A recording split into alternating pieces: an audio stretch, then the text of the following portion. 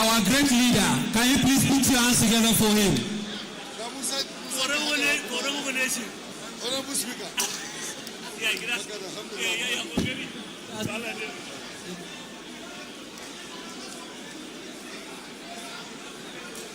I can also see our great leader, the one we are most pleased with, Her Excellency Distinguished Senator Aisha Yaku Benani. Can we put our hands together?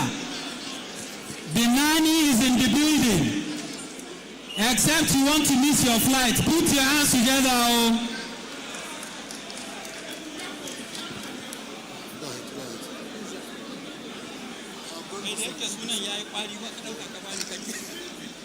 Ladies and gentlemen, so also want to introduce Honorable Architect Akwonwaka Julius, Delta Central Senatorial District. Distinguished Honorable, you are highly welcome, sir. Nice to see you here in our great party national convention. Introducing Dr. Mike Muyalage, PhD, the governorship aspirant NDC Rivers State. He's also here with us. Can you wave? NDC!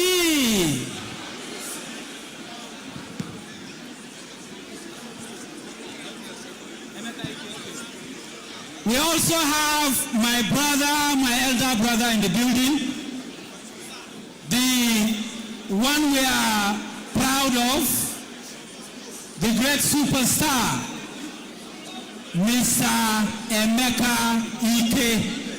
Can we please put our hands together for him? Thank you. Also for recognition is Dr. Samsudeen Aliyu. He is a Guba aspirant from Sokoto State. He's also here with his supporters. NDC. NDC. Also introducing my dear brother, Honorable Joshua Chinedu Obika, representing Ahmad Buhari Federal Constituency here in the Federal Capital Territory. NDC. Also for NDC. Also for recognition, Barrister.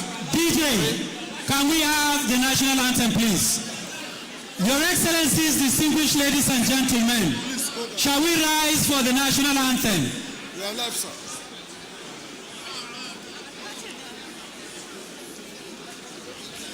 It's live, sir, already. We are live already. Well, who told you? They have sent it. They sent it for us. Who told you? They sent it to us. Oh, okay. Go ahead. Go ahead. Yes, sir.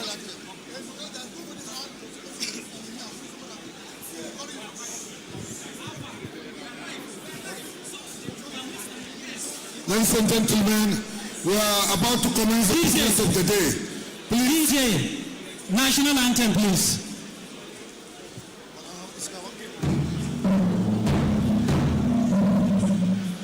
Shall we be on our feet, please, for the national anthem? I beg, go down, please. You go down. Down, down, down. Down. Go for the last. Please go down now.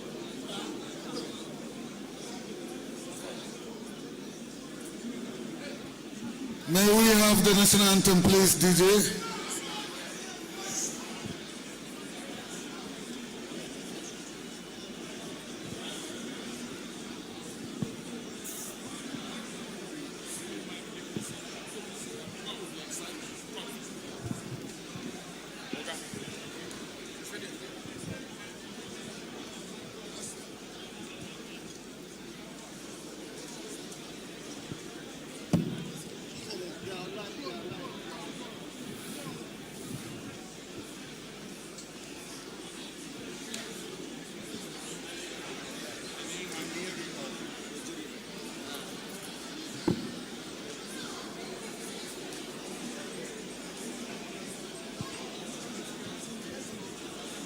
Okay, I think we might have to sing it ourselves. One, two. Mary.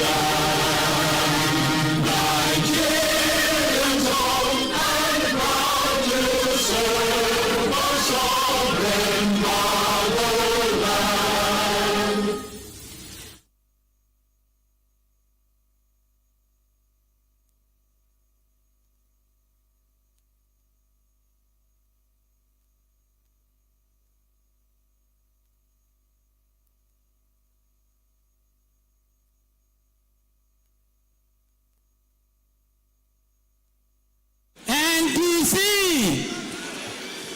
Service. Distinguished ladies and gentlemen, permit me to bring off stage the chairman of this convention, distinguished Senator Rufai Hanga. Distinguished Senator Rufai Hanga is the chairman of this convention. Shall we put our hands together as he walk off stage? NDC! NDC! Service!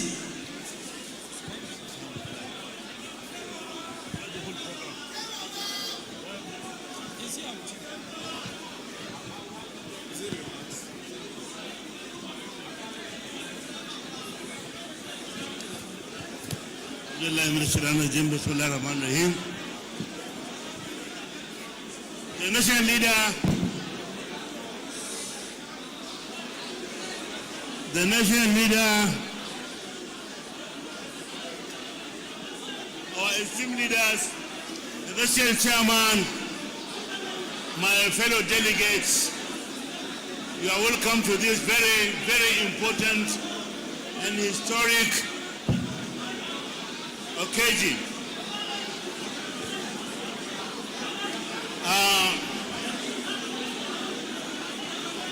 I would like to maybe call the national chairman to come and administer the occasion, please. The national chairman.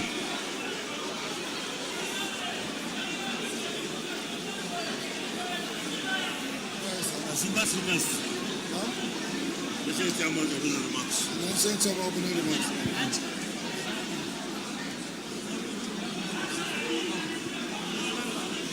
I think addressing the control and book convention. I'm on the money. The chairman is to declare. I see you have to declare the convention over there. You have to declare the convention. Check.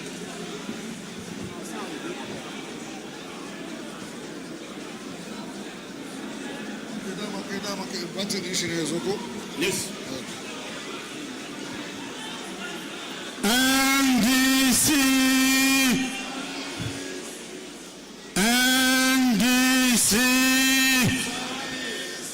service,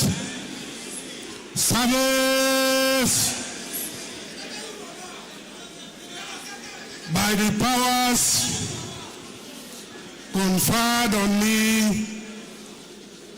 as the chairman of the Nigerian Democratic Congress, today being the 9th day of May 2026, even Even as all delegates are congregated, I hereby call the convention to order.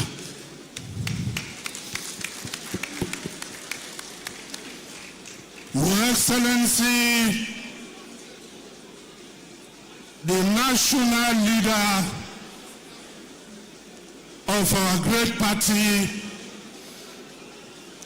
the Nigerian Democratic Congress, distinguished Senator Henry Seriake Dixon, Senator representing Bayelsa West in the 10th Senate of the Federal Republic of Nigeria. Your Excellency, Mr. Peter Gregory Obi, National Stakeholder of the NDC. Your Excellency, distinguished Senator Dr. Rabiu Musa Kwankwaso, national leader, national stakeholder of the party. Your Excellencies, former governors here present, former and serving members of the National Assembly, distinguished leaders and delegates of our great party, members of the National Executive Committee and National Working Committee, our defatigable state chairman and party officials across the nation, our vibrant youths and women leaders, members of the media, invited guests, ladies and gentlemen, fellow Nigerians. Today, with profound gratitude to God Almighty and with a great sense of humility, I welcome you all to the very first National Convention of the Nigerian Democratic Congress, NDC. This convention is far more than a political gathering. It is a historic moment, a celebration of resilience, sacrifice, courage, and unwavering faith in democracy. It presents the triumph of conviction over intimidation, perseverance over obstacles, and hope over despair. Today we gather not merely to hold a convention, but to write a new chapter in the democratic history of our dear nation, Nigeria. Distinguished delegates and fellow Nigerians, our journey as a party did not begin yesterday. Since 2017, the Nigerian Democratic Congress has traveled a long and difficult road. What began as a patriotic vision by committed Democrats gradually evolved into a determined struggle for political inclusion, democratic justice, and constitutional rights of citizens to freely organize and participate in the democratic process. For years, our leaders and members endured administrative bottlenecks, institutional delays, and political frustrations. Yet our leaders refused to surrender. Our leader remained steadfast because leadership understood that democracy can only flourish where citizens are free to organize, participate, and offer credible alternatives Through the courage of patriotic Nigerians, the commitment of our members, and the instrumentality of the law, the Independent National Electoral Commission was eventually compelled to recognize and register the Nigerian Democratic Congress as a political party. And so, in February this year, 2026, after years of perseverance, sacrifice, and determination, the NDC was formally registered. That moment was not merely a victory for our party, it was a victory for constitutional democracy, political pluralism, and the Nigerian people.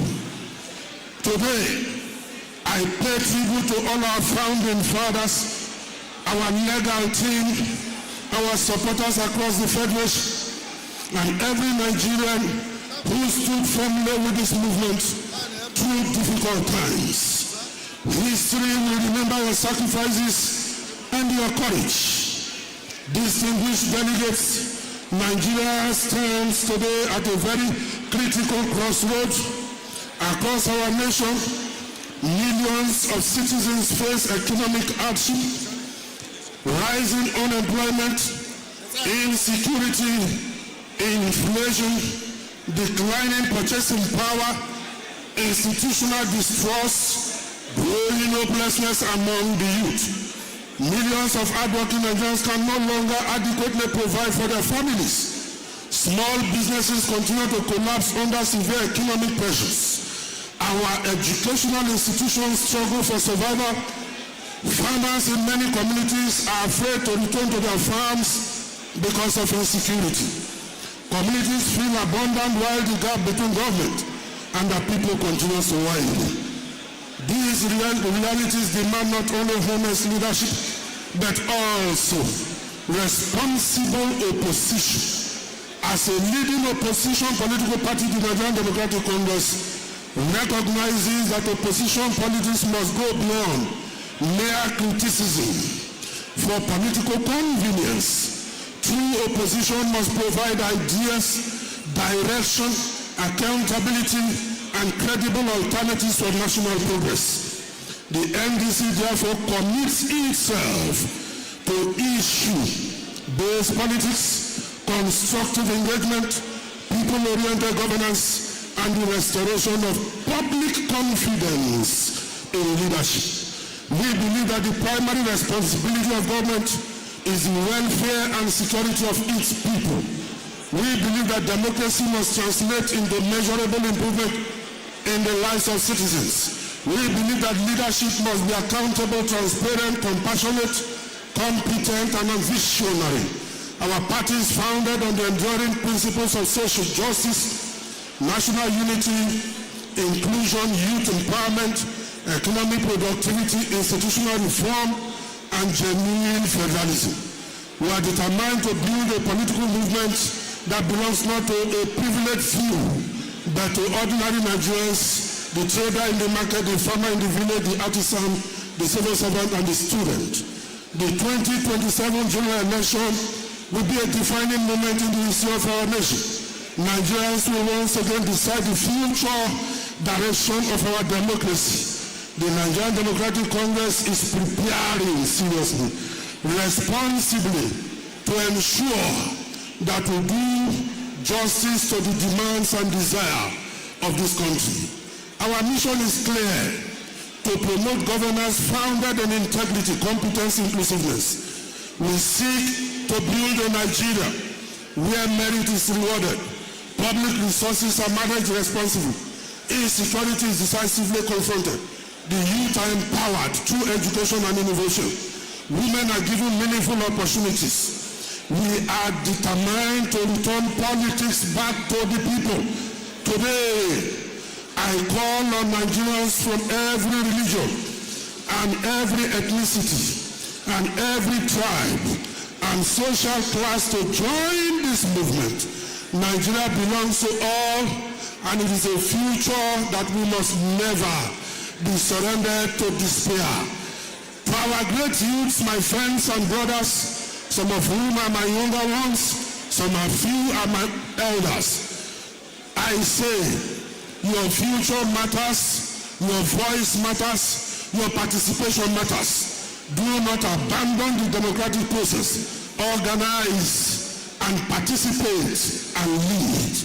To the Nigerian women, my mothers and my sisters, the NDC recognizes your strength. Our party remains fully committed to inclusion.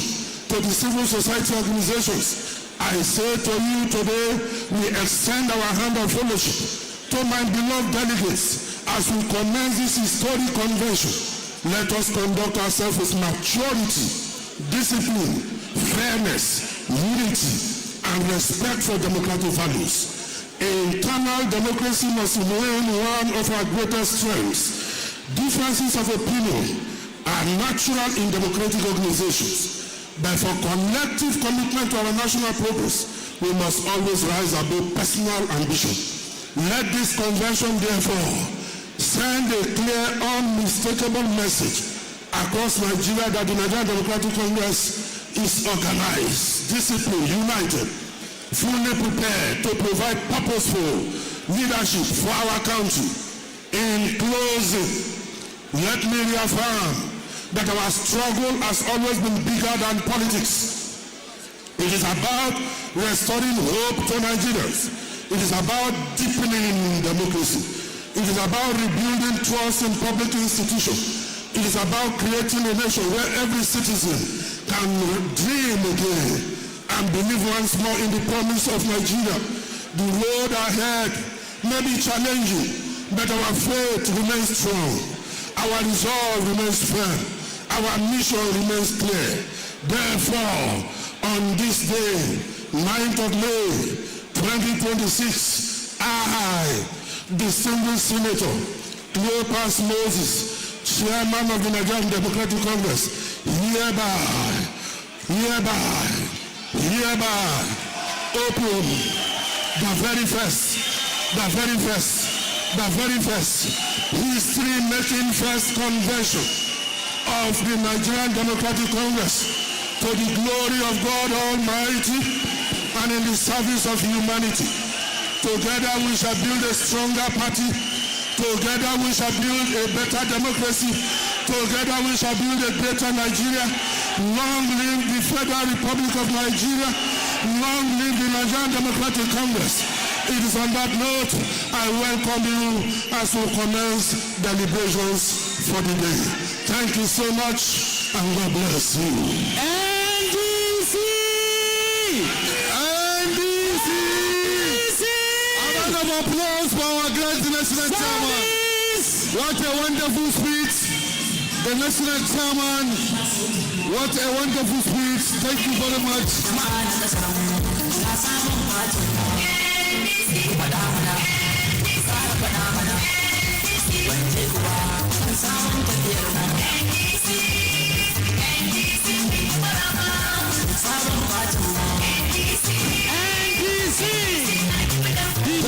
Thank you, DJ. Thank you, DJ. Thank you. As the national chairman is making his speech, please, ladies and gentlemen, a round of applause for our national chairman. What a wonderful speech. A round of applause for him, please. Thank you very much.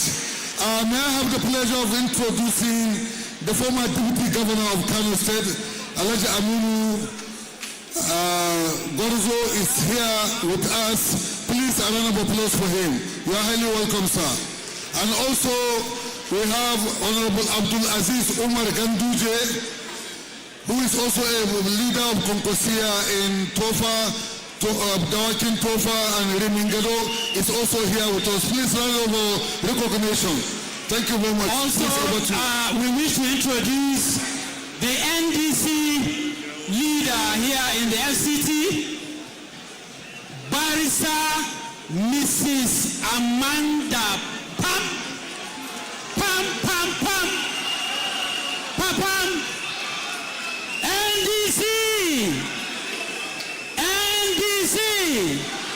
Service. Distinguished ladies and gentlemen, the next item on this agenda is a motion to be moved by Honorable Afam Ogene. So may I call on Honorable Ogene to come and move the motion, please. Honorable Afam Ogene, please. Honorable Afam.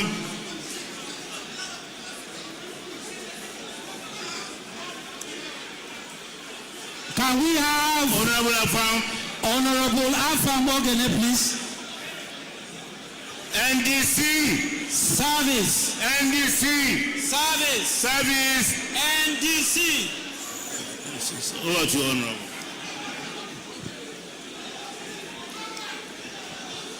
NDC. Service. My name is Honorable Afam Victor Ogene, representing Obaru Federal Constituency and leader of the NDC caucus in the House of Representatives. Today, the 9th day of May 2026, I come here to perform a solemn national duty. It is a motion on the strategic zoning and rotation of the presidential ticket for the 2027 and 2031 general elections. The motion goes thus: whereas the Nigerian Democratic Congress, NDC, remains the bedrock of national integration and the primary vehicle for achieving a prosperous, indivisible, and equitable Nigeria. Cognizant of the delicate sociological complexity of our nation and the imperative to foster a sense of belonging, justice, and equity among all federating units. Recognizing that the stability of our democracy relies on the principles of power sharing and the honorable rotation of the highest office in the land between the northern and southern parts of the country. Noting the current political exigencies and the collective desire of our party members to provide and present a united front that reflects national cohesion and moral consistency. Will now, therefore, be it resolved by this convention, mandatory Southern Zoning 2027, that the Nigerian Democratic Congress, NDC, hereby zones its presidential ticket for the 2027 presidential elections to southern Nigeria for the remaining and single term of 4 years. Northern Reversion 2031. That upon the completion of the said 4-year term in 2031, the presidential ticket of our great party, the Nigerian Democratic Congress, shall automatically and irrevocably rotate to northern Nigeria.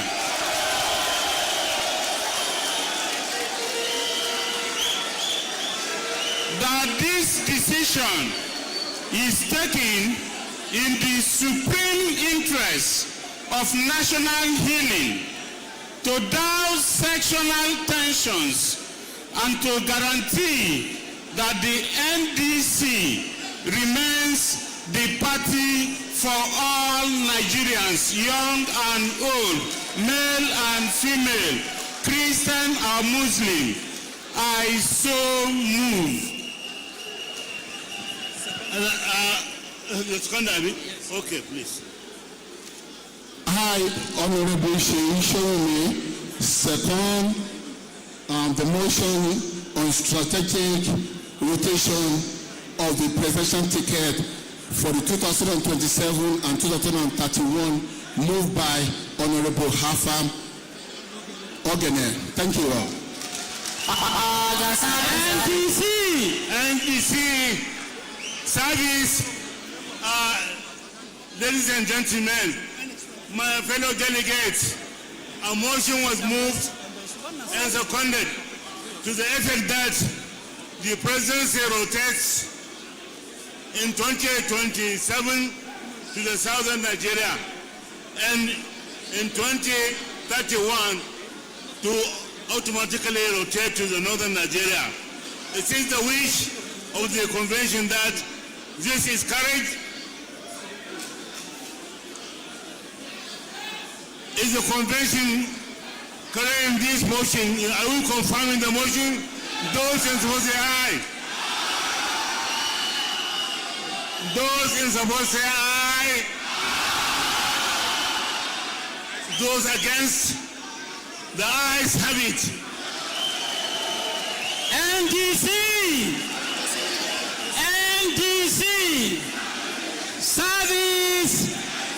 service, the ayes have it. Yes, so the ayes have it.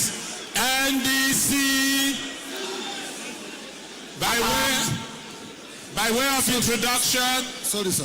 Thank you very much. Distinguished Senator Rufai Hanga, you may go back to your seat. You have conducted the business of the day as the chairman of the National Convention of the National Democratic Congress. Thank you very much. A round of applause for Senator Rufai Hanga. Thank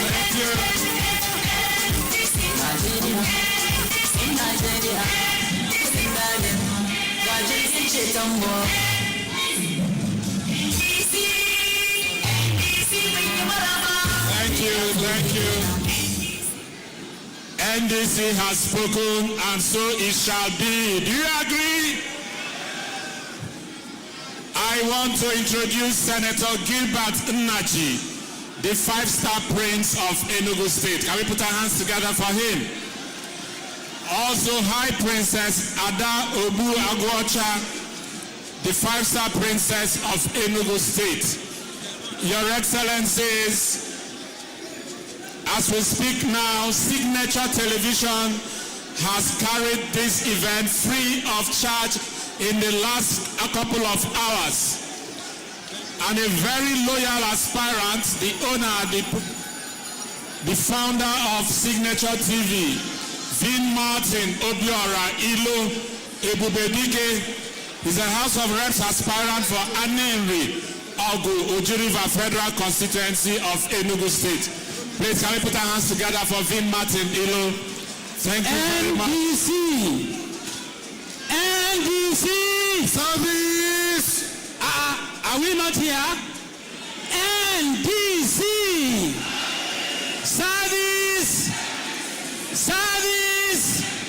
service to the youth, service to the women, service to the less privileged, service to God Almighty.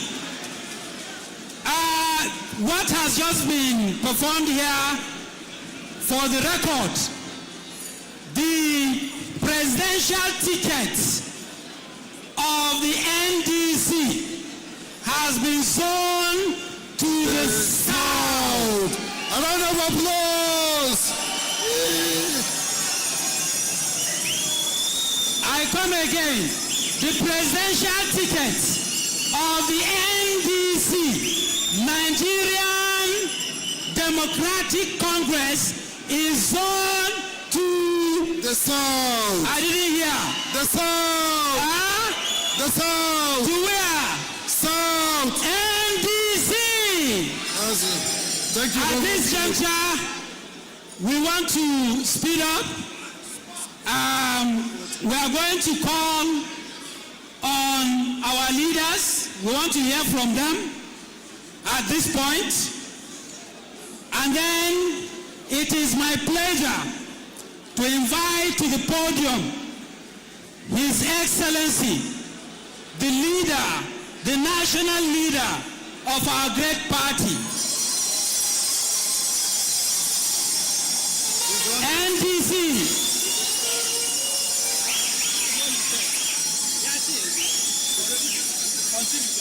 Before my colleague comes back from our leaders. Ladies and gentlemen, I have the pleasure of introducing Honorable Abba Hassan Grema, former political advisor to the Honorable Minister of FCT. You are highly welcome, sir. With me also I have Right Honorable Ishaku Ali Danja, former Speaker, Kano State House of Assembly, is also here with us. You are highly welcome. And so also in the entourage of distinguished Senator Benani, we have Senator Ahmed Barata, Adamawa Southern Zone, is also here with us. You are highly welcome, Senator.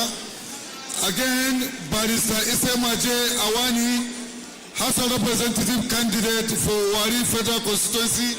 You are also welcome, sir. And so also, we have Dikin Ken Pela, governorship aspirant of Delta State, is also here with us. Ladies and gentlemen, a round of applause for them. Quickly, I have Honorable Barrister Ismaila Abdullahi Mukhtar, former Provost Institute of Anti-Corruption, Kano State, is also here with us. We have also former APC National Youth Leader, Sadiq A. Sadiq, gubernatorial aspirant in Gombe. Please stand up for recognition and you are highly welcome. Thank you. NDC, also recognizing His Excellency, the former governor of Kano State, distinguished Senator Kabiru Gaya. Is he here? Let's put our hands together for him, please. Your Excellencies, distinguished ladies and gentlemen, permit me to invite to the podium for another motion by our leader, distinguished Senator Victor Ume.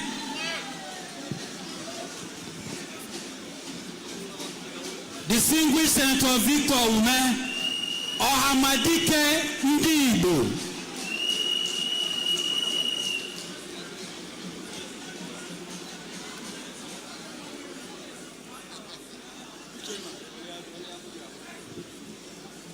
Your Excellency, the national leader of our great party, His Excellency, the senior Senator Henry Siake Dixon, the national chairman of our party, the senior Senator Cleopas Moses Zuo,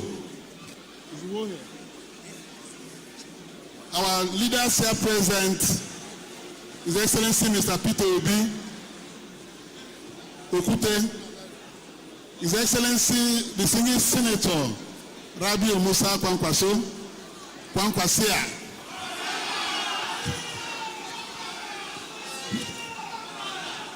all our state chairmen here present, our distinguished leaders from all the 6 geopolitical zones in Nigeria, NDC,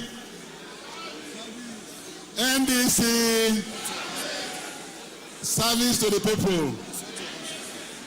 Yes.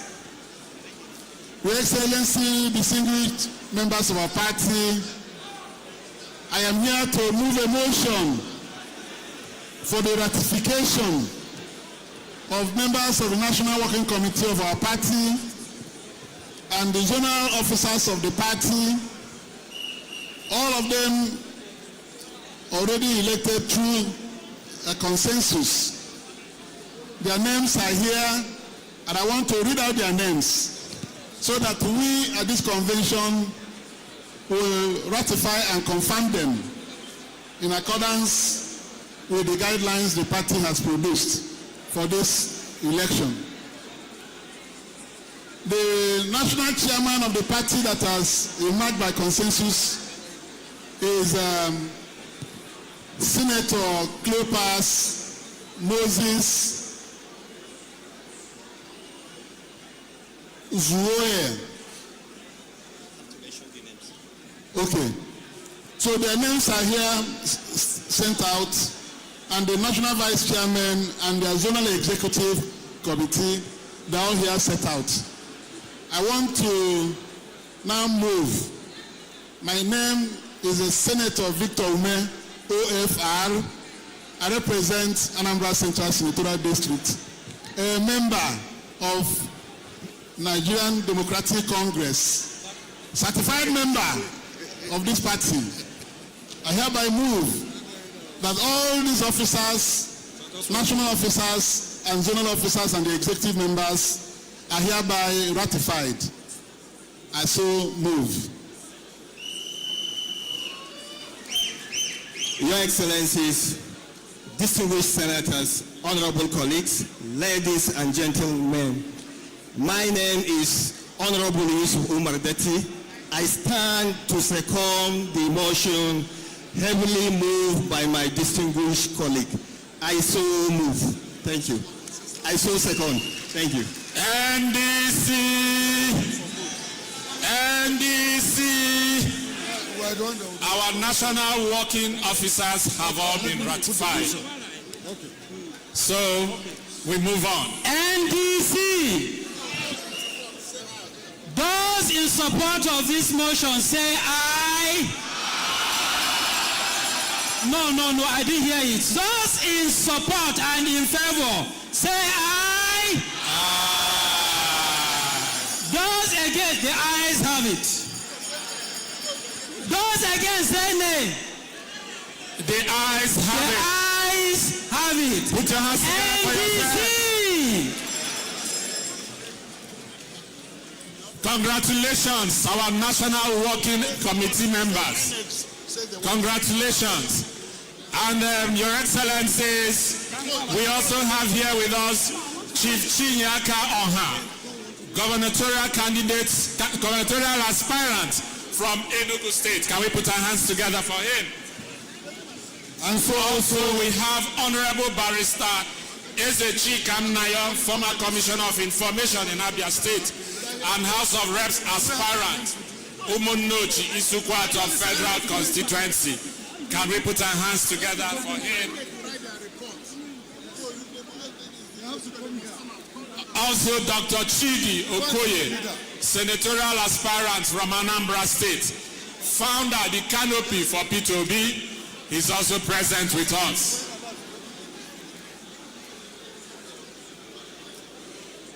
Barrister Musa Shugaba Abdullahi. He's from Nasarawa State. He's a Guba aspirant from Nasarawa State under the platform of NDC. Pharmacist Emmanuel Adejo Amodu, aspirant Ankpa Omala Olamaboro LGA of Kogi State. You're all welcome.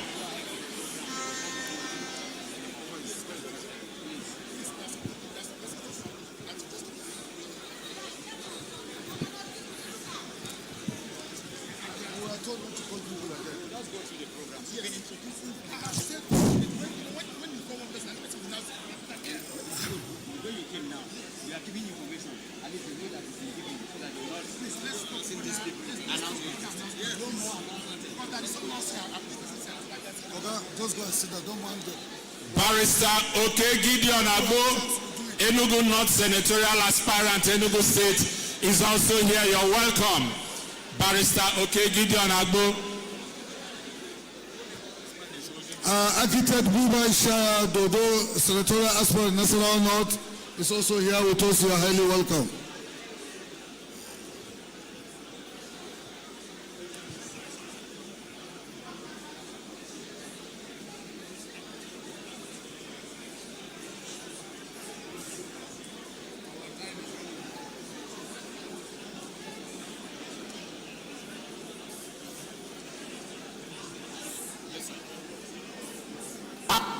Sabon tsarin mu, sabon fatin mu, sabuwar tafiyar mu.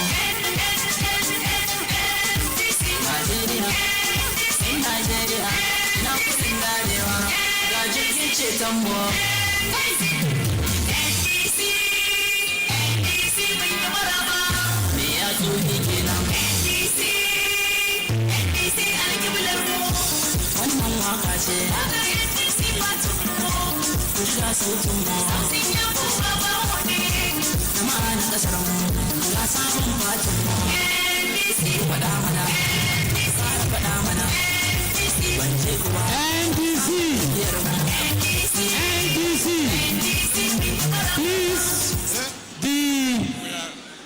working with the national leader.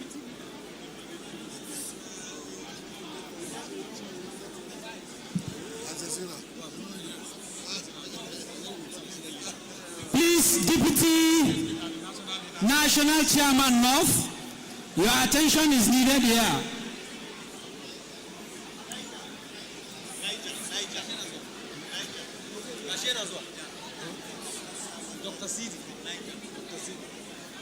Deputy National Chairman North from Niger, Dr. Sidi. Please, your attention is needed. Deputy National Chairman. NDC, if you are the NWC members here present, please come up stage. Please come up stage. NWC members here present, please come up stage. All NWC members should please come up stage now, please. The national chairman is waiting for you. All NWC members here present, please, your attention is needed upstage. NDC National Working Committee. Please make way for them. Make way for them, please. Make way for them. NWC members here present, please. Your attention is needed upstage. Please come up stage. The national chairman is here waiting.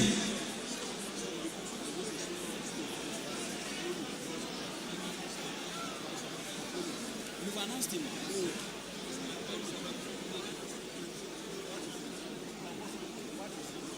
Please make way for the NWC. Please. NWC members, please come up stage. NWC members, please come up stage.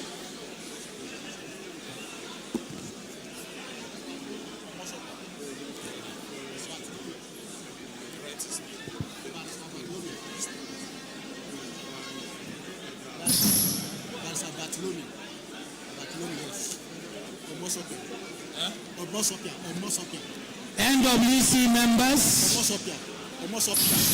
the National Working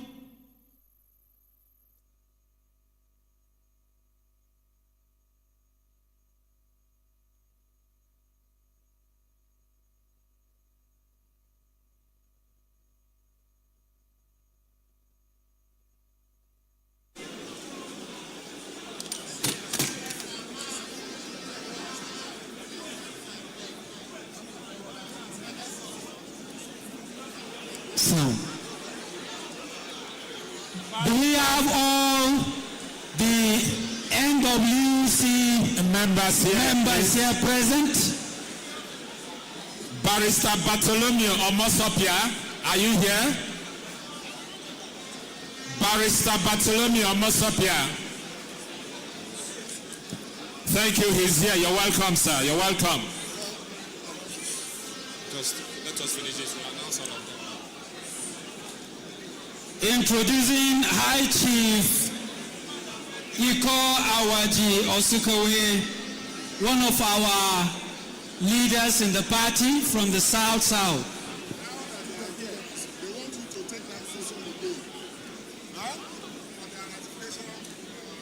Can we have our leader, distinguished Senator Victor Ume?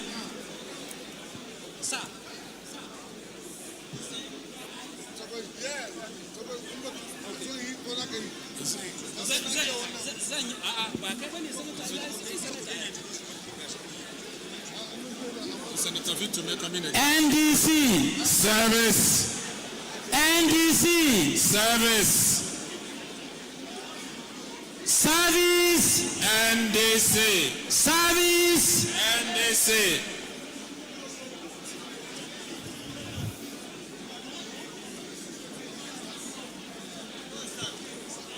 Those in support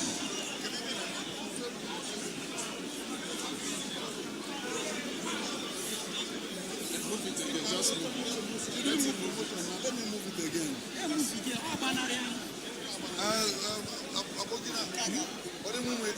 Excellencies, the national leader, Your Excellencies, our dear leaders here present, before you here on the stage are members of the National Working Committee of our party who have been elected by consensus at this convention. They are here presented before all of you, and I, Senator Victor Ume Oyefaru, representing Anambra Central Senatorial District, I hereby move that this August Assembly, this National Convention, hereby ratify their election by consensus as enshrined in our party guidelines. I so move. The National Working Committee of the party is led by Senator Moses Cleopas Zuohe Ebucha and their members, National Secretary Barrister Ikenna Morgan Enepizu, the National Legal Advisor Barrister Ruben Ekwaba, and others. They are all here on the stage. I give my brother, Honorable Yusuf Dati, to second the motion again so that you vote. I so move. Thank you. Thank you, distinguished Senator. I remain Honorable Yusuf Umar Dati. I stand to second the motion heavily moved by my distinguished colleague. I so second. Thank you. Thank you. You can put it to vote now. NDC! Please, this is the moment. These are our National Working Committee members. I want to put the question to you now. Those who agree with this motion that our National Executive Council Working Committee members are hereby affirmed and returned elected should say yes. Those who accept should say aye. No, those against should say nay. The ayes have it. You are hereby, the National Chairman and all the Working Committee, hereby returned, affirmed and elected. Congratulations and God bless you, sir. I want to congratulate the ratified members of the National Working Committee of the NDC. My work here is very simple, is to administer oath on office on the National Working Committee members. You all have your oaths before you. It's a solemn declaration to serve the party and to serve the nation. We are going to take this oath together. Where you get to where your name is, you call your name. And when you get to where your position is, you mention your position. If you are ready, I am ready.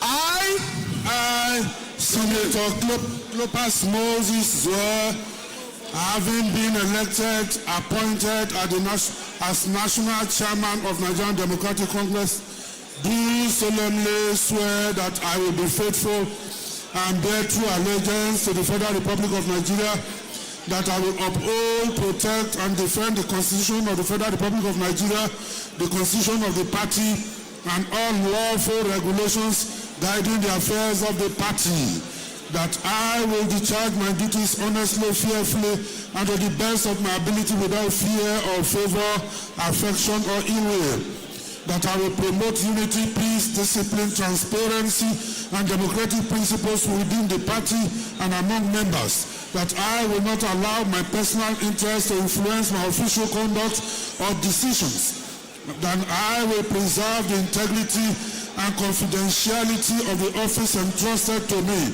that I will work for the progress, growth, and success of the party and the development of Nigeria at all times. So help me God. Congratulations, a massive round of applause for the members of the National Working Committee. Can we put our hands together? NDC! NDC! Service as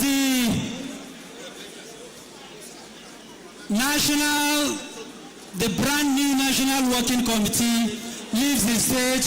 Please, if you are not a compere on this stage, please exit the stage. I beg you. As the NWC are leaving the stage, please do us good by following suit.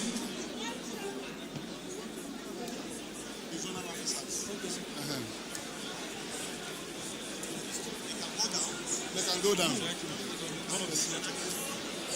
I think they are here. The chairman. Please let us clear the stage. I beg you, please, please. Let's clear the stage. Are they still? Let's clear the stage, please. So, okay, no need. Okay. So our first motion captured everybody. National Vice Chairman and the executives.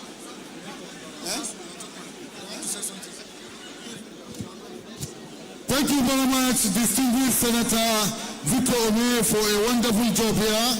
May God bless you. Please commence, my colleague. Continue. Okay. Ladies and gentlemen, at this juncture, At this juncture, we have some introductions to make.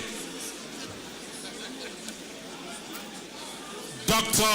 S.C.K. Obonia, former APC presidential aspirant for Senate Enugu West. Ambassador Simon A.G.K. Eze, senatorial aspirant Enugu North Senatorial Zone, Enugu State. Mrs. Maria Iseme Oisamoje, Enugu North Senatorial aspirant, is also here. Dr. Ali J. Ali, PhD, Vice Chancellor, Episcopal Archbishop of Africa, Smith Christian University, USA. You're welcome. Honorable Barrister Ejaife Odebela, governorship aspirant, Delta State, is also here. Honorable Dr. Ugo Nwokoba, Overdue, House of Reps aspirant, Ndokwa Okwani, Delta State, is also here. Barrister Awele Eluaka, aspirant, Anyosha Oshimili, Federal Constituency. Engineer Dr. Chris Okonkwo, Guba aspirant, Enugu State, is also here. High Chief Charles Solo Ako, former Enugu State Publicity Secretary of APC, a leading aspirant, House of Reps, Ibo Etiti, Uzo Wani, Federal Constituency. Honorable Kasim Ibrahim is also here. Bafarawa, former National President, Nario, Kano South. Honorable Chief Odebala is also here. He's a governorship aspirant. We also welcome ex-SDP Guba candidate, Katsina State, architect Ibrahim Yariman Bakori Danja, House of Reps 2027 aspirant. Also, by way of introduction, Honorable Barrister Ismail Abdullahi Mukhtar, former Provost, Institute of Anti-Corruption, Kano State, former APC National Youth Leader, Sadiq A. Sadiq, Gombe State aspirant. Chief Dr. Ebuka Onunkwo, Senatorial Aspirant, Anambra South Senatorial District. Chief Dr. Obinna Ebirim, Aspirant Mbitolu Keduru Federal Constituency in Imo State.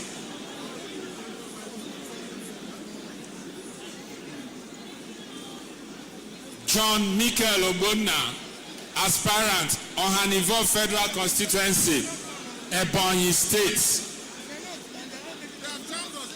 NDC.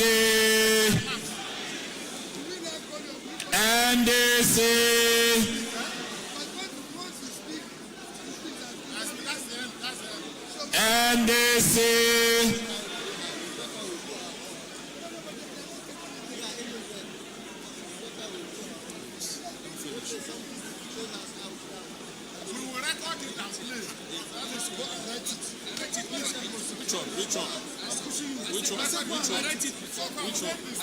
I give it to you. Barrister Ekene Nnadi, Aspirant Federal Constituency, Enugu North and South. Barrister Ekene Nnadi, you are welcome.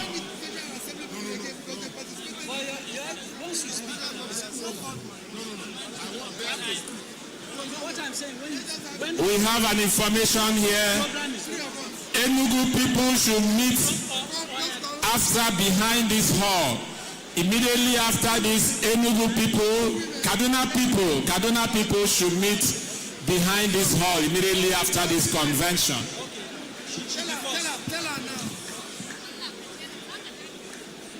General Kalu Eguago, retired MNI, Senate aspirant, Senatorial aspirant, Olu Zone, Imo State. You're welcome, General.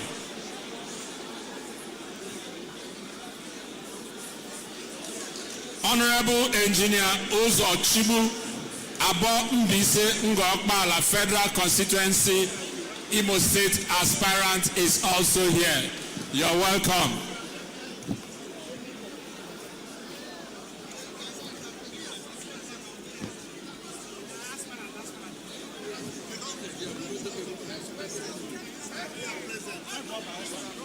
Honorable Chiemeka Ezenwanne, you're welcome. Aspirant, Agwata Federal Constituency, Anambra State, you're welcome. Honorable Barrister Chudi Egwe Evans, Aspirant, Ohaji Ebema Uguta Oru West Federal Constituency of Imo State, you're welcome. Honorable Engineer Manji Gontori, aspirant, House of Reps, Plateau State, is also here. The APC, the NDC family is growing and will keep growing. Senator Gilbert Nnaji, governorship aspirant, Enugu State, you're welcome, sir. Barrister Okere Kingdom Nnamdi, Owerri Federal Constituency, that's already a kingdom. You're welcome, Barrister Kingdom.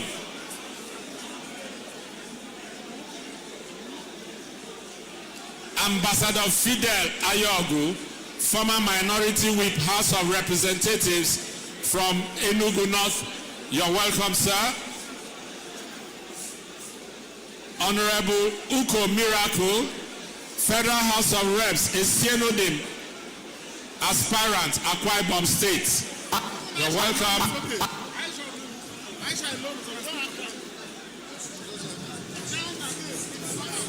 Mazi Nnamdi Rebu, aspirant, Abombise Ngokbala Federal Constituency, Imo State, you're also recognized.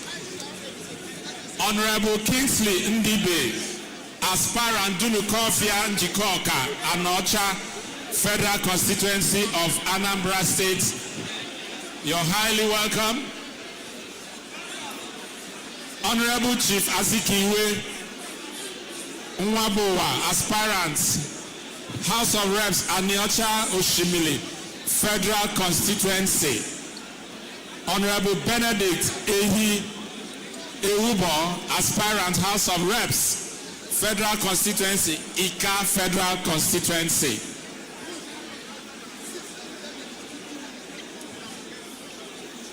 Chief Dr. Kachi Iheme, aspirant House of Reps, Isukwato, Omonochi, Federal Constituency.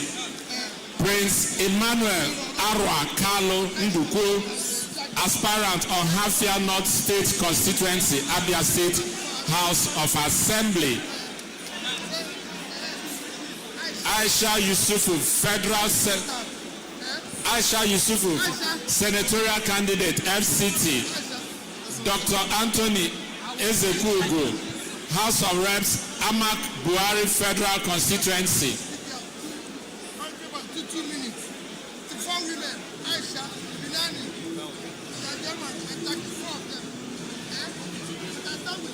Also introducing Honorable Bala Omar, former House of Reps, Kano State. Dr. Ibrahim Ado Iliasu, FCT senatorial aspirant. Honorable Prince Ozioma Ani, Enugu North and South Federal Constituency aspirant. Honorable John Yakubu, senatorial aspirant, Edo Central. Thank you. Zari Madaki, we are highly aspirant Kaduna State, you're highly welcome. Thank you very much. NDC service to the. Thank you very much, Your Excellencies, distinguished ladies and gentlemen. I wish to recognize the serving members of Bayelsa State. Bayelsa State House of Assembly serving members here present with us. Can we please put our hands together for them? NDC Service. It is my pleasure to welcome on stage for a goodwill message my brother Zachary.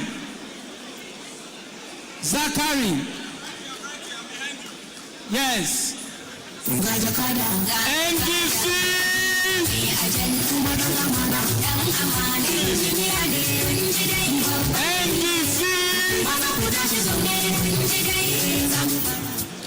Greatest Nigerian people, please respond. Greatest Nigerian people, greatest Nigerian people. 3 Boza of our leaders, Boza. 3 Eya for APC and Tinubu. Eya. Our message is simple. An American president said, those who make peaceful changes impossible make violent ones inevitable. In NDC, we are ready for peaceful changes. We will vote, we will defend our vote will be counted, and we will elect our leaders. If they make it impossible, that one are the Akaya. Before I come out, one small to make we learn on. If I say Nigeria will be okay, you say Nigeria will be okay. Nigeria will be okay. Nigeria will be okay. Nigeria will be okay. With Obi Kwankwanso, Nigeria will be okay. Thank you so much. NDC. Service. Permit me to welcome on stage my sister Aisha Yusuf. 2 minutes. Aisha Yusuf.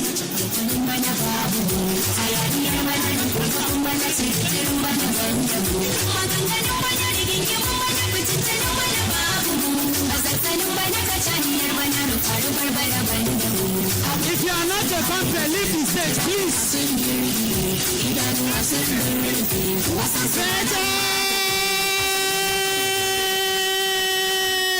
NDC members, greatest NDC leaders of the greatest of the greatest of the greatest of the greatest of the greatest of the greatest of the greatest of the greatest of the greatest of the greatest of the greatest of the greatest of the greatest NDC leaders. Earlier this month or last month, can you bring the music down? Can you bring the music down? was supposed to be at a convention, but somehow I never got to be at that convention. And I say to everyone today here that indeed history is being made. And the history that is being made is the one that will better Nigeria that all of us will be proud of. All protocols have been duly observed. I want to say to our leaders, thank you for standing firm. And I want to say to everyone here, thank you for not giving up. Thank you for taking that leap of faith. Because today what we see here is a leap of faith where citizens have decided that they will no longer be toys in their own country, that they will fight for the destiny of their country. Once upon a time, Nigeria was bettered by leaders who were selfless, by leaders who put nation first, by leaders who put people first. And once again today, we see leaders and citizens who are coming out and saying, indeed, they will fight for Nigeria. I want to say to every one of us that Nigeria is worth fighting for. And NDC represents something, and that thing is service. Every one of us is called upon to serve this great nation. And indeed, we will serve this great nation and ensure we get that nation where the child of nobody can become somebody without knowing anybody. NDC! NDC! Thank you. NDC! NDC! We want to specially recognize the NDC governorship aspirant from Lagos State, Honorable Funsho Doherty. Can we put our hands together for him? NDC, please, we want to call our leader and our mother, distinguished Senator Aisha Binani, to the podium, please. Thank you.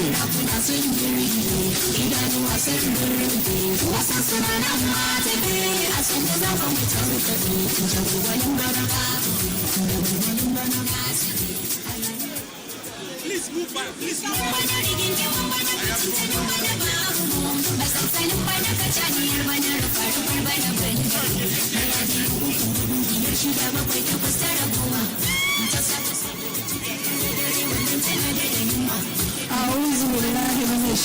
Please, can we go down? Please, can we go down? Please. Bismillahirrahmanirrahim. NDC. Service. NDC. Service. Service. NDC. It's like these people here. Are you tired? Are you tired? Obedience, are you tired? Because I cannot hear you. Concosia, are you no longer answering? NDC! NDC! So how did you feel now? Our national leader, Excellency Distinguished Senator Henry Eriase Dixon, His Excellency Dr. Musa Rabi Okonkoso, His Excellency Mr. Peter Obi. At this junction, permit me to stand on all existing protocol. Today, to say that I am overwhelmed is an understatement. This is a day that we have all been waiting for. The presence of all of us here shows that NDC is a party that has proven all potentials to take over from all other parties in Nigeria, or rather to lead all other parties in Nigeria. Is that so? Are we moving to victory? We are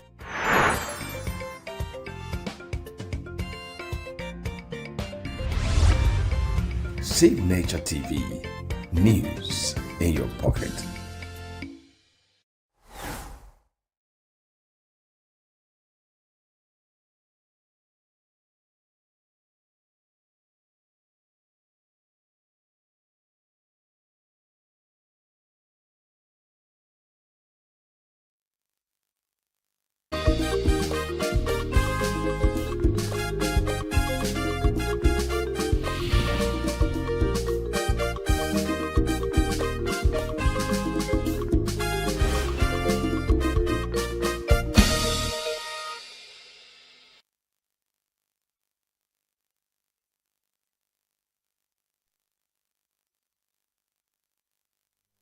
Welcome to Global News on Signature TV. I am Barry Kumon Ado. In the headlines, Obi sure of NDC ticket as party zones presidency to the south. Atiku and Amechi pick 90 billion naira presidential forms in ADC. 298 Kenyan villagers sue BP government over debts linked to oil waste. Lauren Fernandez vows to fight rising crime in Costa Rica as she assumes to mantle as president. Details in a moment. Every second, every minute, every day, news is breaking. Events occur and there are new developments. At Signature TV, we follow these stories objectively, bringing all sides without bias, explaining the complex issues, breaking down the numbers, and investigating the issues behind the news. Anywhere and everywhere, near or far, wherever the news is, we will be there. Signature TV. News in your pocket.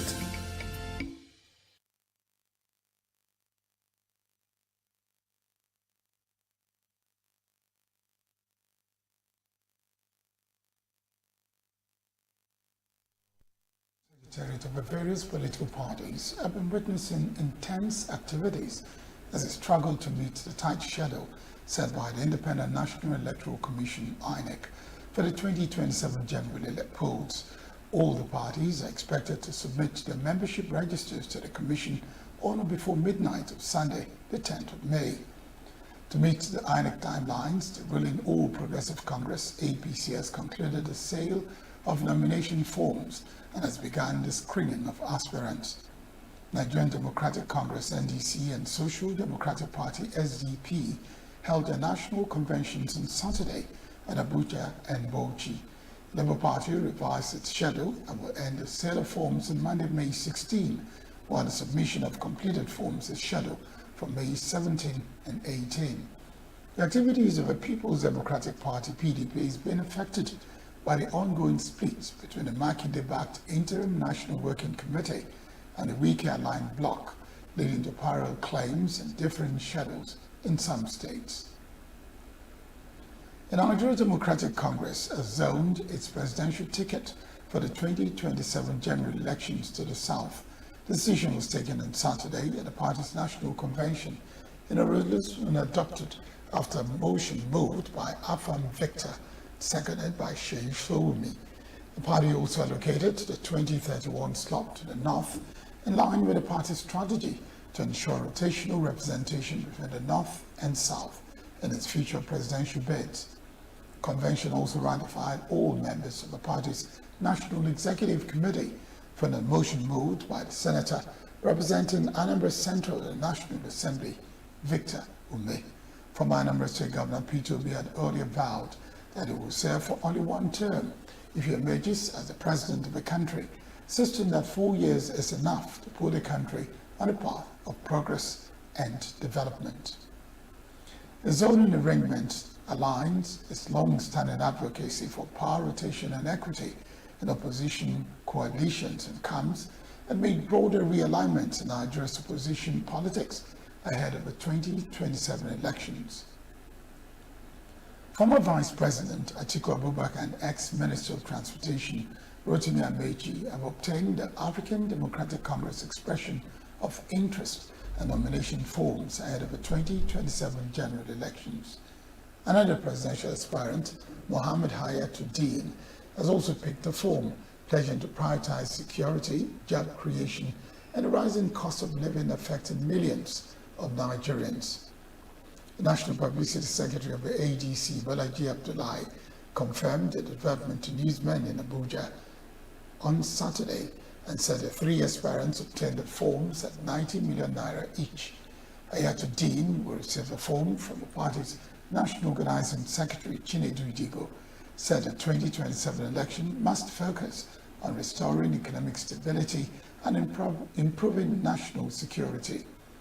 In a statement, Hayatuddin noted that Nigerians were grappling with hardship and insecurity and are tired of watching businesses struggle, jobs disappear, and the cost of basic necessities rise beyond what ordinary people can afford. The ADC has fixed the sale of expression of interest and nomination forms from May 6 to May 13. The Independent National Electoral Commission has scheduled that party primaries and resolution of related disputes will take place between April 23 and May 30, 2026. According to the Commission, campaigns for presidential and National Assembly elections will begin on August 19, 2026, while governorship and state assembly campaigns are scheduled to start on September 9, 2026. The Senate has passed amendments to the Electoral Act aimed at accelerating the resolution of pre-election disputes. The proposed amendments seek to ensure that pre-election cases are filed only in courts with proper jurisdiction, preventing litigants from seeking favorable judgments from multiple courts across the country. Under the proposed Section 29A of the Electoral Act, all pre-election disputes relating to National Assembly, State House of Assembly, governorship and deputy governorship elections will originate at the Federal High Court, with appeals to be heard by the Court of Appeal.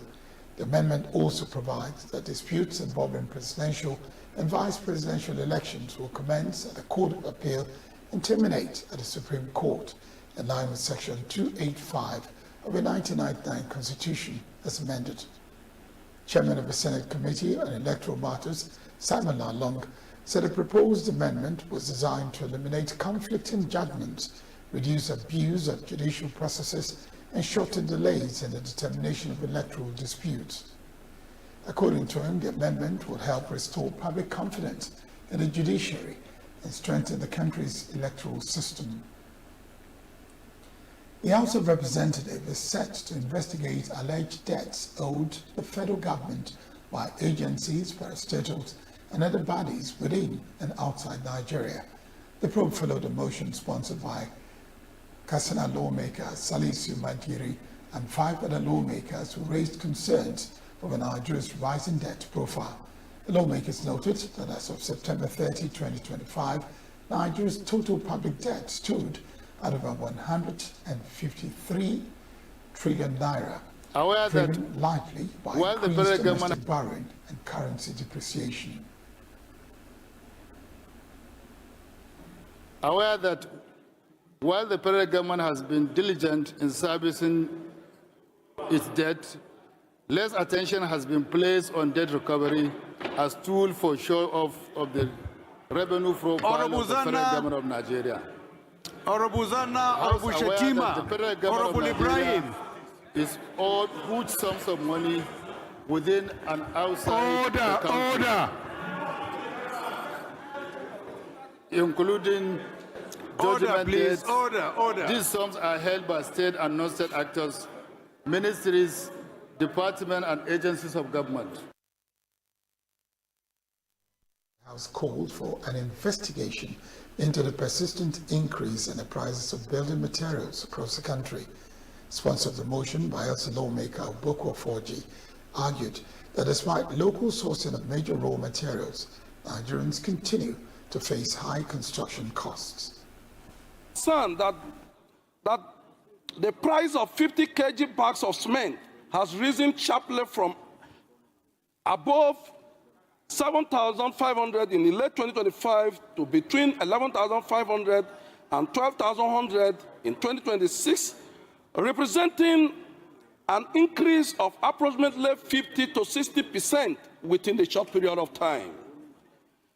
As further concerned that within the same period, steel prices have increased by 20%, chap sand price by about 25%.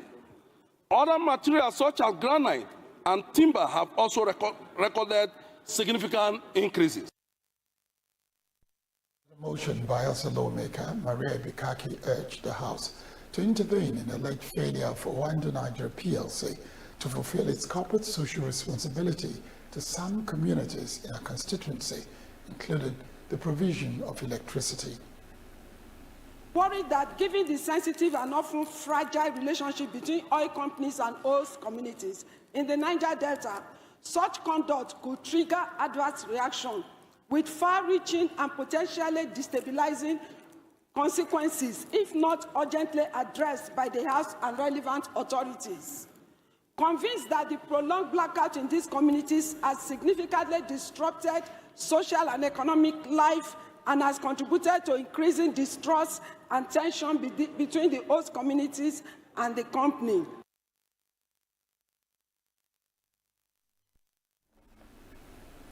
The House also tasked the federal government to urgently resettle over 10,000 internally displaced persons from Mate, currently taking refuge in Mongono, local government area of Borno State.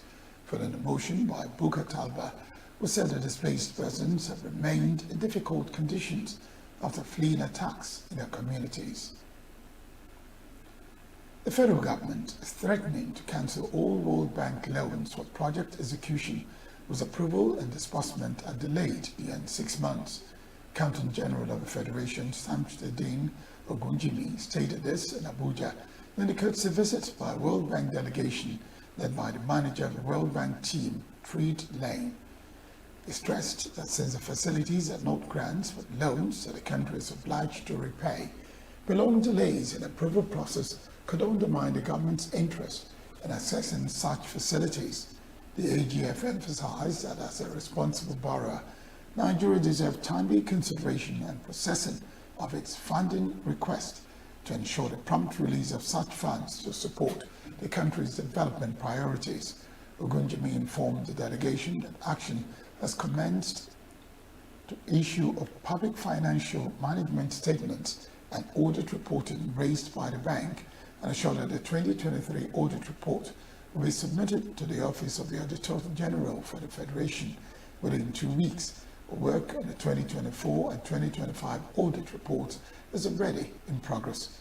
Earlier in her remarks, Lane congratulated Ogunjimi on his recent appointment as the African chairman of the Association of Accountants General and encouraged him to sustain its efforts towards digitizing its operations and ensuring a timely presentation of professional financial statements.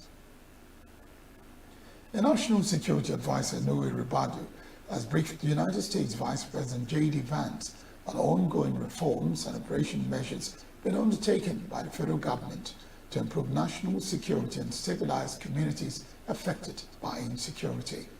Ribadu, who held a strategic meeting with Vance during a 3-day working visit to the United States, assured of a strong commitment of the Nigerian government to further strengthening ongoing collaboration in counter-terrorism, intelligence sharing, regional security, and democratic governance.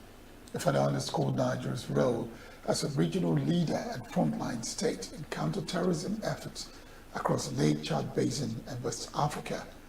Ribadu also met with U.S. Acting National Security Advisor and Secretary of State Marco Rubio, the Undersecretary for Political Affairs Alison Hilker, and Assistant Secretary of War Daniel Zimmerman. The meetings provided an opportunity for both sides to review the current state of Nigeria-United States relations and to further strengthen ongoing collaboration in counterterrorism, defense cooperation, intelligence sharing, regional security, economic resilience, and democratic governance. The Economic and Financial Crimes Commission has declared former Minister of Humanitarian Affairs Sadiya Umar Farouk wanted of alleged criminal conspiracy, abuse of office, and diversion of public funds.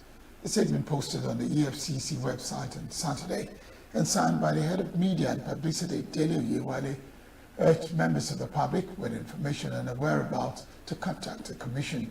Commission urged anyone with useful information to contact its offices in Ibadan, Uyo, Sokoto, Maiduguri, Benin, Makudi, Kaduna, Ilorin, Enugu, Kano, Lagos, Gombe, Port Harcourt, or Abuja. Farouk served as Minister of Humanitarian Affairs, Disaster Management and Social Development under late former President Muhammadu Buhari from 2019 to 2023. The Nigerian Labour Congress (NLC) has called for immediate measures to address rising xenophobic attacks against African migrants in South Africa, urging the Congress of South African Trade Unions (COSATU) to launch a large-scale awareness campaign to protect migrant workers. In a letter addressed to the leadership of COSATU in Johannesburg, NLC President Joe Ajero condemned the recent incidents involving the killing of African migrants and destruction of their businesses. Ajero described the attacks as a consequence of worsening economic conditions and ineffective governance policy, stressing that African governments should not be turned against one another. The Labour leader urged COSATU to lead extensive sensitization efforts in communities, unions and workplaces to counter narratives blaming migrants for unemployment and poverty. Ajero also criticized what they described as inadequate response of South African security agencies, accusing authorities of failing to provide sufficient protection for migrants and their businesses. They called for the full deployment of security resources to prevent further violence, while demanding the arrest and prosecution of those responsible for the attacks, in addition to payment of compensation for victims and families affected by the violence. 4 people convicted in the United States in connection with the 2021 assassination of Haitian President Jovenel Moise. U.S. Secretary of State Marco Rubio downplays planned withdrawal of 5,000 U.S. troops from Germany. Details of these and more on the international scene. You don't tire for this picture? Or I make you follow Unorodo. Nigeria don't go digital with free TV. Over 100 channels they wait you. Sport, news, and better entertainment for your own language. No matter where you dey, whether for city or whether for village, the satellite signal they reach every corner of Nigeria from day one. No monthly payment again. Once you get to get free to air decoder, you don't win. This one, now our own national asset. Even from your phone, you feel watch out. Just download the free TV app and carry your TV go anywhere you dey go. Scan that code now or call 0700-388-7277. Free TV, digital TV for free. Brought to you. A group of 298 petitioners from remote villages in Marsabit County in northern Kenya is suing BP and the Kenyan government over oil exploration waste from the 1980s that it says is causing a cancer cluster that has killed hundreds. Residents and local health workers say cancer cases and deaths have risen steadily, with more than 500 people reported dead from cancers affecting the digestive system, particularly the esophagus and stomach. Many were from villages where access to medical care remains limited. They believe rising cancer cases are linked to toxic wastes left behind during oil exploration in the 1980s. 6 years ago, doctors diagnosed my son Shamuset, 74, with throat cancer and told him he might never normally speak again. Today, Shamuset communicates through a small pipe inserted in his throat, and his voice comes out strained and mechanical, a reminder of the effect the disease had on his life. 4 people have been convicted in the United States in connection with the 2021 assassination of Haitian President Jovenel Moise.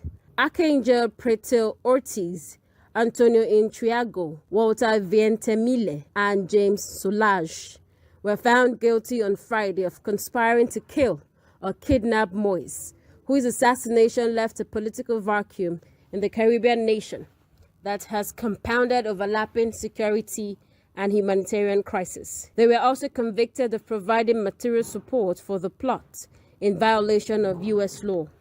All 4 face possible life sentences.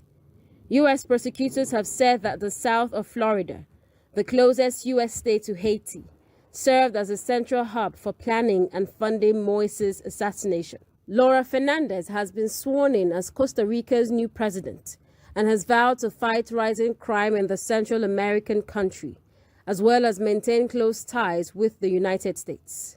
Fernandez defeated a crowded field in the February 1st vote to replace outgoing president Rodrigo Chavez, who has remained a close ally of U.S. President Donald Trump. In an unorthodox move, Chavez is said to remain in the government as dual minister of the presidency and finance, assuring outsized influence in the incoming administration. Further underscoring plans to maintain close ties with the U.S., Fernandez has appointed her second vice president, Douglas Soto, as ambassador to Washington. U.S. Secretary of State Marco Rubio on Friday downplayed the planned withdrawal of 5,000 U.S. troops from Germany and said President Donald Trump has yet made a decision on removing more service members from Europe amid growing cracks in the transatlantic relationship. Speaking in Rome after meetings with top Italian leaders, Rubio sought to publicly distance the move from Trump's continued critique of NATO and its members, including Italy, over a perceived lack of support for the U.S. war against Iran. Still, his argument is not likely to assuage European fears about the reliability of the United States and its commitment to the defensive alliance. Rubio, a longtime NATO proponent, did not foreclose the possibility of further troop reductions in response to the U.S. displeasure with the bloc. The top U.S. diplomat said the reduction of the troops in Germany, announced by the Pentagon last week, was already ongoing. German Chancellor Friedrich Merz, the subject of Trump's overt comment on the Iran war, has similarly sought to downplay the move. Consumer sentiment continued to decline this month, reaching a fresh record low as the war in Iran drags on, keeping energy prices elevated. The University of Michigan's latest consumer survey, released on Friday, showed sentiment fell early this month to a preliminary reading of 48.2, the lowest on records going back to 1952.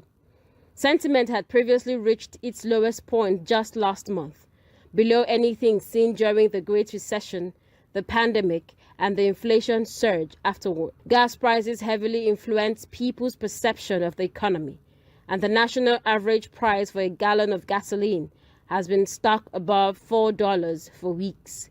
That's because global energy prices have remained elevated as well, with the ongoing closure of the Strait of Hormuz, a key global passageway through which 20% of the world's oil passes, along with various other commodities. And that's it on the international news. Let's turn our attention to sports with Christopher Lely. The Nigerian Basketball Federation (NBBF) has announced May 16, 2026 as the new commencement date for the 2026 Nigerian Men's Premier Basketball League season. The federation shifted the opening date from the previously scheduled May 12 following the approval of additional teams by the League Management Committee. In a statement signed by the NBBF Secretary, Mrs. Amina Amanchi, the federation confirmed that the country's top-flight men's basketball league will feature 20 teams divided into two conferences, Atlantic and Savannah. The 2026 season is expected to showcase some of the country's top basketball talents as teams compete for national honors across both conferences. Nigeria's preparations for the 2026 Women's Africa Cup of Nations have suffered setback following reports that Super Falcons forward Esther Okoronkwo is expected to be sidelined for up to 6 weeks with a knee injury. Okoronkwo sustained the injury while featuring for Canadian side Toronto during a league encounter against Halifax Tides FC earlier this week. Initial reports indicate that the Nigerian international suffered meniscus damage. Despite the setback, there is growing optimism within the Super Falcons camp that the forward will recover in time for the Continental Tournament, which is scheduled to begin on July 25 in Morocco. The injury comes as a concern for Nigeria, given Okoronkwo's growing importance to the national team in recent years. The forward played a pivotal role during the last edition of the competition, registering 2 goals and 6 assists to help the Super Falcons maintain their strong presence on the African stage. Iran's Football Federation said on Saturday that the men's national team will take part in the 2026 World Cup this summer, but demanded that joint hosts, the United States, Mexico and Canada, agree to its conditions amid the Middle East war. The call comes after Canada refused entry to the federation's chief last month before the FIFA Congress because of his links to the Islamic Revolutionary Guard Corps, the ideological arm of Iran's military, which it designated as a terror group in 2024. Iran's presence at the tournament, which will take place between June 11 and July 19, has been shrouded in uncertainty since the eruption of war in the Middle East in February, following strikes by the United States and Israel. The conditions include visas being granted and respect for the national team staff, the team's flag and its national anthem during the tournament, as well as demands for high security at airports, hotels and routes to the stadiums where they will play.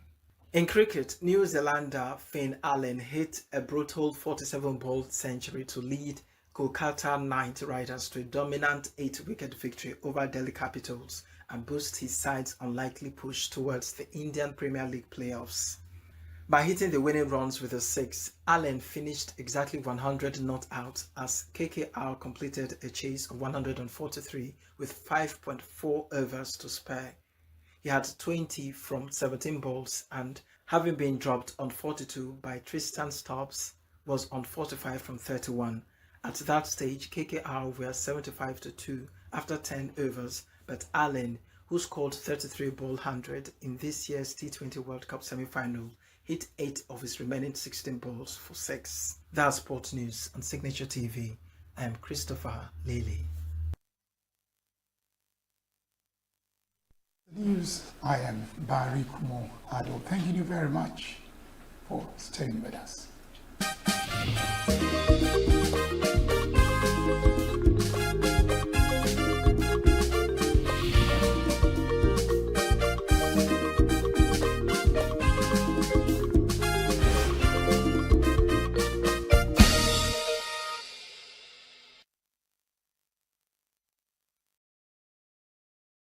Victory, right?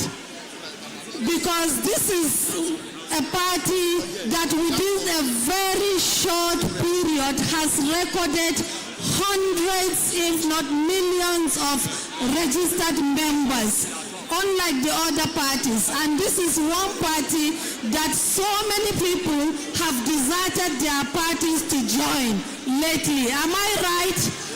That shows that we are ready to face the 2027 election. May the Almighty Allah help us and guide us. And to our leaders, officials that were elected today, I want to give them a piece of advice. You should all be humble and uphold the constitution of our party. Ensure internal democracy play out at all levels, and I wish you all the best. At this junction, I want to reiterate that we should all go back and mobilize and canvass for NDC. I thank you, I thank you, I thank you. NDC! Service! Thank you, Moses Englishman. Thank you. Please.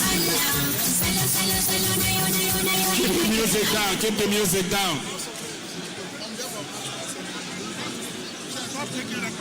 Ladies and gentlemen, Professor Lillian, please, Orobo, please come and speak on behalf of the National Assembly Member House of Representatives. Professor Lillian, please come forward.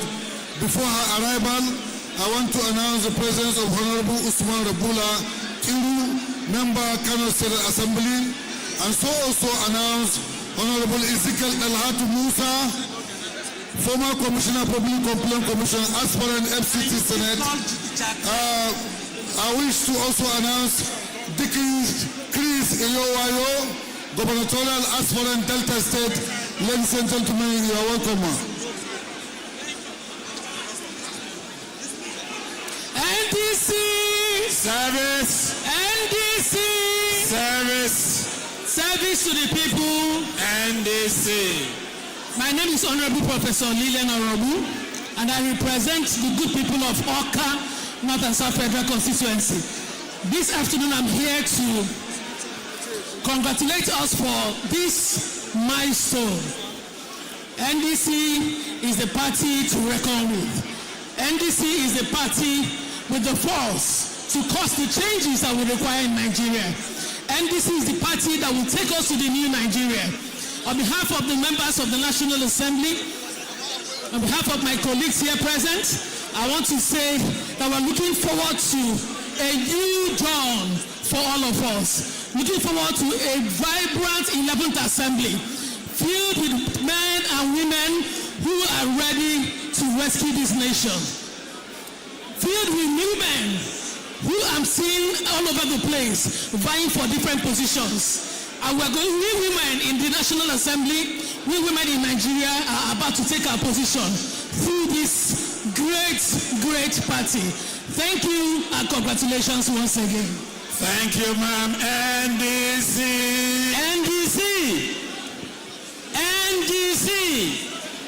Right now, we want to observe a function by our leader, distinguished Senator Victor Ume, the motion for constitutional amendments. NDC. Service to the people. NDC. At this point junction, we are inviting the convention to approve some proposed amendments to the constitution of the party. And we have brought out two members of the House of Representatives, Honorable Joe Oke Onwakalusi and Honorable Murphy Osaro, to come and move this motion in terms of the motion paper. I hereby present to you. NDC service. If you are alive, I want to hear your voice. NDC service. I'm not hearing the people at the back. NDC. I want to see your sign of victory. NDC service. If you believe it, I want to see your sign of victory. Service. NDC. Ladies and gentlemen, my name is Barrister Jesse Okejo Onwakalusi. I represent Oshodi Solo at the Federal House. I hereby rise to move a motion for amendment of financial constitution. The following section of the constitution is hereby being proposed for amendment. Are we together? Are we together? The first section in our list is section 12 sub 1 sub 5. Section 12 sub 1 sub 6. Section 12 sub 1 sub 7. Section 12 sub 9 sub 1 of the NDC Constitution. I hereby move for amendment of this important section. I so move. NDC service. Service to the people. NDC. Ladies and gentlemen, I, Honorable Murphy Osaro Amoruyi, representing all the people of Ego, Igbobaoka Federal Constituency, hereby second the motion as moved by my colleagues. I hereby second. Thank you. NDC service. Those in support of this motion say aye. Aye. Those against say nay. The ayes have it. So the sections of the Constitution hereby amended, they've been amended in terms of the motion paper. All of them are detailed in the motion paper. Honorable Victor Ogene is here to speak on behalf of members of the House of Representatives who are in NDC at the National Assembly. You're welcome, sir. Well, I've been here before and somebody has spoken on behalf of the House. NDC, I just want to say that a little over 3 years ago, Your Excellencies, through the instrumentality of one man, 19 members out of 24 members in the Kanu members in the House of Representatives came to the National Assembly.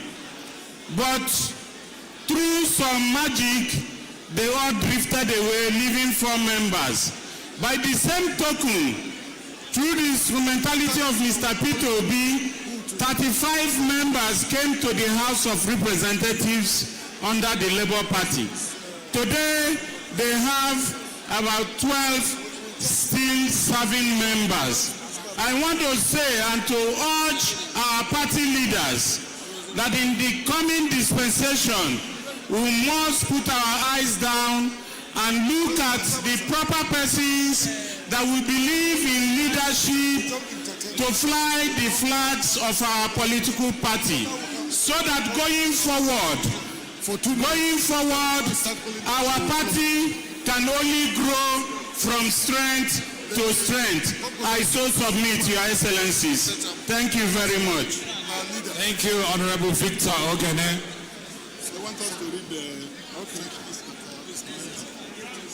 Yes, for the benefit of the doubt, we want to read out the contents of the amendment to this constitution so that it will be properly noted. The first amendment is a proposal to amend section 12(1)(5), which says elect and or remove national officers of the party except the founder and national leader of the party. Proposal shall be elect and or remove national officers of the party except the national leader.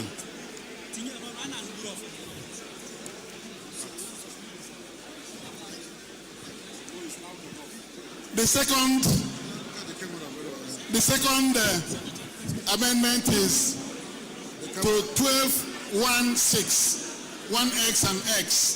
All categories of elected delegates as may be approved by the National Executive Committee, subject to the ratification of the Central Working Committee. The proposed amendment should now read 12.1.6X, 1X. All categories of delegates as may be approved by the National Executive Committee, subject to the ratification of the Central Working Committee. That's in it now. The third amendment is 12.1.7. The quorum of the National Convention shall be 2/3 of its membership, and a simple majority shall pass any motion. Delete cause entirely in the extant provision. That's the amendment.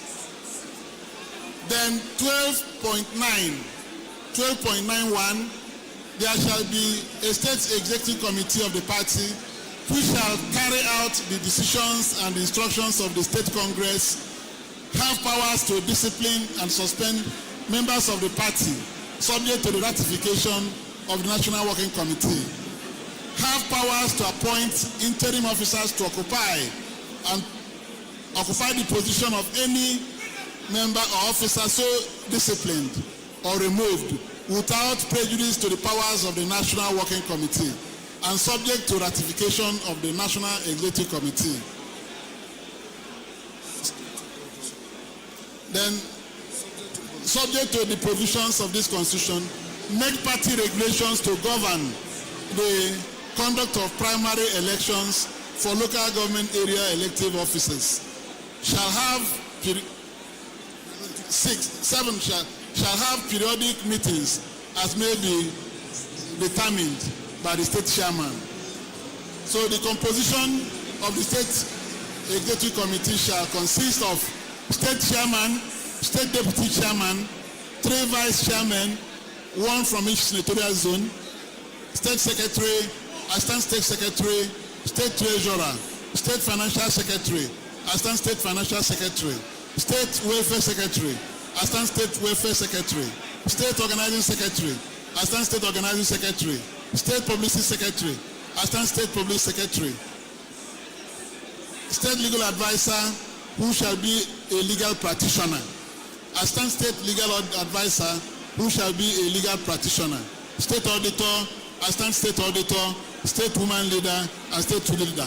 These are the composition hereby created by this Constitution for the State Executive Committee.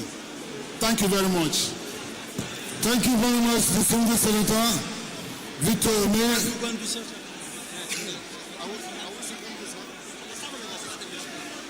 Ladies and gentlemen, you have heard the abrogation of the old section of the Constitution, and a new one is hereby adopted in the conference. Yeah, we need to have little entertainment for 2 minutes. Then we'll now call our leaders, please. Tijani Gandu, please come forward and entertain the convention, please, for 1 minute.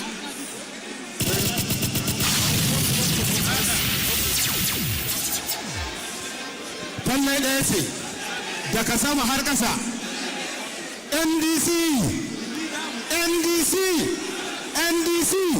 Kwankwasiya, DJ, over to you.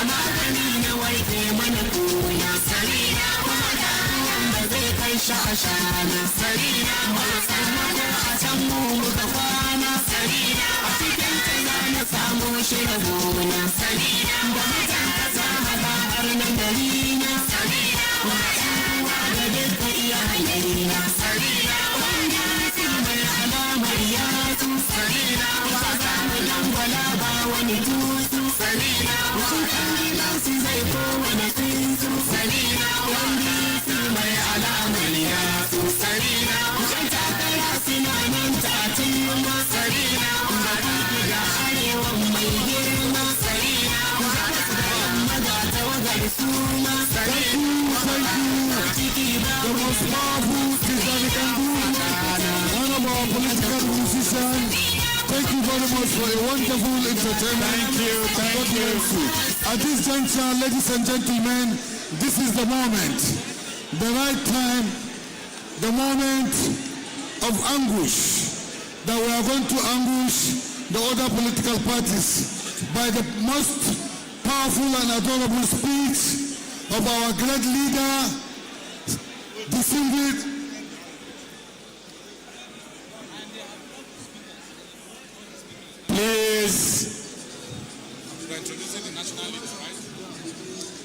NDC, please let us clear the aisle. Please. Those on the staircase, please, can we just clear from there? Our leaders are coming up, please. Please. Let's clear the aisle. Please. Please.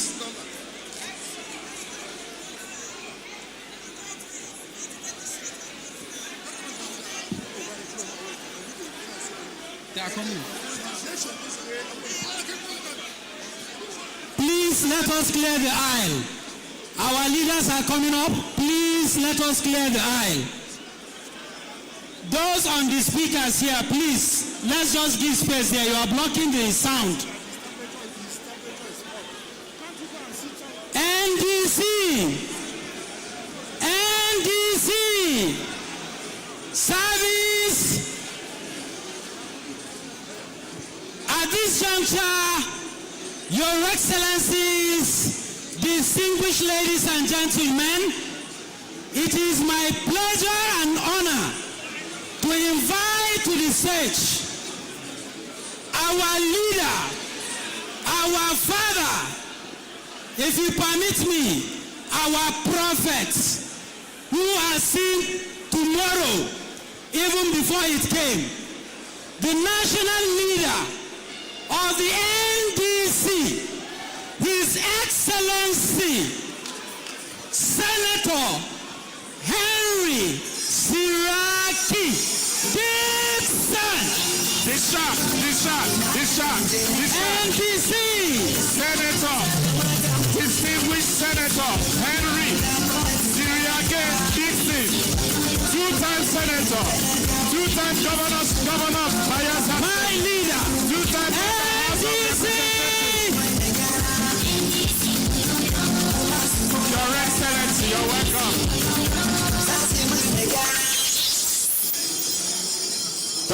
Thank you very much indeed. Thank you very much indeed. NDC! NDC! NDC! Service for Nigeria! NDC! Service for Nigeria! NDC! Service for Nigeria again! NDC! Service for the youth of Nigeria! NDC! Service for the women of Nigeria! NDC! Service for God Almighty! NDC! Service for all of humanity! NDC! Thank you. Our able national chairman and all the members of the National Executive Committee, just newly elected or affirmed and inaugurated at all levels. Congratulations to you all, and good afternoon. My dear colleagues, in the leadership of the NDC, His Excellency Engineer Rabiu Musa Kwankwaso, Jagora, Kwankwasia, Kwankwasia, Kwankwasia. Thank you. And my dear distinguished brother and colleague in the leadership also of this movement, His Excellency Peter Gregory Obi CON. Okute Nigeria! Okute Nigeria! Thank you. Let me recognize all my colleagues, leaders of the NDC, leaders of Nigeria, women of Nigeria, youth of Nigeria, My dear colleagues, members of the National Assembly, and all of you assembled here this afternoon and since morning, we bring you all greetings and warm felicitations from the entire members and leadership of the Nigeria Democratic Congress. Before I make my brief remarks, I would like to remind you all about a quote, a timeless quote, often attributed to Mahatma Gandhi, talking about the timeless struggles for change in society. And he says, first they will ignore you, then they will laugh at you, then they will attack you, and then you win.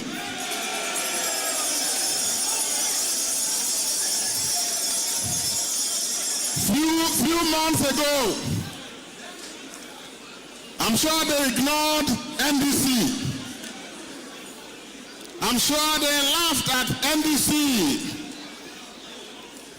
But they cannot ignore or laugh now. But they are attacking. And when they attack, according to Mahatma Gandhi, then you win. Then we, NDC will. Thank you. Your Excellencies, my dear brothers, I join the National Chairman and members of the Protein National Executive Council Committee just affirmed and inaugurated, and there are no more protein, by the way. Today I address you this afternoon with a deep sense of gratitude. Firstly, to God Almighty for His mercies, for His inspiration, for His guidance, and for His protection. And I also thank you all for your confidence in this journey. I want to use this opportunity to sincerely thank all Nigerians from all walks of life for the trust and confidence they have reposed in me and on all the other leaders of the NDC at ward, local governments, and states. You see, you believe in the ideals upon which the NDC has been founded. Ideals of service, of national unity and cohesion, political inclusion, women and youth empowerment, and the protection of our democratic values in Nigeria. As you all know, this party is barely 3 months old. Yet, no political party in the history of our country has enjoyed this level of acceptance, enthusiasm, and trust from all Nigerians within such a short period of time as the NDC has received. You will recall that in our collective effort to establish an alternative opposition platform that will keep the flames of Nigeria's multi-party democracy alive, we first sought to register this party in 2017. As far back as 2017, when I and others realized that the foundations of my party at the time, the PDP, the big umbrella party, had become weakened and its ideals compromised. Unfortunately, in 2017, that effort did not materialize. However, when INEC resumed party registration last year, we dusted up our application. Even then, we encountered bureaucratic bottlenecks and challenges. And we felt that some of the challenges amounted to an infraction of our constitutional right to freedom of association. And thereafter, we approached the courts. And in December last year, judgment was duly delivered in our favor.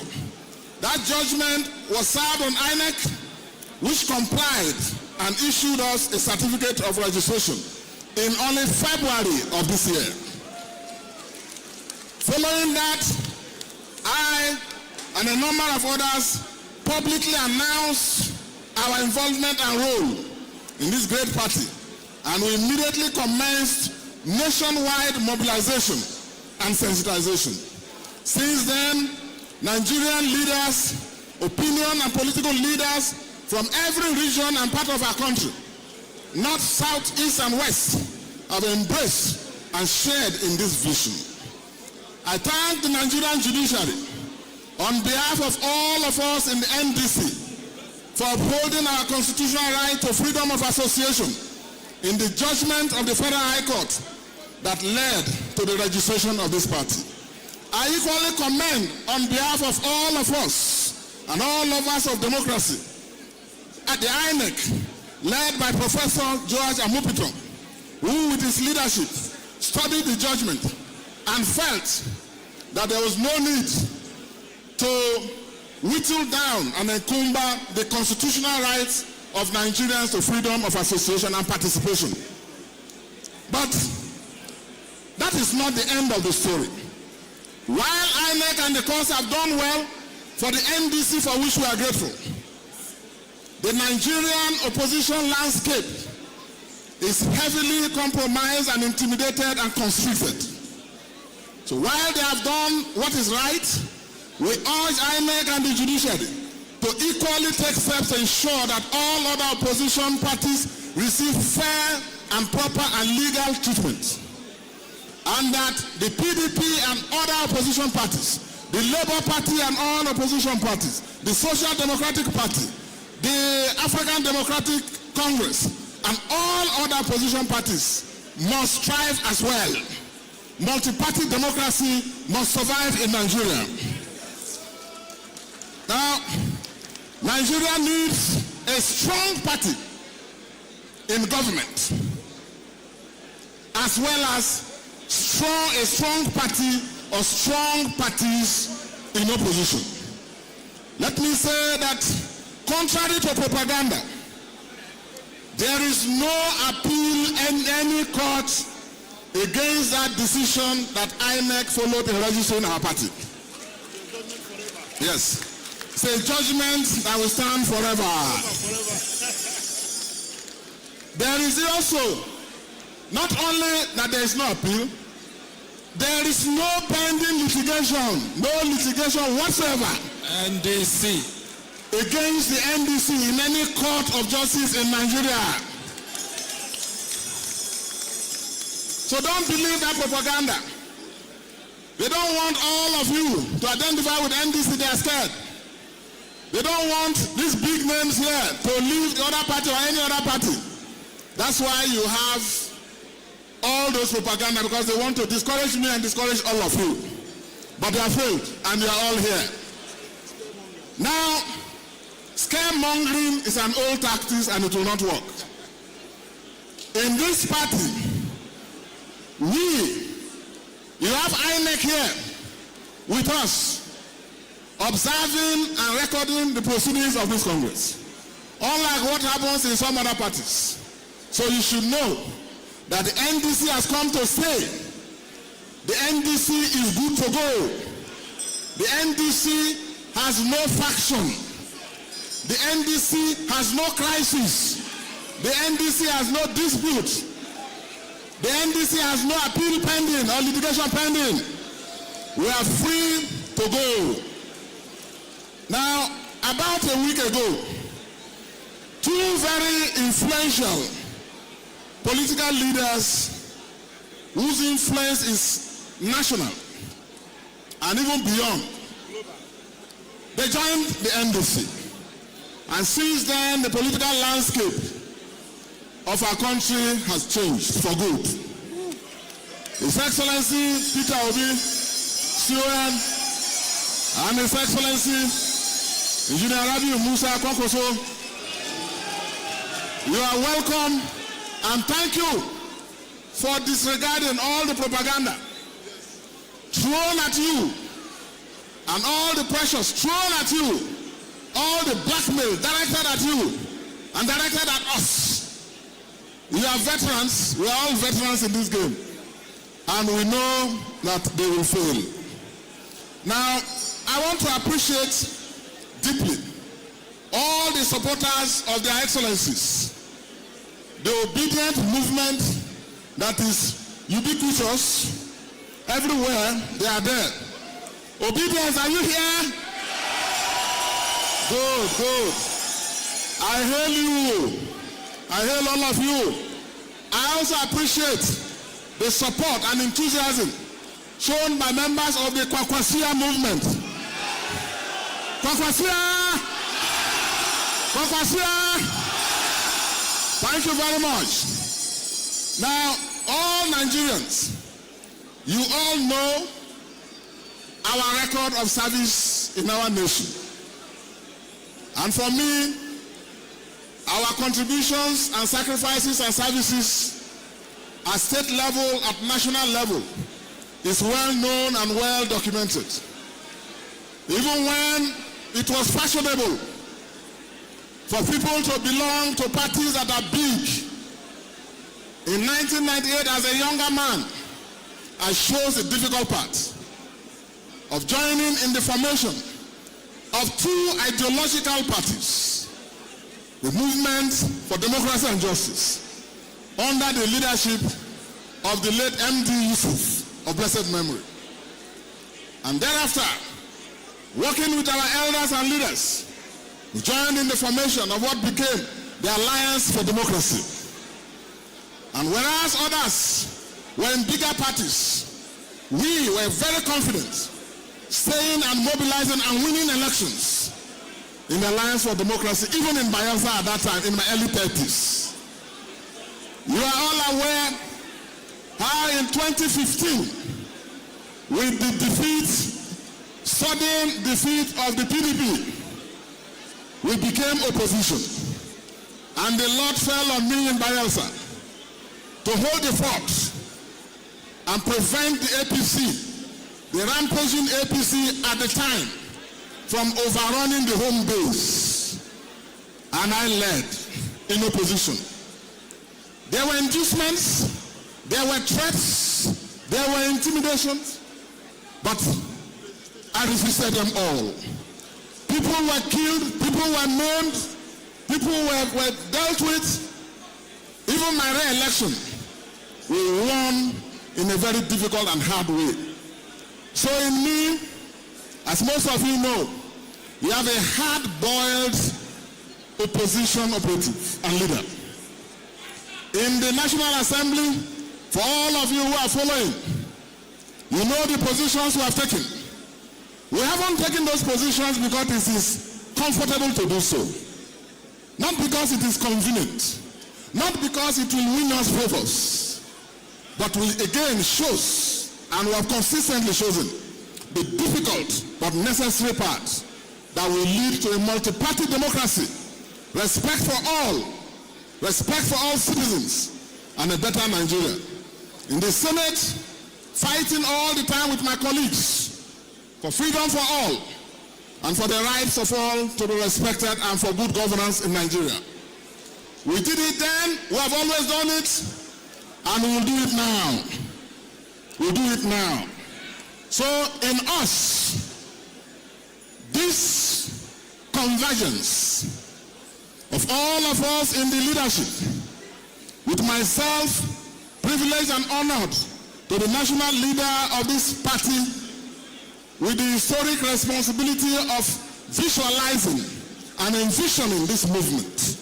And now having the honor of having all of you, patriotic and great leaders of our party, of our country, Rabiu Kwankwaso, Peter Obi, and all of you, and many more still to come, you can be sure that the political landscape of Nigeria will not be the same again.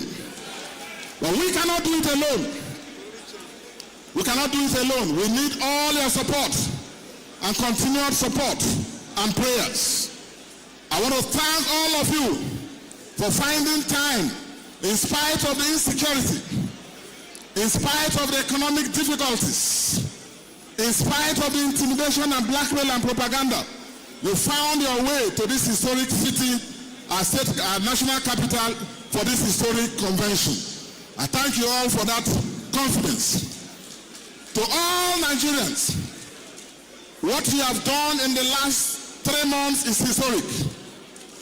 Large numbers of people from all parts of our country believing and having trust and confidence in us have been registering massively in our party. I want to thank you for that confidence in me and other leaders, and all the leaders at the state levels who you know very well will not let you down. To you all, we will say that with you behind us in prayers, victory surely will be ours. Victory will be ours, and we will win. Just keep up the pressure, keep up the faith. To all institutions of government, the judiciary, the security agencies, and INEC, we count on all of you to ensure that the democratic rights of all Nigerians is respected and that free and fair elections is guaranteed and people are afforded the opportunity to decide what happens to them, and that multi-party democracy survives. To all our colleagues in other opposition parties, we wish you all well.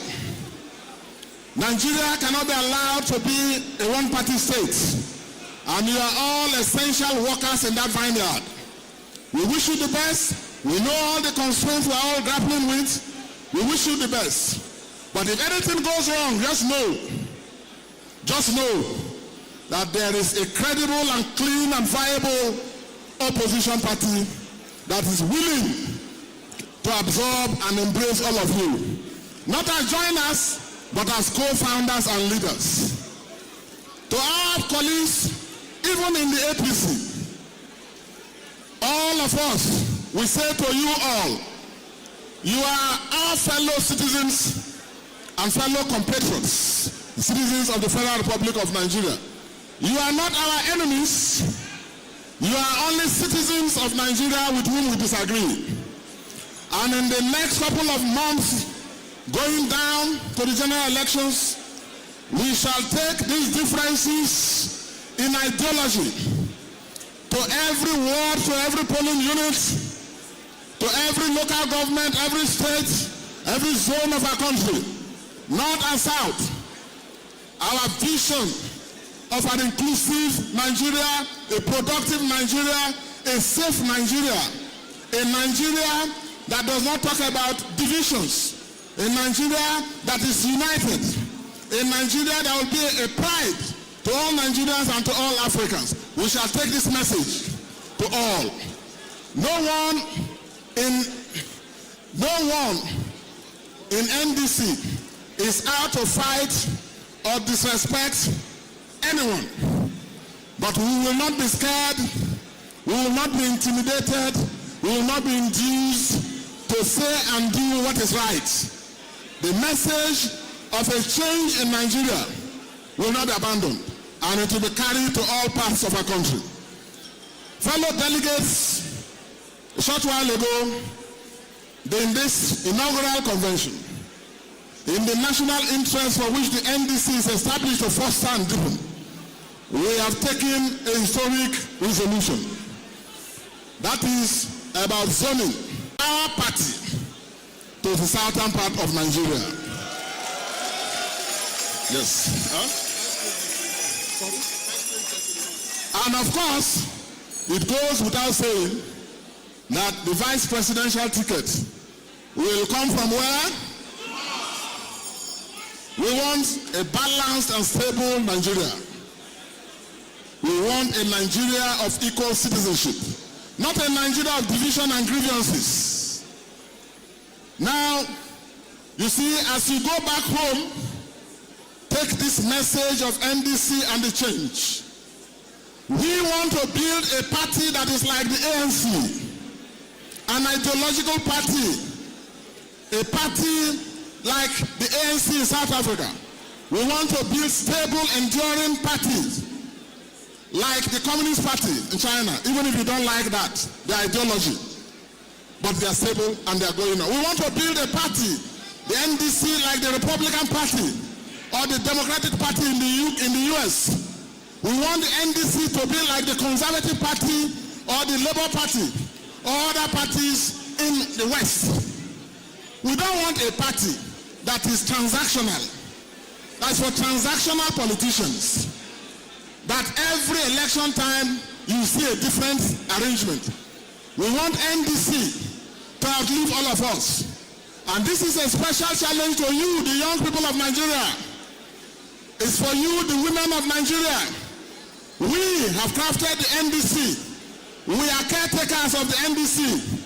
You are the real beneficiaries and owners of NDC. To take NDC, register, support, motivate, canvass as we move together to deliver Nigeria. I thank you all. Finally, as we end this convention, which has been very historic, I want to, on behalf of the national chairman and his very hard-working team, commend you all. For the past 3-4 months, since December, February, January, people have not rested with all of us. And all your organizing team, all of you, including those who were conscripted last night, they virtually slept here. Thank you for putting on a beautiful show. And I wish you all joining message back home. And as you go, arrive in peace, in good health. And may the good Lord strengthen you all and strengthen us. In no distant time, we will assemble in our national capital again for another historic vote. Towards the end of this month, the National Secretariat will announce the details. But for today, I join everybody in welcoming and thanking you all. And all Nigerians who are linking to this program from other parts of Nigeria and from abroad. Thank you for your support. For all those who have been supporting us in different ways, thank you and God replenish you. It's a journey we are embarking on together and we shall win. NDC! Service! NDC! Service! NDC! Service! I would like to invite my dear colleagues. Like me, the two of them were governors and they have played different roles in the affairs of our native states. So in this hall, in this leadership, we have a rare combination of subnational governance experience and also critical national exposure. And we are blending all of it. Two of them were governors like me, and like me, they invested in human beings. They invested in healthcare, invested in education, invested in security, and built unity. There are people whose idea is only to build flyovers, including flyovers where they are not necessary. Any other development is brick and mortar, no matter how expensive, if you don't invest in the human capacity. My colleagues and I have a clear vision. So an NDC government, you can be sure that our focus will be national security, investing in the human being, education, healthcare, empowerment, economic empowerment.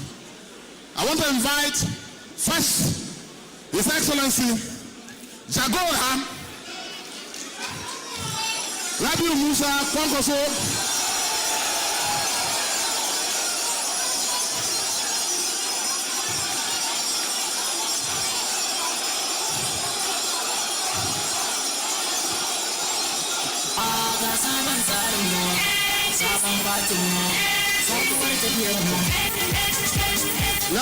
Let him greet his people and make a brief remark. Thank you. Thank you very much, our leader. Kwankwasia. Thank you very much. Your Excellency, the leader of our party and former governor of Bayelsa State, distinguished Senator Dixon, the chairman of our party, Your Excellency, the former governor of Anambra State, His Excellency Peter Obi, the National Working Committee of our party, distinguished ladies and gentlemen,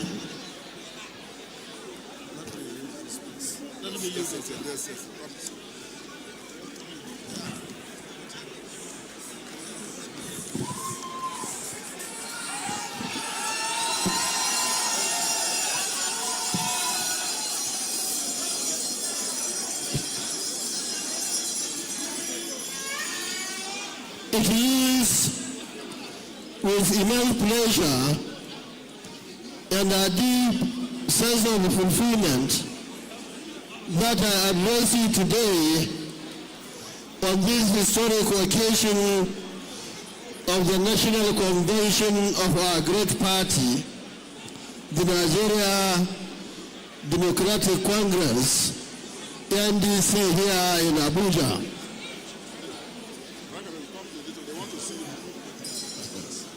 It's better here.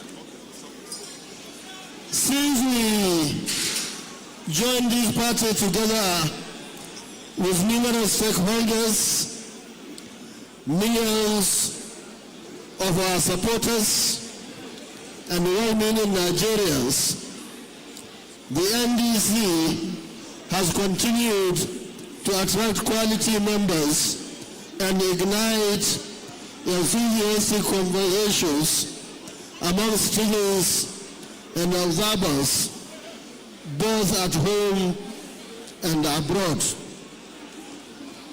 What began as a bold movement is steadily becoming a formidable platform for national renewal.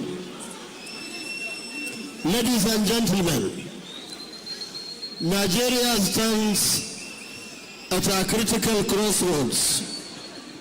The world is undergoing a profound geopolitical shift, yet our nation has been caught unprepared, largely because of poor leadership.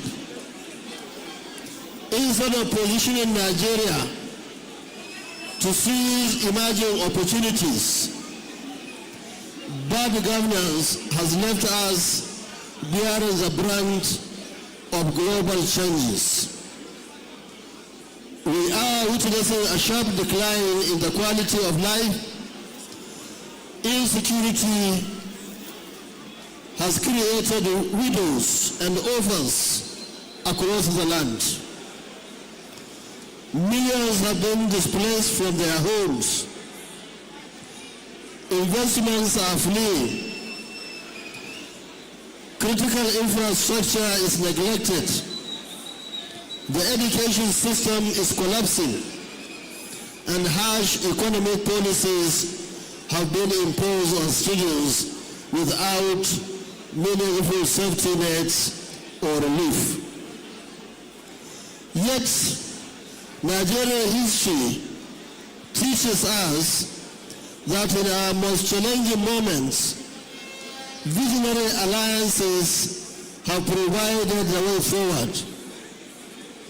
For example, in 1954, a historic partnership was formed between the Northern Elements Progressive Union, NEPU, led by our mentor, Malam Aminu Kano, and the National Council of Nigeria and Cameroon, NCNC, led by Nnamdi Azikiwe, to achieve national unity.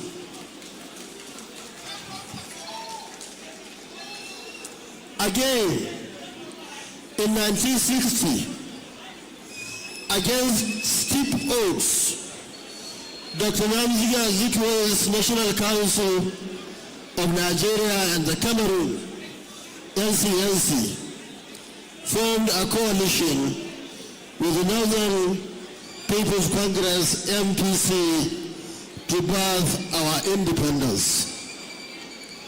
In the Second Republic, the alliance between Shehu Shagari and Alex Kwame under the National Party of Nigeria, NPN, helped to restore civilian rule and national unity after years of military dictatorship. It is therefore with a great sense of unity and solidarity that as a loyal party member, I support the decision to join the presidential ticket of the NDC to the south.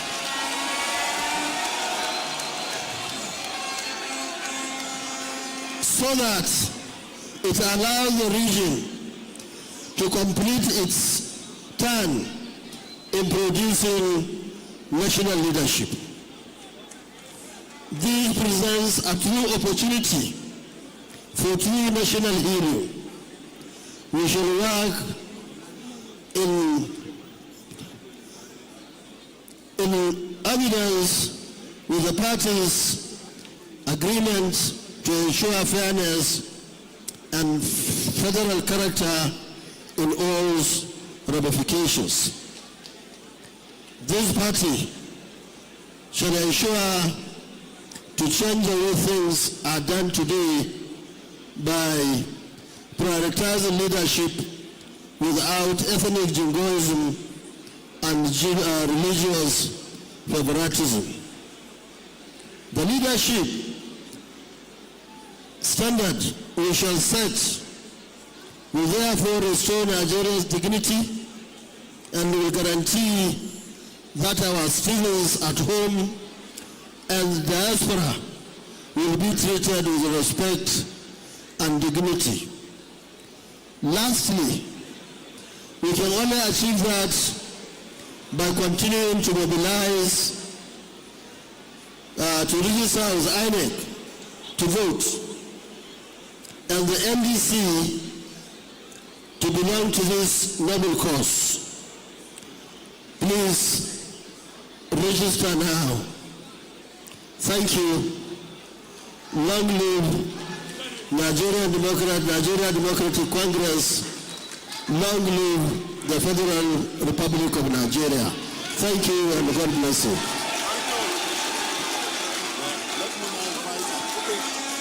Let me invite him.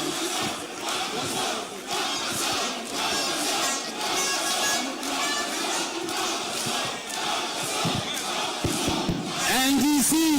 Thank you. Good. Thank you very much. Thank you very much. NDC. Service. NDC. Service. NDC. Service. Now, in this part of our country, from here up, you are free. When we say NDC, you are free to call Nasara. NDC. Nasara. NDC. Nasara. NDC. Nasara. Nasara. NDC. Thank you very much. Our respected leader, my senior colleague, has given a beautiful statesmanly speech. I will thank him for that. On this note, it's my singular honor and privilege to invite onto the podium and make his remarks the one and only P.O. Okupe Nigeria.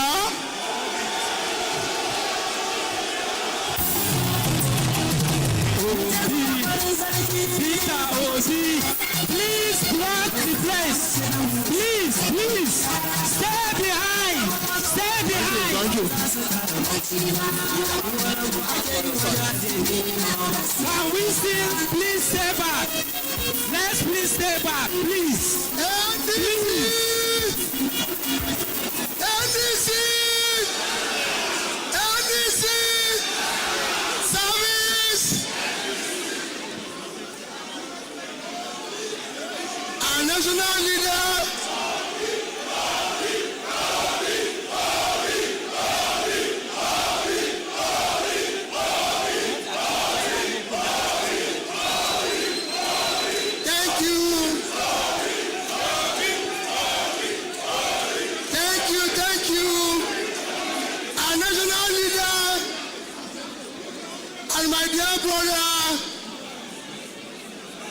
distinguished Senator Slak Dixon, the chairman of our party,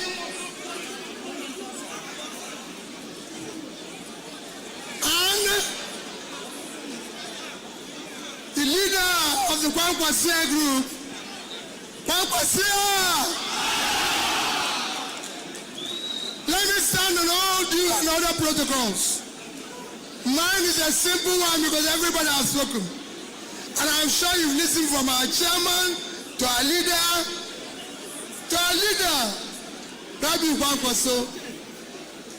I wish to start by most sincerely thanking the NDC family led by our leader, Slak Dixon, for the invitation and the warm welcome we received. I want to use the same opportunity to even thank the ADC where we are coming from for accommodating us politically when due to unresolved litigation we left our parties, Labour Party and ANPP, and I assured them that we wish them all the best, especially thanking the chairman of the party who was very exceptional, David Mark. As we are here now in NDC, we are part of this family. And this is a great family that will turn around Nigeria. Today in Nigeria, we are seeing beneficiaries of our democracy, beneficiaries of our judiciary, beneficiaries of good governance turn themselves into an agent of destroying democracy, into an agent of injustice, into an agent to ensure that what they benefited from will no longer apply to Nigerians, especially to the opposition party. And I thank the leaders of NDC, especially the leader, for insisting we cannot have one party in Nigeria. Nigeria must have democracy, and we insist that those who think we will not have free and fair election in 2027, let them rethink now. Because in 2027 we are going to have free, fair, and credible election.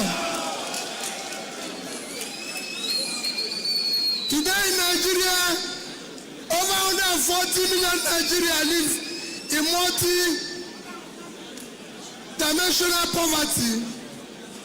Over 80 million Nigerian youths are unemployed or underemployed.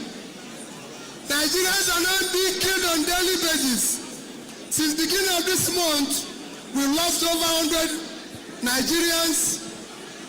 Mothers are no longer sure their children that left for school will come back. They are not sure that their children that went to work will come back. Every Nigerian today is worried. No Nigerian knows where the next meal will come from.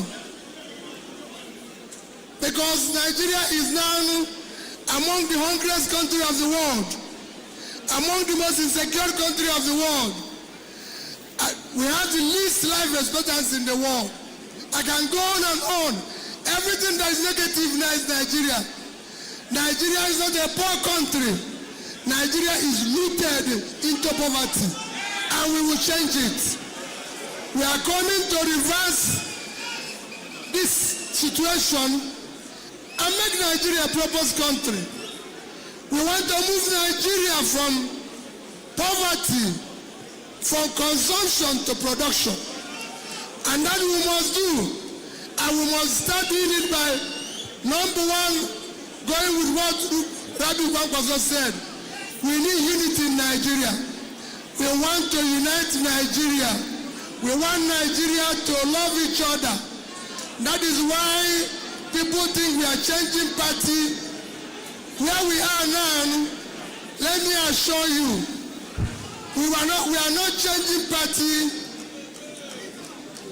because we want it for transaction. We were changing it, like Churchill says, some men change party based on their principle, and some men change party because of opposite of it. So they change their principle to stay in a party. We change because we want to have a place, we have opportunity to build a new Nigeria that is possible. And we assure you, look at our sign. That is the sign our forefathers, that is the sign our forefathers used for independence. That is the sign our forefathers used to fight for independence. This is a sign we will use to liberate Nigeria. This is a sign we will use to liberate Nigeria. A new Nigeria is possible. A new Nigeria is possible. That's where we want to go, to build a new Nigeria. Here, those from Kano, Katsina, Kebbi, Sokoto will feel safe. Where people in Zamfara will feel safe. Where those from Borno will feel safe.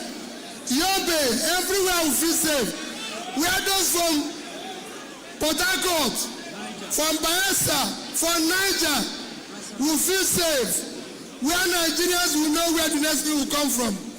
Where Nigerians, when they are sick, will know where we can travel from Onitsha to Lagos without fearing. Today, if you enter motor in Nigeria, people will be following until you get to your destination. And if for any mistake, your call was not answered, everybody will start fretting. We don't want that to continue. We want to build a new Nigeria. A Nigeria where Nigerians will be safe, where there will be justice, where there will be food, where our children will go to school and come back, where mothers will no longer cry. That is what we want to do. A Nigeria where there will be no IDP camp. Everybody will be home. Those mothers in Benue who are living in IDP camp must go home. Those mothers in Jos must go home. And we secure everywhere. Where there will be productivity in Kano, there will be productivity in Kaduna. That's what we want to do. We thank you for being part of today. It's a great day. Let us go home and start the work. The work starts today. The work in ensuring that we chase out all these people who are making our country. Others who agreed that you can forge certificates. Others who agreed that doing the wrong thing is right. There are the people who want to chase out. Thank you. May God Almighty that brought you here take you home safely and continue to bless all of you and your families and continue to bless Nigeria. A new Nigeria is possible. A new Nigeria is possible. Thank you and God bless you. NDC. NDC.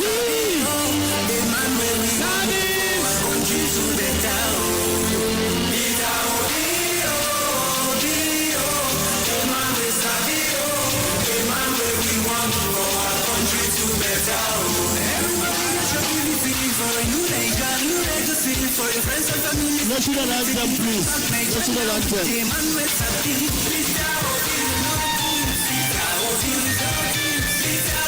Okay, thank you. Thank you. Let's take the national anthem. DJ, give us the national anthem, please. First stanza of the national anthem. National anthem, DJ.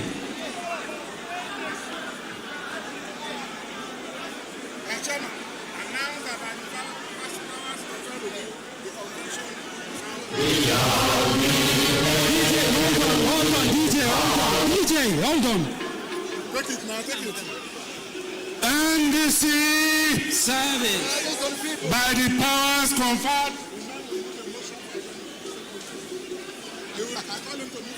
I hereby call on distinguished Senator Victor Ume to move a motion to close this, for adjournment of this convention. Thank you very much. NDC! NDC! Service! Our national leader, the singing Senator Henry Sereke Dixon, our national chairman, the singing Senator Cleopas Moses Zuoye, our leaders, P.O. Okute and Rabiu Kwankwaso, Senator Kwankwaso are moving a motion. All our brothers, members of National Assembly, members of the National Working Committee, and leaders of this party, having had a very successful convention today, to the glory of God Almighty, I, Senator Victor Ume, OFR, I hereby move that this convention be adjourned sine die until next time. Honorable Idris, my leader, national leader, distinguished Senator Seriake DC, the Otokinadu, the mover of shaker of Nigeria, my Excellency Peter Obi and Gwagwasia, okay.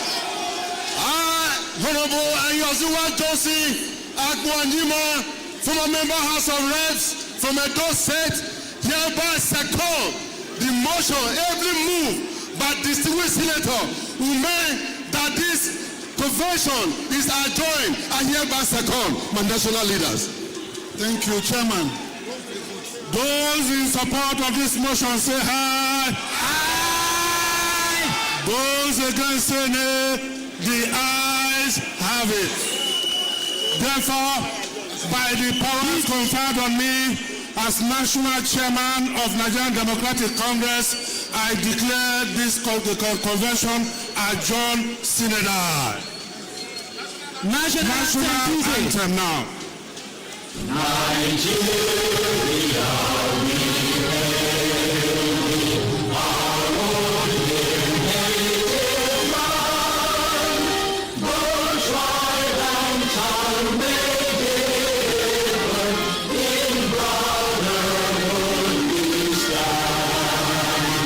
Nigerians own and proud to serve our sovereign fatherland. Thank you.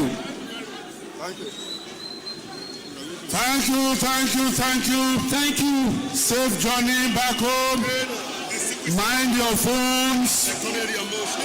Let us respect our leaders to go out peacefully. Let us allow our leaders to go out peacefully. Please, as responsible youths, clear the air for our respected leaders to go out peacefully. Let us be responsible in celebrating our leaders.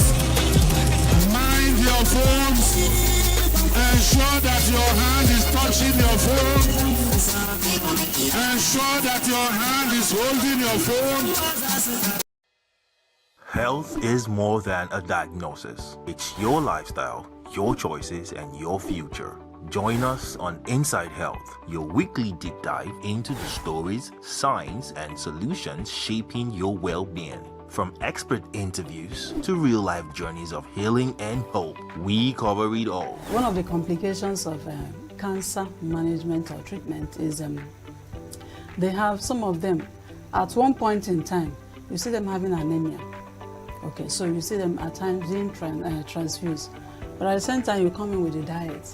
Nutrition, mental health, innovations in medicine, fitness, and everyday wellness. Whether you're managing a condition, staying informed, or just living your best life, Inside Health is your trusted guide. I'm Tigiti Agorum, and I'll be with you every week on Inside Health, only on Signature TV.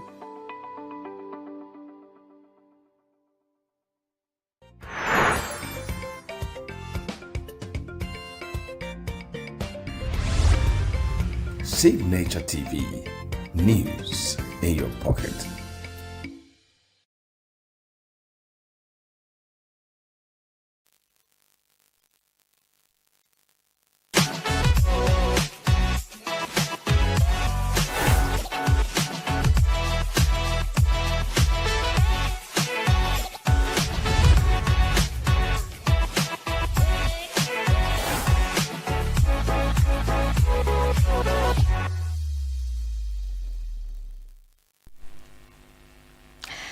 good day, Nigeria. Welcome to another beautiful day in the month of May.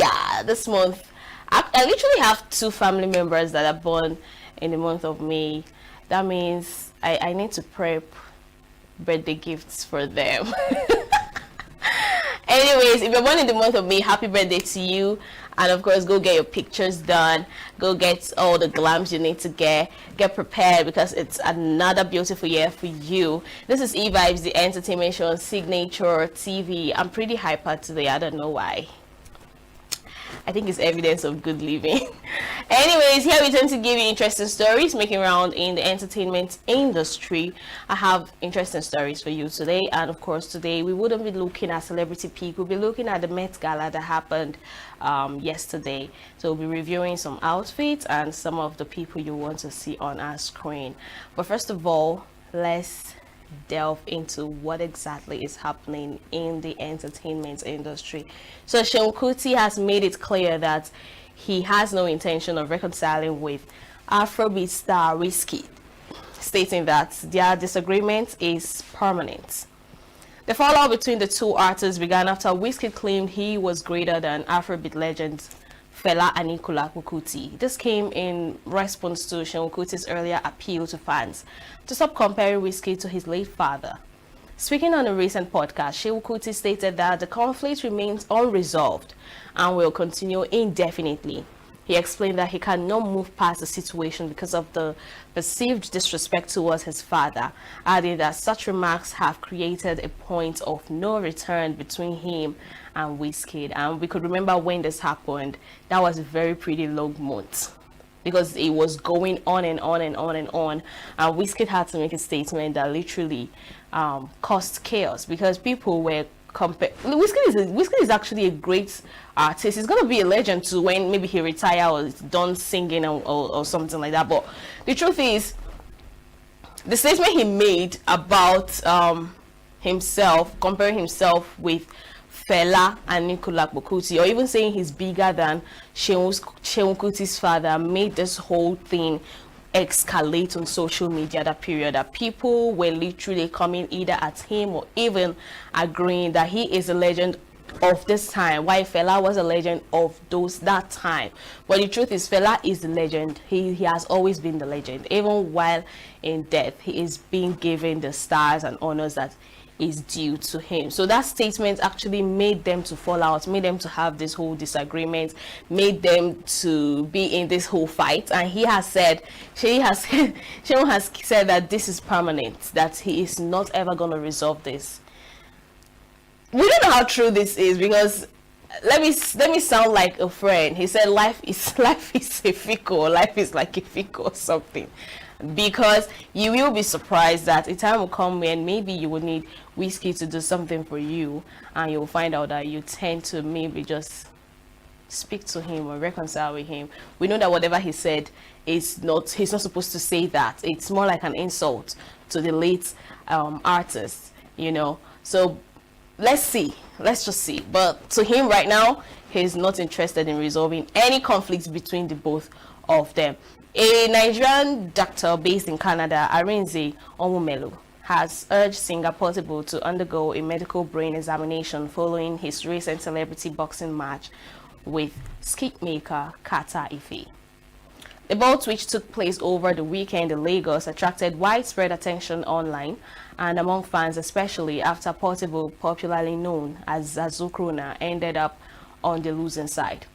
In a social media post and a video shared on Monday, Onwumelu, also known as Dr. Zoe, recommended that the singer undergo a scan such as magnetic resonance imaging to assess any possible internal head injury sustained during the fight.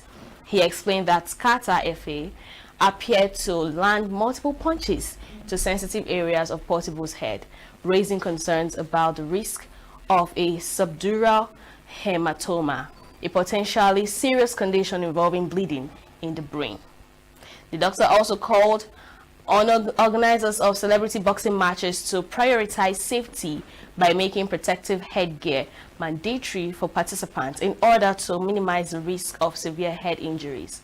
Now, prior to the match, Portable had expressed strong confidence in his physical readiness.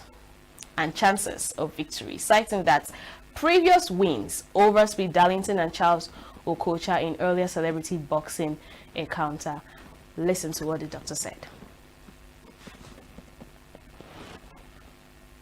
Not get the memo, whether so and the money did not explain to you very well. This is an exhibition match.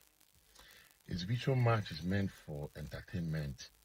You just come, touch Portable small, you touch it small, they give you the money and I go.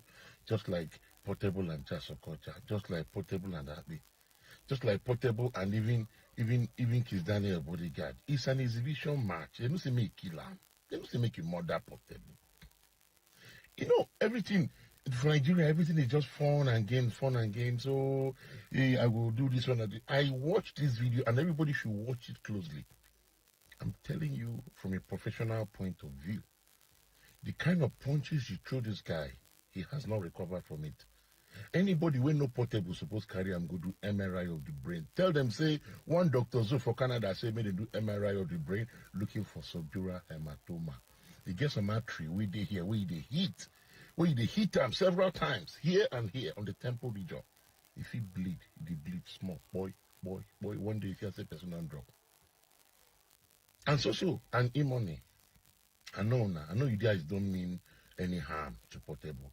But please, next time, if you're organizing this kind, give them head guard. Whether you did not get the memo, or whether and e-money did not explain to you very well. This is an exhibition. With that being said, I mean, he meant no harm. He is literally very, very right, because we saw the punches that Kata Efe gave to Portable, and I mean, this is not the first time that this boxing ring entertainment competition has been going on. And yes, truth be told, Portable has been on the winning side. This is the only time he lost to Kata Efe. So the doctor was able to point out the part. It looks like, oh, he's punching him, that maybe he had previous what do they call it now, he had this whole feud with him, he had this whole misunderstanding with him, so this is the only time he could be able to beat the hell out of him, right? So it felt like this is more personal than an entertainment thing. So the doctor saying that he needs to go for his scan is actually right. You've received more than how many punches, despite the fact that you've won the other one. So it's very important that you tend to go check yourself, right?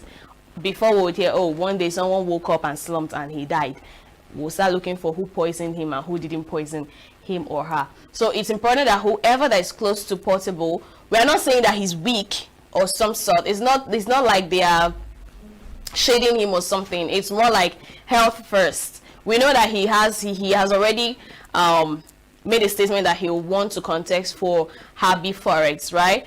With Happy Forex rather. So it's important that he goes to check himself before he continue this boxing competition. And yes, like he also said, organizers should make it something important that people that are competing could be able to wear a head guard, right, so as not to injure their brains. This is boxing we are talking about, so as not to injure their brain, to get internal injury or even have brain illness and all that. It's health first before entertainment. Let's get that into our daily thinking. All right, so the Federal High Court in Abuja has scheduled May 28 for the hearing of a suit seeking to compel the Nigeria Police Force to reopen its investigation into the death of singer Mohbad. Justice James Omotosho fixed the date after confirming that all respondents, including the Inspector General of Police and the Lagos State Commissioner of Police, had been served. The suit filed by the Break Silence Foundation seek an order of Mandamus directing the police to carry out a thorough and impartial reinvestigation into the circumstances surrounding Mohbad's death in September 2023. The group is also asking the court to compel the police to question individuals who were last seen with the singer, including his wife, Omowumi Cynthia Aloba, as well as close associates and his father, Joseph Aloba. It's further urged that anyone found culpable be arrested and prosecuted. Mohbad's death sparked nationwide protests, and the hashtag Justice for Mohbad movement amid widespread public concern over the handling of the case. So it is reopened, and I hope that right now, as it is open, they would finally give justice to him. He will finally get the justice that he deserves, because everything surrounding the death of Mohbad is looking like a horror movie. We are not understanding it. It's going in circles, and we are not even able to point out who exactly has a hand in this or knows something that could be the cause. Even when VDM had interviews with so many people that possibly are close to him, or maybe he had a fallout with or something, it is not pointing at, it's as if it's pointing at every single person, right? They've all gone for what do they call it now, DNA test between different hospitals, from Omowumi and from his father, right? We've not heard the results anyways, but the truth is this: we would actually want this to be the last reinvestigation, that at the end of the day we can be able to find out, okay, this is what happened, this is what killed him, this is what led to it, and we will be done with this, and he would finally be given the justice he deserves. Because trust me, if that boy grows up, he'll want to know what exactly happened to his father. Anyways, moving forward, Uche Montana has achieved a major digital milestone as her latest film, Monica 2, surpassed 10 million views on YouTube 2 days ago after its release. The sequel, which premiered on May 2nd, 2026 on her channel Uche Montana TV, quickly gained momentum, reaching out 1.2 million views within 4 hours, over 4 million in 12 hours, and crossing 6 million within its first day, before hitting the 10 million mark by May 4th. Now, reacting to the achievement, Montana expressed gratitude to her audience, attributing the success to divine favor. Monica 2 continues the story of Monica, played by Montana, as she navigates family tensions, particularly with her mother, portrayed as Blessing Onwukwe, while adjusting the married life with her husband, played by Joseph Momodu. The film also features John Ekanem. The film's strong performance highlights the growing influence of YouTube as a distribution platform in Nollywood, with digital releases increasingly revealing traditional cinema. Similar success has been seen with Omonyoboli's Love in Every World franchise, which has also recorded impressive online viewership with this milestone. Montana further strengthens her position among a new wave of filmmakers leveraging digital platforms to reach wider audiences, and we are super proud. I was having a conversation with a colleague, and we were like, don't you think this movie would have been in the city? Oh, it would have been so long. Oh my god, because part 1 is about 2 hours, part 2 is about 2 hours. That's like 4 hours. But maybe if she had, you know, God have a way of blessing people, right? Yeah, it's possible that if she had put that out on cinema, it wouldn't have gotten the, you know, traction and everything that it gets now. So let's not say it would have, right? YouTube was the best platform for her, and she got the view. In fact, as of the time when I checked in the morning, it's about 11 views. I don't know for now. Maybe it has already surpassed 12 million views. It's about 11 million views in the morning. Now, what are we saying? One thing about storytelling is it's telling our own story, real life story, because Monica is a real life story. Even though we know that movies would always exaggerate some kind of stories, right? They'll always make it too stretch. They'll make it look so emotional that you would have to believe, you have to feel it, you have to cry, you have to smile, you have to live in it, right? Because this particular movie has been making people put out their tripod, their phone, and they're giving reviews of how they felt. People are creating content and all that. In fact, Monica's mother, it looks like she has taken the crown from Patience Ozokwo Susu, as we know her, right? It's as if she has taken over, because it looks like the role she played gave the highest grossing wickedness we've ever seen. Because I don't understand how, of all people, you're wicked to your own first fruit, your first child, your first daughter, all because you passed through the same trauma. So it's more like you expect it to be a generational thing, from mother to daughter to grandchild. You know, it's meant to pass from generation to generation, instead of you to be the one to break the course.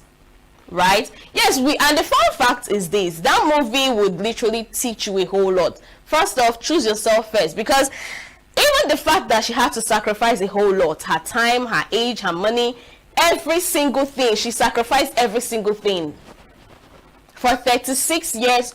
For 36 years of her life, everything she did was for her family, father, mother, sibling. She didn't complete secondary school. She didn't get to go to university. Even the money that was given to her to get a sewing machine, she gave it to her mother to be able to further her siblings, you know, education. She didn't get a good education. The good thing is, yeah, we didn't expect it to end in a very sad note. I mean, I would have been so heartbroken if Monica did not oh God, if at the end of the day God did not bless her, that would have pained me so much, right? I'm even seeing people saying they need a patri. There's nothing we don't need patri. It's over. They got the karma they deserve. I know we expected more wickedness for them. It's over. We don't need patri. All we need to do is understand that there are lessons to learn from this, right? Trauma you had as a child or as a mother, you shouldn't pass it on. In fact, you should break that curse. Right? You should break that curse in your own generation that, oh, I wouldn't do this to my own child. Secondly, choose yourself first. And this sense of entitlement, we should stop it. Everyone should go work for themselves, right? Because I got more furious and pissed when Chika had to marry Uche Montana's boyfriend. Yes, I know people will say, oh, she broke up with him. Didn't she break up with him? Her mom told her not to marry him and she agreed. Right? Yes, I know, but at the end of the day, you know that this person was in a relationship with your sister. In fact, she lured herself into him, because I had to repeat the part one yesterday, and I tend to see how she was, oh, you know, she doesn't like growth. She's still working in that tailor shop. I've always spoken to her and she doesn't want to listen. I've told her to choose herself and she has refused, you know. But look at me, I'm a graduate, I work in the bank, you know, statements like that. And of course, this guy just came back from America. He will be looking for a girl of the same class with him. So Chika was there and he had to go with her. I was so angry at that point. He got her iPhone 17 PM. The mother did not say anything. The fact that the mother keeps saying Uche Monica as a jealous person, as someone that is how do I put it now? When she complains, it's as if she's doing too much or something. Like, it's more like you're meant to do whatever you're supposed to do as an elder sibling and not complain. There's this whole sense of entitlement that the responsibility must rest on your shoulder. So if you're not able to do it, no one is saying you shouldn't do whatever responsibility you're supposed to. But while you're doing that, choose yourself, because at the end of the day, every single person knows what they're doing. And are you being acknowledged? Are you being motivated? Are you even being thanked for the little things you do to start with? Because if you are able to give somebody 20,000 naira from a little money you have, and the person is more like, oh, this is too small or something like that, how would you feel? Personally, I don't think I'll give you money again, because you're not appreciative. You think I don't have other things. What happened to buying handbags and shoes? And I squeezed out my 20K to give to you, and you're telling me it's not enough. Anyways, congratulations to Uche Montana, and I'm sure she didn't expect this, because she made an emotional video where she was like, oh my God.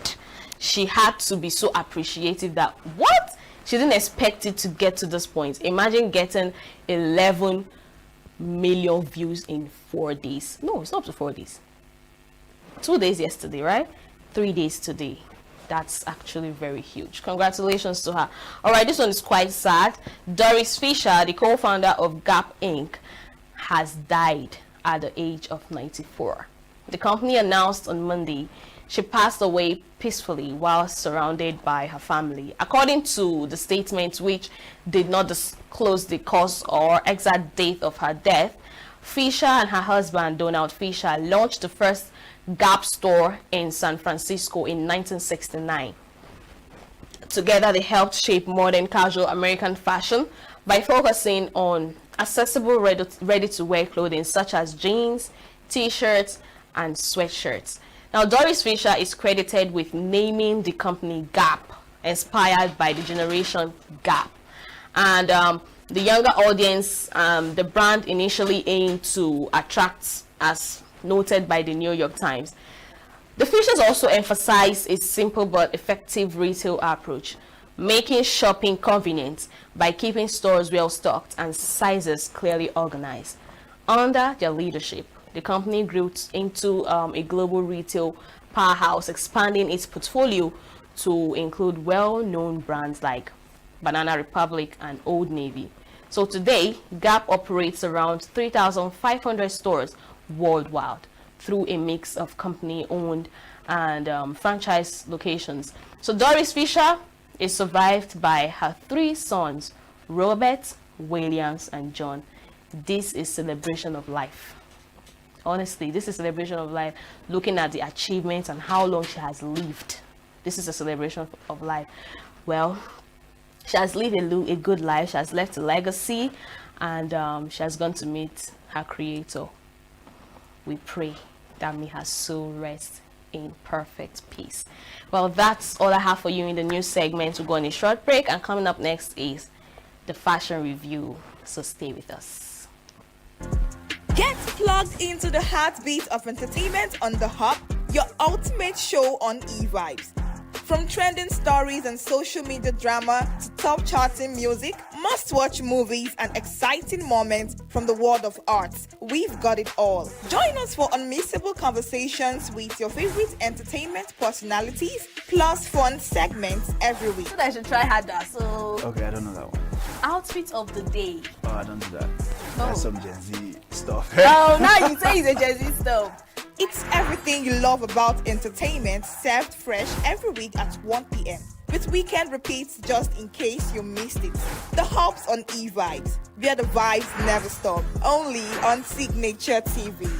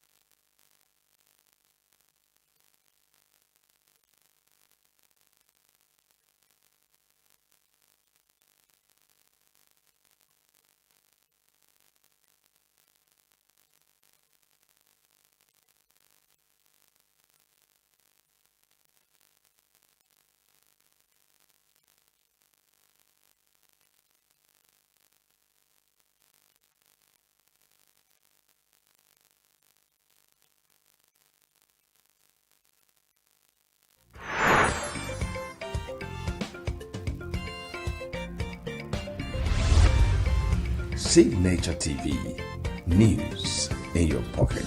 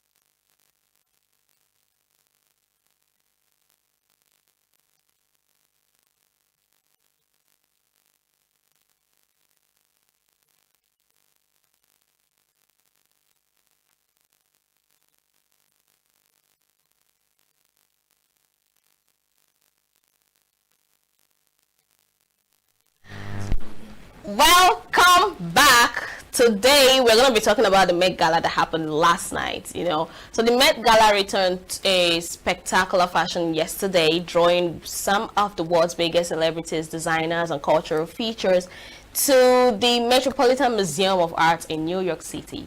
The theme for the Met Gala 2026 is costume art. The official dress code for the night was fashion is art, encouraging guests to... Anyways, having this conversation or this analysis with me is Franklin Sochima. He literally loves analyzing people's fashion. Why? Because he is a fashion designer. He's been here before and he decided to join us for this whole review. He's going to be maybe the second or third Kenzie right now. So thank you so much, Franklin, for joining me on this show. Thank you for having me. It's been a while. Yeah! Is it up to a year?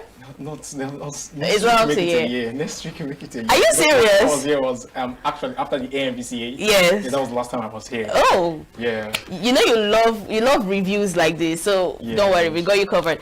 So the Met Gala happened yesterday. You said you watched it live. Yeah. I didn't, unfortunately. Oh wow. It was phenomenal. Like the celebrities. Like one thing about the Met Gala, we look forward to what will these celebrities put out there. Yeah, because it's art. Like they will give their best, and all of them were looking special and amazing. Like the likes of Serena Williams, Venus Williams, representing their sports and everything. Like Venus Williams representing the black culture in the tennis world. She was putting on an embrace of what's it called again, Wimbledon that she have won. The black people who have won Wimbledon, like she was putting it on her neck. So a lot was happening. It was just telling a lot of stories. What she was putting on. I know they say costume is one thing about fashion I love so much is the fact that people are super creative and they have to bring their A game. In as much as they paid hundreds of thousands of dollars to get there, and about $100,000. I think last year was $75,000, and this is like $100,000, and you still need access to go into that place. So if you're able to pay that amount of money, that you can get. Well, true, but I saw most of their outfits and. I was actually sad at Nigerians. I didn't see Nigerians. Yeah, it's not about you can pay for the, like the like of names say like Nike, Gucci. They have to they will buy a table, and they will invite their favorite celebrities. Okay, to be there. Yes. So if you're not if your brand doesn't call you. Unfortunately, you won't be there. So you didn't see one Nigerian person. To be honest, I was expecting Burna Boy. Because it was there last year. I was expecting Arasta, Thames. They were there last year. I was expecting Arasta, to be honest, because sorry to say this, because I think she's not always there. But she was there last year. Yeah, she's not always there. I think last year was her first. So I was expecting Burna Boy and Thames, because these are the two. Or even Davido. I think Davido haven't been there. Yeah, but I was expecting them. I don't know, like to be honest. I felt so sad. I saw Tyler. Great. I saw Tyler. Tyler's outfit was. Tyler is very big. Tyler is very big. Tyler is one of the biggest African artists. So Tyler is very big, and every year I'm expecting to see Tyler. And at the Met Gala. At the Met Gala, and she doesn't disappoint. But Burna Boy is also a very big artist. Huh? Rema. Burna Boy is also a very big artist. I think Burna Boy is the biggest artist in Nigeria. So I've won a Grammy and everything. He's global. So yeah. So that's why I was expecting Burna Boy. Like I was expecting Burna Boy. So it's so sad that no Nigeria was there. Yeah. I was saying something about the facts and the reason why I love fashion is because it is art, right? Yes. Whenever I see Akin Faminu, I'm like, wow. Yeah. Because his designer take his or her time. Yes. To give him something spectacular. I was also expecting, there are some people that you expect to see God. If you go to Met Gala, you're supposed to win something. Yeah. You know Tiana great. Oh my! This one I saw. Tiana went for Met Gala. She did not go. I thought she did. She did not because go. that outfit was given. It's everything. She could have taken the life of everything. She could have taken the life of everything. She's one designer that I'm like inspired. Like I'm so inspired. She's supposed to do. I'm expecting her to do more. Like next year Met Gala, she's meant to get herself to that place. I don't know. I wish it's something like you can just get yourself. Like I took Tiana. She should find her way there. Even if she would appear. Like, I'm telling you, Tiana her outfit was even I saw Akim Faminu's outfit. I also thought Akim Faminu's outfit is actually a suit, but they did something with the cap and something in his hand or something. So I'm like, okay, these are amazing people. I'm telling that you, you expect Tiana to see at the Met Gala, but unfortunately, like Vicky James, like if Vicky she James can do something very great. She will do a lot better. Like Vicky, Nigerians are so talented in the fashion industry. That's why I can't wait for the AMVC on Saturday because I know it's going to be spectacular. Honestly. So, because Nigerians like that, I saw that Tiana's picture. I was like, wow. She always wow us. She always give us that. I wonder how she does it. I'm telling you, she's so creative. Like, she's so creative. How do you make a gown with oh my God. Have you thought about it before? Do you remember the other ones she usually do with snails, pepper, newspaper, like a lot. The woman, like I'm inspired. People are creative, and I'm may inspired. God continue to bless the works of your hands. Today we're going to be reviewing some of. Sorry, I might not be calling your favorites. Maybe the ones you saw on screen, but I'm going to be pointing out some of the people that I felt like, wow, this outfit is actually spectacular.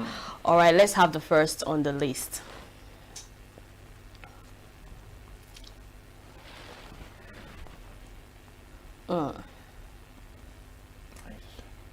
There is nothing too spectacular about this look, but I liked it because of the whole swingery thingy. It's something regular that we always see. It's something regular. We have been seeing it. If I should rate her, maybe 4 over 10. I'll give it a 5.5. It's like body fitted and everything. So, but it's something that I'm always saying. Like I'm always seeing this. So there's nothing. I saw this. I was like, wow, I just screwed. I did not pay attention to this clothes. Yeah, to be honest. But she, last year she gave us something to talk about. To be honest, she was in a suit. Yeah. And she was the co-host.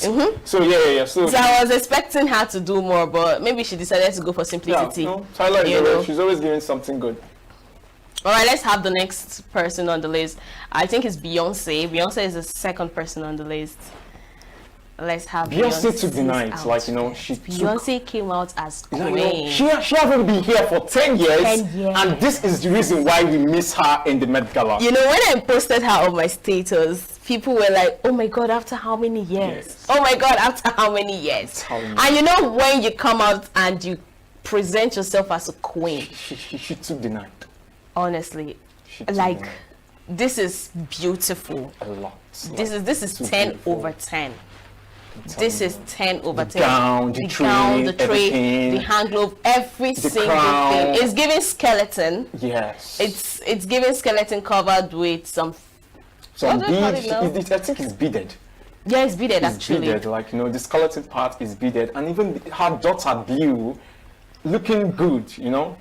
I think this is her first time. Yeah, this is her first time. So, maybe she's when they asked her about Blue, she said that Blue is ready. She's ready. She's ready to take the red carpet and every single time. Every single time, like she's ready. I mean, of course, because she's all grown and her mother is there to put her at that spot and push her very well. Yes. Yes. So of course we don't expect less. Yes, exactly. All right. Next person on the list is Ellen. Let's see what Ellen. This one gave me a goosebump. Yeah. She's an artist. Because I'm more like, what kind of magical outfit is this? Yes. I had to pause to look for where the bubbles are coming out from. Yes. This is why it is called art. This is something I will see. It will blow my mind. This is the real definition of the costume and everything. It's giving art.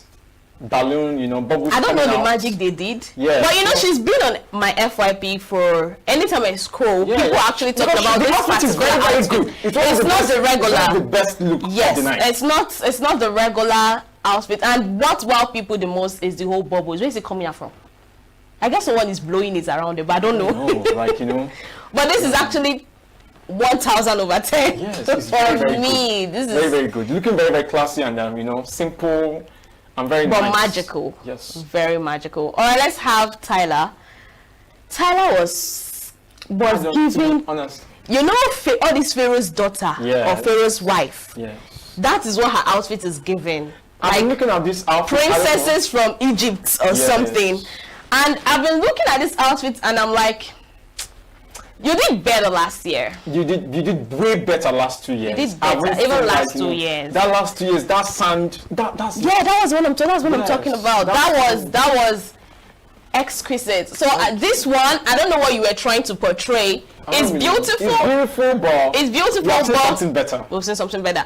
That was why I said when I saw this. Okay, is she portraying a princess from Egypt or the queen, Pharaoh's wife, or something? It seems like that outfit. I don't know if I'm gonna call it corset. That outfit there. Yes, like, yes, and it's just beaded. Yes, it is. Because I had to zoom to look at it properly. So it is. It's not like it's bare. That outfit is good. But it's creative, but we expected more. Yes, I think so. So I'll give her an 8 over 10. Yes, exactly 8 over 10. Okay, let's check. Anok, yes, this one got me wondering. I saw this outfit. Now, can you see the tears? Yeah. Right? When I saw her outfit, I'm more like, is she giving a widow in tears or a mourning widow? Because first of all, like a slave, I don't know. Like that was what I asked because myself. she's dressed in all black, and there's tears in her eyes. She's not looking happy. She's looking like, you know when a billionaire's wife comes to a funeral, her husband's funeral. Yes, exactly. So that's what it's giving. I am still the queen, but I'm mourning. I don't know the art behind the whole tears, but it's explicit. I loved it because of the whole creativity, and maybe I'm not getting the whole idea behind the whole fashion. Creativity is, I'll give it a 7 over 10 because she tried and she was giving us something to talk about. I think she wouldn't have smiled. She would have kept a more moody face to make it more. Anyways, this is why we are watching the Met Gala. Something that will make us talk. And the creativity is the only creativity in this outfit is the tears, because the outfit is not something we've never seen. It's something that we are regular. I think what's it called again? What's her name again? Thames wore something like this at the and what's it called again? What's the name of this award? Grammys? Not Grammy. Oscars. Something like this at the Oscars. So yeah, we have seen something like this a lot. 6 over 10 for me, but the whole makeup on her face. Like the makeup made me gave her 7. All right, next on the list is Emma Chamberlain. So let's see. This was giving me a whole lot. I don't know what I felt when I saw this. I'm like, it's a butterfly. Giving me feathers. I don't know, but the outfit is very, very good. It's giving sea. A mermaid fish, like something like that. So I saw this outfit. It was very, very good, colorful. One of the best look of the night, and the colors there. Giving a lot of rainbow. A lot of things is just happening here. Like you can see a lot of colors. Like I wasn't really wowed. I think I was just attracted by the colors, and I was trying to give it a name. But I know it's giving it. The whole idea is sea life or sea fish or sea whatever, but like a fish, like because the feathers, like that hand something is giving like feathers, and and then the trade, like so, and it's giving the tail of a fish. So it's actually very, very nice. The creativity, I'll give this outfit a 9 over 10 because it is very good. I think I'll give it a 9 over 10 too. It's very good, and the skin color, everything, the shoes, the heels, is good. It's very, very good. I love this outfit. I think this is one of my top 5. Really? Yes. Yes. One of my top 5. This outfit is very good. Let's check out Cardi B's outfit. You told me Cardi B was the last person to walk on the red carpet. Queen of the night. She's actually the drama. dramatic. She is the drama. She is giving us the drama. When I saw Cardi, I said, oh no. Oh my God. You are the drama. You can't see. Not me.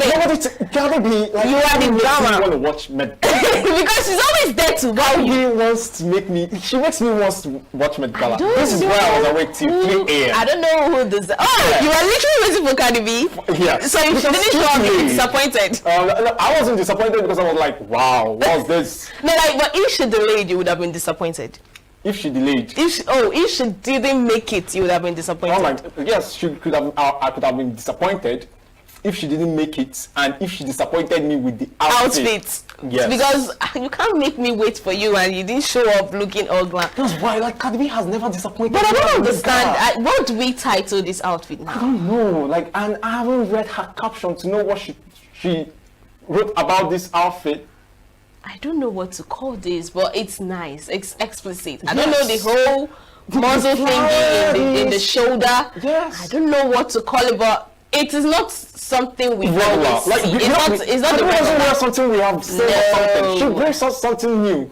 And believe me, when we might say something like this at the AMVC on Saturday, you know. Nigerians always recreate something. Yes. But you know one thing someone asked me, the person said, after seeing my stories, the person said, at the end of the day, what do they do with these outfits? I think, as they say, like, the Met Gala is to, you know, raise money for the less privileged, and, you know, and that's just it. It's actually for the museum. This particular one is for the museum. Yes. But the outfits now, because the guy was like, this is waste of money for me. Because you're not going to wear this clothes again. No, you know how people reason most times. I've thought of it that even all these ones this is her job. Good. I don't know where, of course they won't wear this again. It's more like, I'm going to give it back to the fashion designer, do whatever you want to do with it. Maybe make it an art or something. But the truth is, people have paid thousands and millions of naira for this out. So that's why the guy is more like, so at the end of the day now, after going for this Met Gala, what do they do with this outfit? Okay. I think there's this particular person, her outfit is giving tree with flowers and butterflies. I'm so sorry I didn't put it out there. It was also beautiful. Okay. It was exquisite. She was looking like a tree. A beautiful tree. Oh yeah, I saw that outfit. The outfit make her way on time on the at the Met Gala. I think she's very like it was good. And the person that started her, I forgot the name of the man. It's a man that started her. The person started Serena Williams last year, and it was good. I saw that outfit. I was like, wow, the outfit was very good. Like I kind of giving something like. The butterfly was really flying, and I'm like, this is super creative. All right, let's have Doja Cat's outfit. Let's see how. Now, when I saw this, my colleague was like, is it that they had to cut nylon and just stitch it together? Because this is looking like a trampoline. But it's beautiful anyway. Beautiful. It's beautiful. This is what they call art. What can you do with a little piece? Yes. How can you be creative with it? So she made it something unique. This outfit is unique. It is unique and it is beautiful. And it matches her skin tone. If you watch the outfit, so it's nice. It's very nice. But it's you know, when I saw this, like I said earlier, I felt like this is nylon, and whomever that come up with using a nylon to create a dress and thought of it on someone's body and maybe thinking that it's not gonna get torn or some sort, you are super creative, because only stitching a nylon would get it torn. I'm telling you. I'm sure people will say this is not nylon, but of course it's looking like it's a nylon. It's looking like a fabric nylon. Yes. We have seen this type of fabric a lot of times. Yes. It's not like she's doing something spectacular. It's not new. It's not new. It's not new. But something like the creativity and mindset towards it gave it a wow. Anyways, I'll give it an 8 over 10. I'll give the outfit a 7. Okay, next on my list is Kim Kardashian. I do not know what she looks like. I don't really like it. I told my colleague that no, I don't think we should display this. She said no, this one is the right one to display, because what exactly are you looking like? What exactly is it? It's giving Power Rangers. Yeah, giving Power Rangers, giving a lot of stuff. But I don't really. There is nothing. The colors of the outfit are nice, but you know, I don't know what she was trying. It's giving, you know, all these Marvel movies. Exactly. The ladies and all. Yes. That is what her outfit is giving. Yeah. It's just there. It's not just. It's just there, but I don't see anything to talk about. I can't picture this outfit, but it's just the colors. The colors are nice, but the cutting of these clothes and you know how they bodied it, I don't know. There's something really off for me about this Kim's I think outfit. it needed more.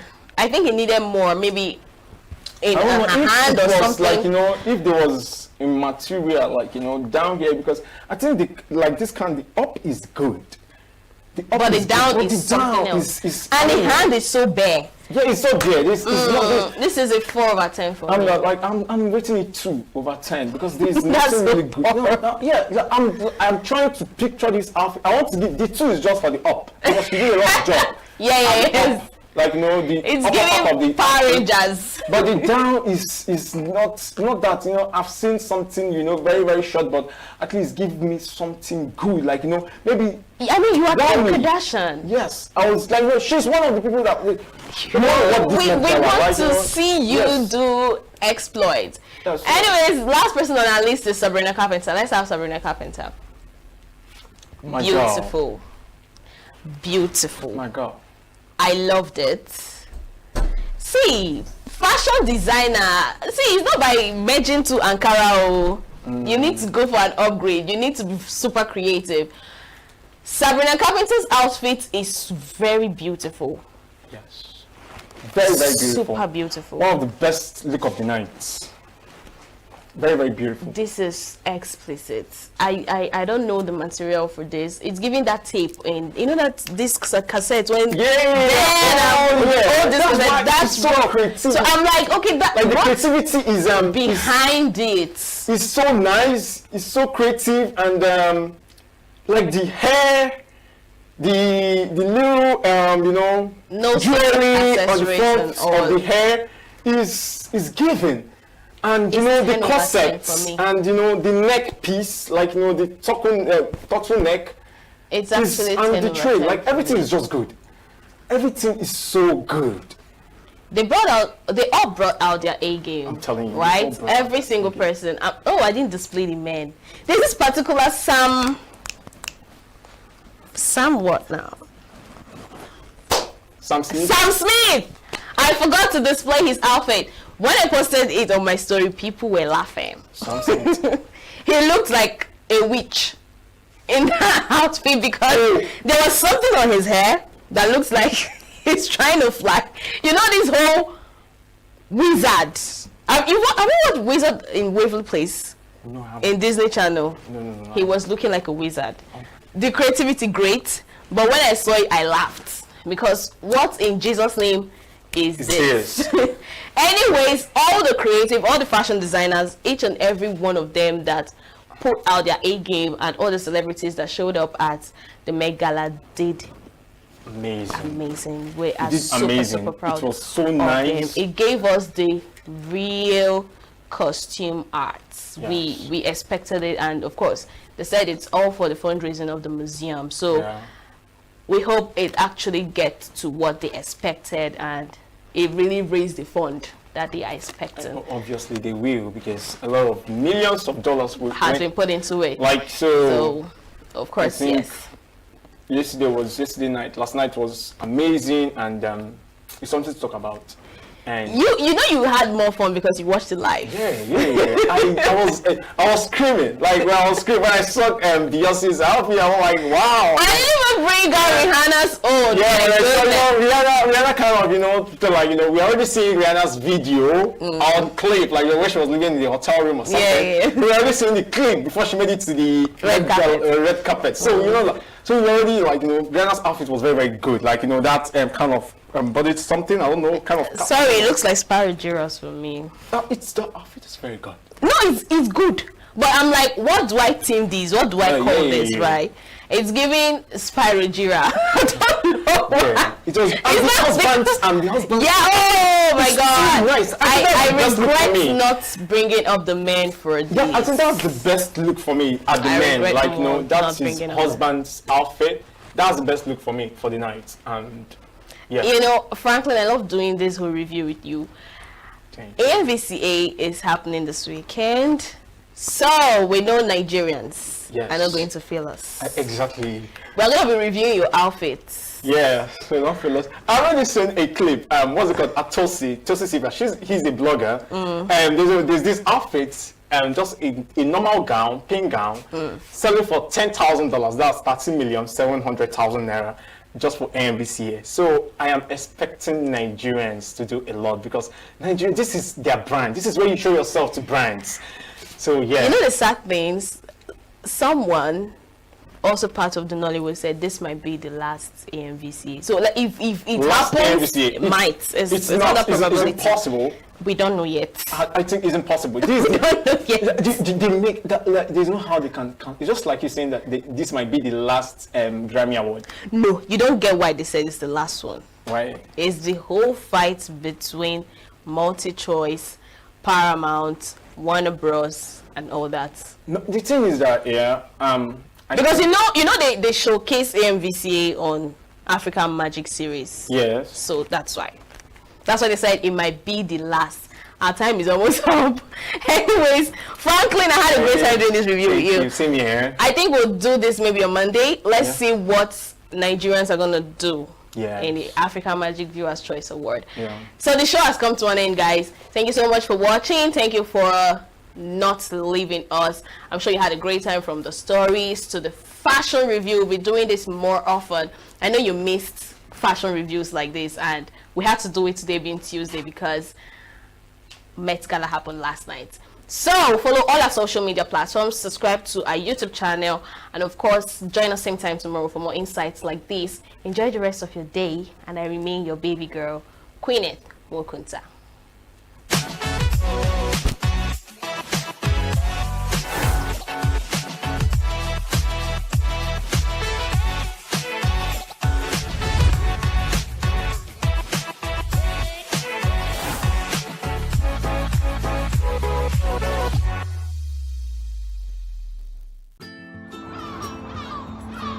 Bright and early, as the day breaks, as the newspaper headlines trail the stories that shape the day, we at Signature TV trail the headlines that trail the day. We interrogate the headlines. We analyze the stories that make the headlines. Why is overrated, and they even overrated themselves, and when people see it, they are insensitive of some Nigerian children who have never had what they call CBT. With passion and emotion, we drive the conversation to change a narrative.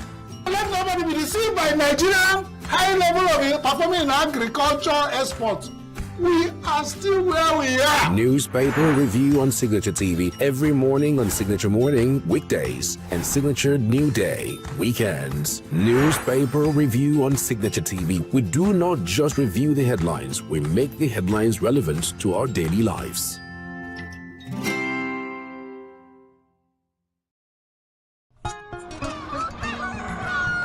New every morning on Signature TV. We open the day for you with needed energy, information, and required vibes to shape your day. From sizzling snippets of stories in various areas of life to intriguing conversations with net worth guests. When you have people who have no track record becoming your leaders, you have a problem.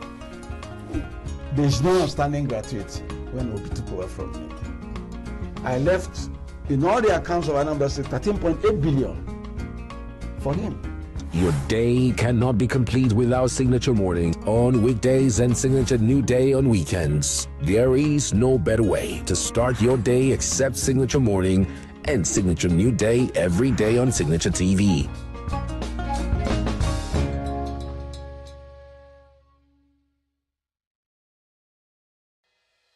Health is more than a diagnosis. It's your lifestyle, your choices, and your future. Join us on Inside Health, your weekly deep dive into the stories, science, and solutions shaping your well-being. From expert interviews to real-life journeys of healing and hope, we cover it all. One of the complications of cancer management or treatment is they have some of them at one point in time, you see them having anemia. Okay, so you see them at times being transfused. But at the same time, you come in with the diet. Nutrition, mental health, innovations in medicine, fitness, and everyday wellness. Whether you're managing a condition, staying informed, or just living your best life, Inside Health is your trusted guide. I'm Chigichi Agorom, and I'll be with you every week on Inside Health, only on Signature TV.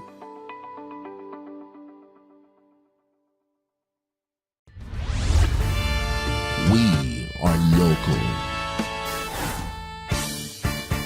International communities observing why the main market is in chaos. People We are national. Those in support of this motion as amended, say aye. Aye. We have taken it through by default. We are international. Israeli airstrikes. Donald Trump left us the worst unemployment.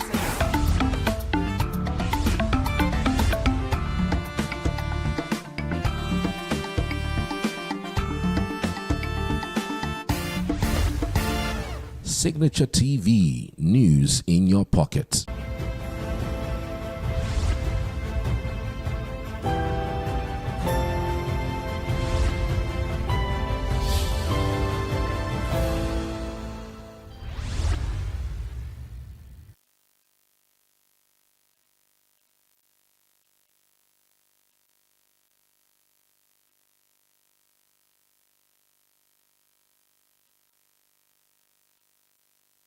Signature Television Unscripted. My name is Mike Obani. Today we are going to discuss issues concerning yesterday's May Day celebration as it concerns the workers across all the 36 states of the Federation and Abuja, the Federal Capital Territory. What is the plight of our workers? How are they feeling against the backdrop of the rising cost of living? Then we look into the recent judgment of the Supreme Court concerning the leadership crisis in the ADC, the leadership crisis in the PDP, what are the implications of the rulings of the Supreme Court vis-a-vis the progress of our democracy.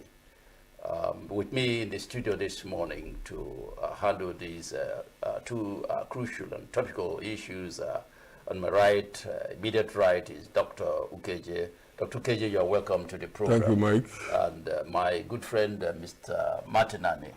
Mr. Martinani, you are welcome. It's a pleasure. Thank you very much. We're all workers. We are workers. It's a pleasure to have you once again. Thank you very much. Yes, like I said, there May Day celebration yesterday, first day in the month of May. Nigerian workers, both in the public and public sector, the private sector, yesterday was dedicated to honor them, to celebrate them for the labor, that they have explored in the production sector of our economy. And what would like to ask you, gentlemen, whether the workers have any reason to smile against the backdrop of the rising cost of living.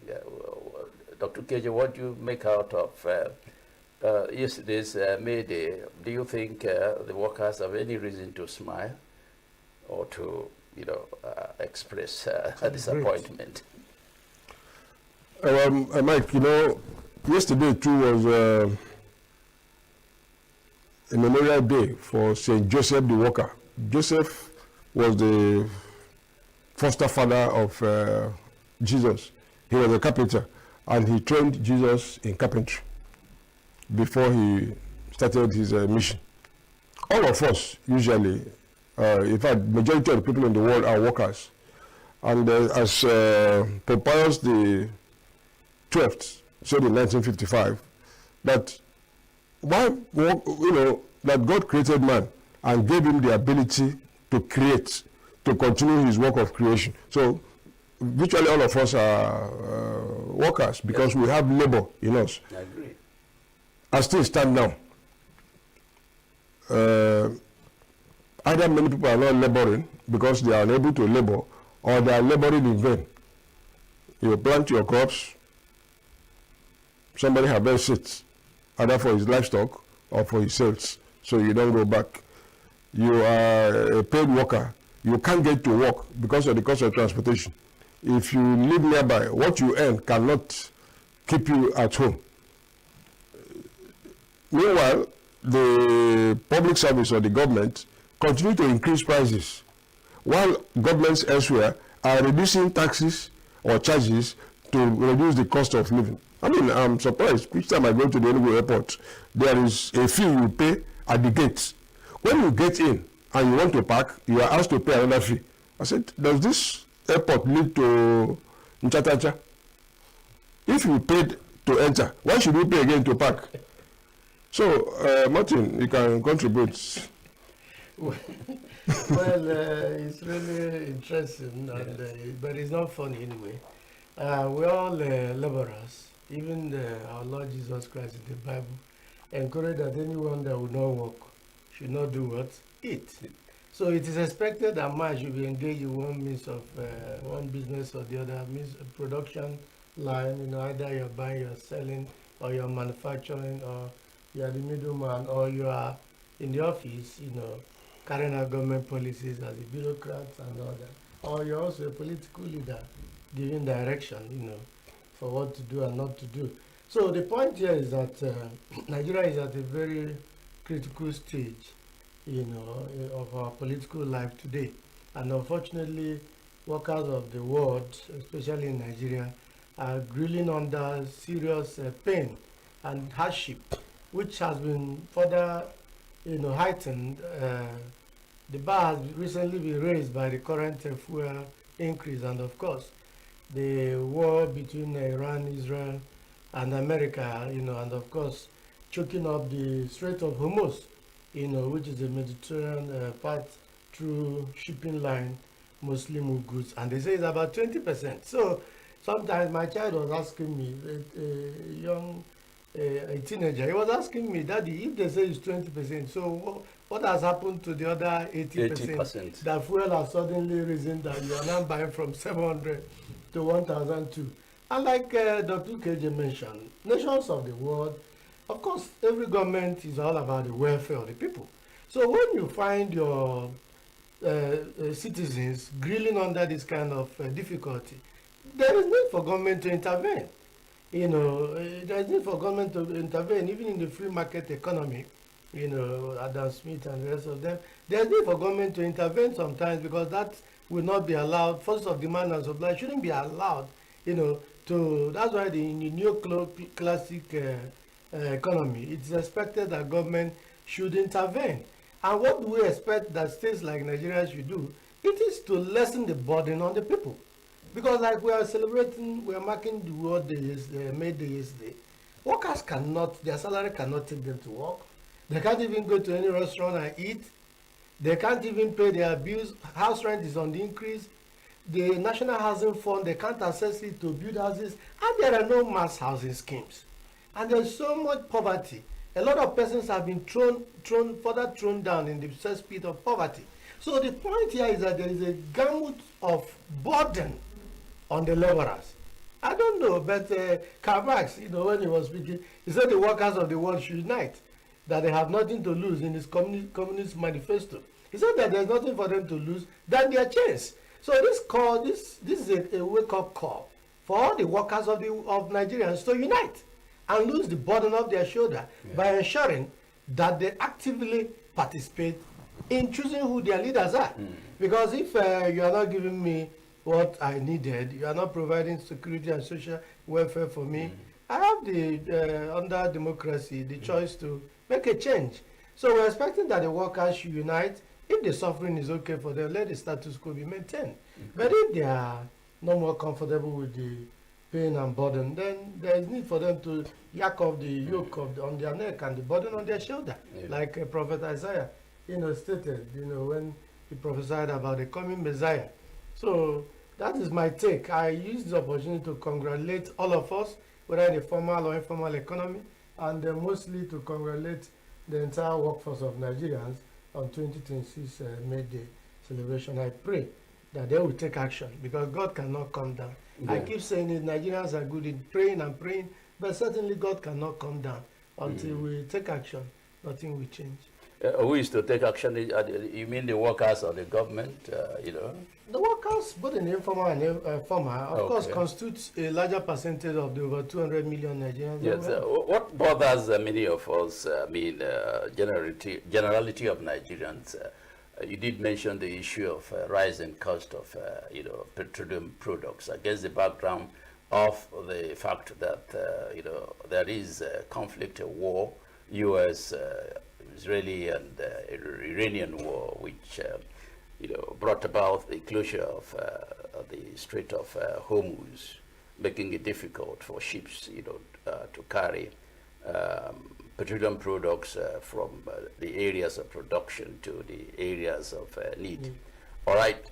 But yes, we have that problem at hand, but that has led to the issue of the rising cost of petroleum, and also an increase Cost of living generally. And also an increase in the amount of money that comes to the federal government by way of proceeds from the sales of oil. And what one don't understand is why is it not possible for government to use these higher income to soften the sufferings of Nigerians. Remember, oil subsidy has been removed up to KJ.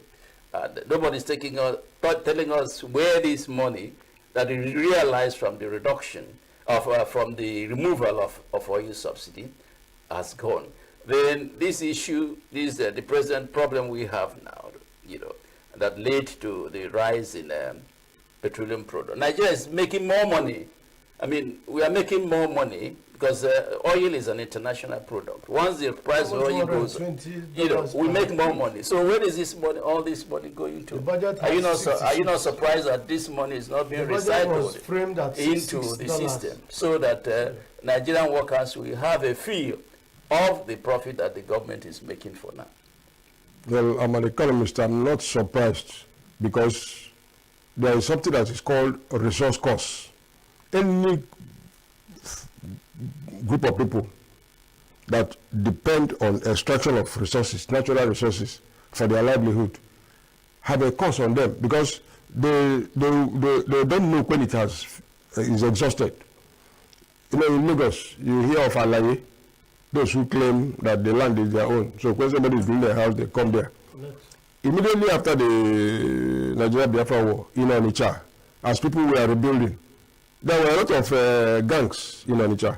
It was a terror at that time, who come to claim that it's their father's land and you have to settle them. Around here, you hear of Obona Ichago. In our many rural villages, there are youths who go to the forest, cut wood, sell it. You even see people cutting cashew or mango and sawing them into joists. When that natural forest finishes, what happens? So Nigeria has never been stable since it started depending on oil because of the assumption that oil is an international product, it has a market. The government goes into all kinds of transactions. Lagos-Calabar highway. When Lagos and Calabar are linked by the Atlantic Ocean, Sokoto to Badagry highway, you cannot police the border when there is no road.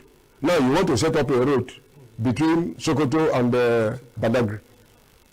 One of the things that led to the crisis in the 1990s in Rwanda was a road that the government built linking Rwanda to Uganda. The Zaire president told the Rwandan president at that time that this road will lead to your downfall. The rebels came from Uganda following that road because Kagame was an officer of the Ugandan army. they used all kinds of facilities and came and overthrew him and led to the fight back that was called genocide. Many of the things that the government is doing, or especially at the federal level and state level, are not their function. Like the government says it's going to be feeding school children, federal government. Just imagine somebody at the federal government feeding children at maybe Mbo. How would it happen? The state government is taking out the functions of local government. They say they have Eswama. But if you go along the road in ENUGU, you will find rubbish. Eswama has no office in ENUGU. But the local government cannot set up refuse collection because of Eswama. It is something that was known. It has always been there anyway. It will only accentuated. But if Nigeria is an oil producing country as it is, we have a domestic policy that 450,000 barrels per day is reserved for domestic consumption. It has been there since the 1970s. Where is that one? Forget about the money they are talking about. Inflation, according to Margaret Thatcher, is the greatest enemy of savings. Mike, Matthew and Mike, if you have 2,000 naira in a savings account now, if you don't touch it, at the end of the month, the bank may not give you an interest. If they give you, they will give you 12 naira. Meanwhile, the real value of that 2,000 has gone down to less than 500. So, fighting inflation is what the government should be doing, reducing money. But if the president of Nigeria pays 50 million naira to buy nomination form for presidency, and senators will pour in money, that will stimulate inflation. They are not interested in the welfare of the people. Yes, so what I'm pointing at really is that, this time around, it's always been said, the president has always said, and he repeated it, that the governors are getting more money relative to what the governors in the last republic got. So my question, and the question that so many Nigerians have been asking, what are the governors doing? Why is it not translating? Why is this money not, translating to economic welfare, to improvement in the living standards of the people? Where is this money going to? Okay. You want me to wait? Yes. Okay. Well, the point here is that, unfortunately, they say people get the kind of government they deserve. So I don't know whether this is true in the case of Nigeria, or that there were a lot of technical glitches in INEC that made Nigerians not to get the kind of government they deserve, or were there a lot of human factors that are what we call intervening factors or variables that make Nigerians not to get the kind of leadership they set out in 2023. But be that as it may, we are here, and there is no retreat, no surrender, but we need to forge on. So the point here is this. When it was President Buhari government, there was what they called body language. And when the body language of the president favored the governor, then the governor, like the king, where Esther was they said if the king doesn't set out his kingly whatever, if the wife comes in, the person is dead. So the point is that the way the president is behaving is actually the way the governors are behaving, the subnationals are behaving. There's quite a lot of profligacy. You see, have you noted the president's convoy? So if you are a good follower of the president as a governor, you should emulate your president. Have you noted the travel contingencies? Have you noted the itinerary? Okay, as a matter of fact, by tomorrow the president will be set out for, they say France, they say 2 other African countries. By the end of that travel, it will be end of May for our president to return back. So what are we trying to say? It is almost like father, like son. So you don't expect anything different from the subnationals. Even when they are doing something different, it will be like they are mocking those who are doing the wrong things. One skit maker, they call him, he calls himself one governor of Olani State. He's a skit maker, so many of us will be watching him. So he has been mocking this government that doing the wrong thing is a norm. So if you're actually trying to do the right thing, it will be like you're a leftist and that you are somebody that shouldn't be tolerated. So the point is that But the Bible said, when the righteous in the throne, the people rejoice. But when the wicked is in authority, the people perish. So that's exactly what is going on in our country. So no one is accountable to anyone. Nobody is accountable for all the billions every year, every month. Trillions of naira is being shared in federation account. But where is it? In addition to the internally generated revenue that have risen from less than 50 billion in the past to today, some governors are declaring 400 and something billion. And then there are still no roads in their local government, the town that connects the local government to the state. There are still no factories coming up. There are still no business. There is no reviving of economy. Some of the states, I give credit to the governor of ENUGU State for his intervention in the schools, even though they are yet to start off. Even the GTC, I passed through there the other day. I told someone, go and put your child there. He told me that I went there and that all the structures are still under lock and key. I said, the one that the president's wife came to commission, he said, yes, they are still yet to start. So we hope that maybe by September this year, after all the contractor that tried to swindle their money, if they are able to sort that out. So that's a model school that we are seeing in ENUGU. But unfortunately, you still go to some states, the schools are not there. Children are still under, pupils are still under the mango tree, dilapidated structure. Parents can no more pay for private schools, and there is no public school for them to get. So many parents are struggling just to have their children get secondary school education in Nigeria. So what I'm trying to say, why it's not trickling down, is that no one is asking questions. I mean, maybe you are stressing the point too much. Yesterday, I think there was an announcement that Borno State government has intervened to ameliorate the difficulties of the workers by bringing in vehicles. Meanwhile, the worker said he has not paid the 70,000 naira minimum wage. So when you say what are the governors doing, you are really identifying it that this is not a government of the people. It is the government of some people. The president, accountant general, governor general. And it's evident in the defection. So it's not. The defection that has gone on and is still going. Is evident. Yes, like they say in the labor cycle, aluta continue. I hope that the workers will continue to struggle, to find a way to make a living amid the economic challenges and difficulties that they are facing and continue to face. And we do hope that the different governments, federal and state, local government, should do something concrete quickly to alleviate the sufferings of our workers. It's getting too much. Gentlemen, that brings us to the issue of politics, and we are inching forward towards 2027 general elections. And the most recent crucial news, that happened 2 days, 3 days back, had to do with the Supreme Court judgment over the leadership crisis in the People's Democratic Party and the African Democratic Congress. Yes.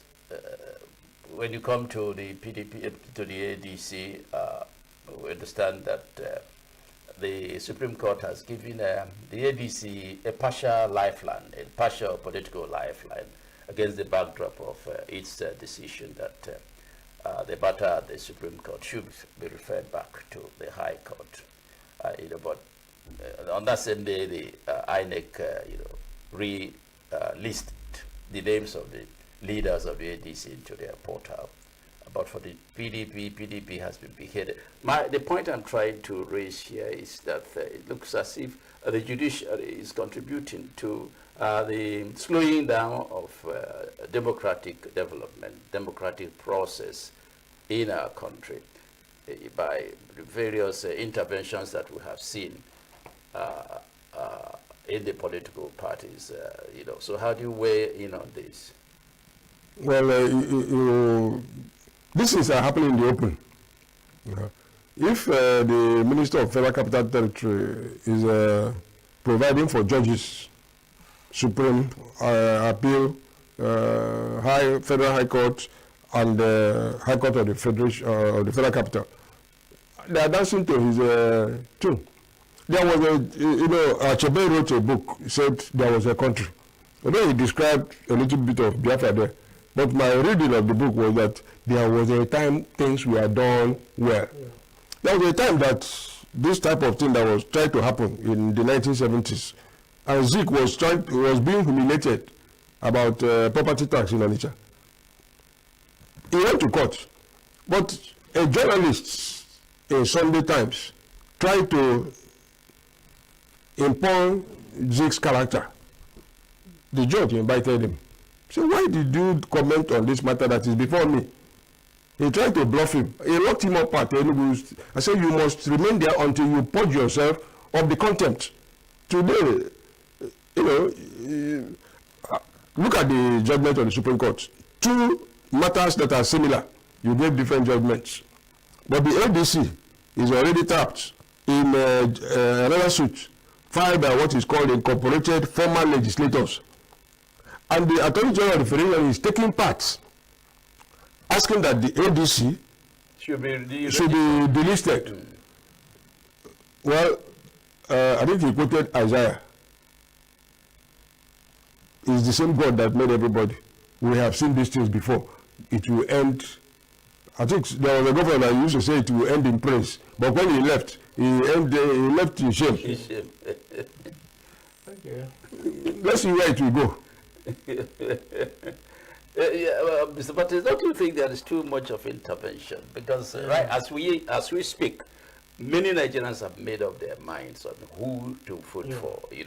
I'm aware that the candidates they have not emerged, but at least some millions of Nigerians have decided whether they are going to vote for ADC, PDP, PRP, AA, and whatever. And today, the judiciary is making it somehow difficult, for them to for them to make a decision and get through that decision. Yeah, the point here is this. I want to start by commending the judiciary. They say it's the last hope of the common man. Yeah, unfortunately, there are still bad eggs, within the system. That have been so much messed up by bribery and corruption.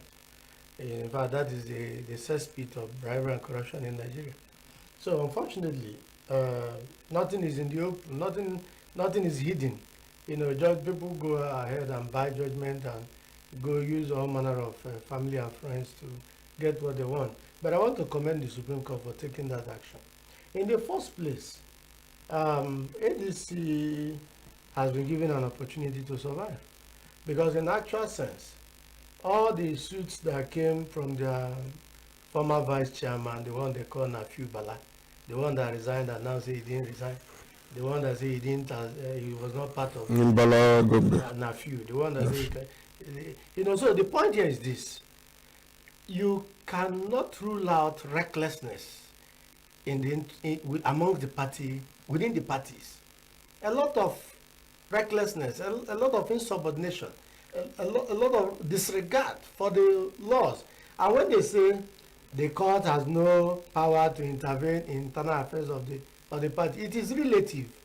You cannot deny me of my right, possibly, to exercise my franchise in voting in my party, and say I shouldn't run to the court. Or you cannot say that I'm a member of the school and you dissolved me without me, accepting, or you didn't wait till convention or NEC and you didn't follow the laws. So the point is that there's so much lawlessness. It's happening here, it's happening there, and that's why everybody is accusing each other. Nobody knows where it's coming from. Everybody says it's coming from the ruling party. The opposition party seems to be putting all the blame on the ruling party. But among themselves, they're not obeying the laws. They're not obeying the rules they crafted for themselves.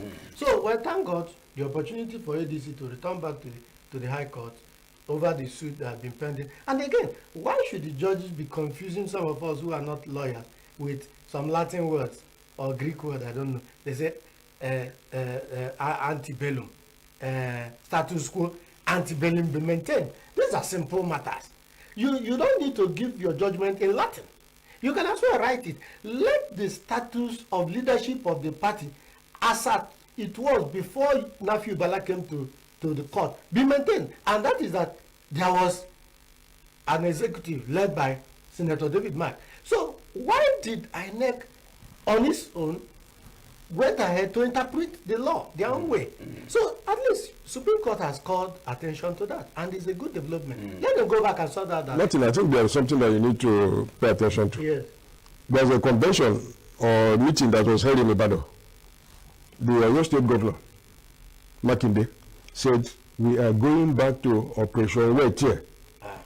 What happened in the 1960s under Akintola was that at that time, there were electoral officers who were, civil servants.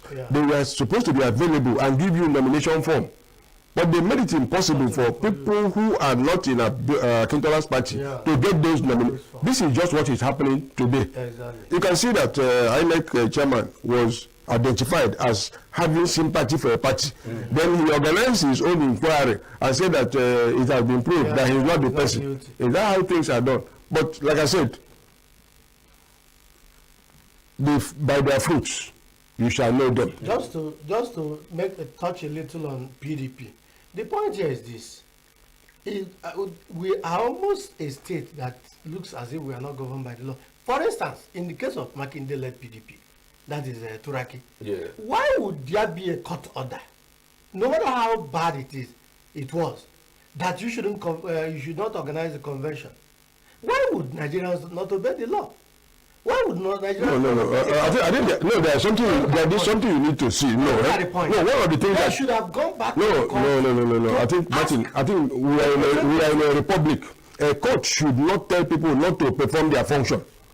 It is the function. It is the function of. What was going wrong? It is the function. They get to go back to that court. It is the function of the court. It's not the function of the court to prevent an institution from doing a duty that is not fatal. No, they didn't. Assuming that you want to execute somebody, the person appeals, because if you execute him, it is no longer possible to. The court didn't give that order ad infinitum. It was another given to you that someone ran to the court and said something is going wrong, something is going to spoil if you don't do it. You do it. Then you return back to that court and ask, why did you do it, and vacate the order? So they didn't go to vacate the order. Now they run to the Supreme Court. How do you expect the appellate court to give you judgment? You know the minority judgment in the PDP matter was very clear. He said, look, it is true that these people disobeyed a court order. But it is also true that courts should not intervene. I understand that. And therefore, given the circumstances of the case, that is substantial justice. So those you should allow these people to hold their convention. Those who go to equity should go with clean hands. You don't come to one court and disobey. But the issue is here, whatever may be the decision of either the Supreme Court, the High Court. I mean, it should be both the judiciary should. The weekend-led PDP has won, so that is just the point. Let the rest. But the court also ruled that have they won? Because PDP is headless now. There's no leadership in PDP.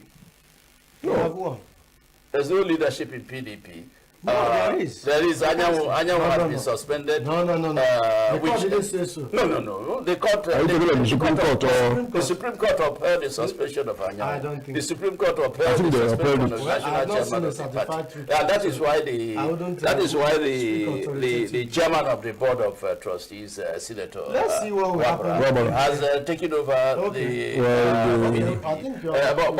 But the point I'm trying to drive at, the point we are making is that the judiciary should not make it difficult for democracy to try, for the people to exercise their franchise. We should also know that this concept, this concept that there are three branches of government is a concept.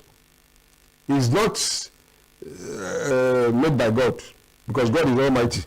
But it is true that in our system, most people become judges because they are recruited. That they don't go there because of their competence.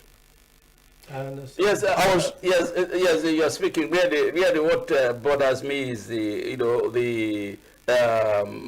involvement of the Attorney General of the Federation. Involvement of the Attorney General. Why would the Attorney General involve himself in a matter that concerns the deregistration of a particular political party? So these are issues that ought not to have arisen, and which the federal government Of course, the federal government is aware. The federal government must have asked the Attorney General to enter into that case, but I don't think it has. The judiciary should be independent. Yeah, I don't think it's good for our democracy. Yeah, why would you want a particular political party or parties, to be obstructed from, it is happening everywhere. Election. Yesterday, I read an article that said that Shetima, the vice president, was talking to some APC members and he asked them not to pull down the roof over themselves. Things are going to happen. It is possible to kill other people, but the people remaining may find it difficult to share the booty. Thank you, gentlemen. It's been a wonderful and exciting discussion. I will make it some other day. Thank you for coming. Once again, my name is Michael Bani, and for our viewers, we thank you for watching us. Keep watching Signature Television. Thank you very much. I wish you a prosperous month of May. Thank you. Thank you very much.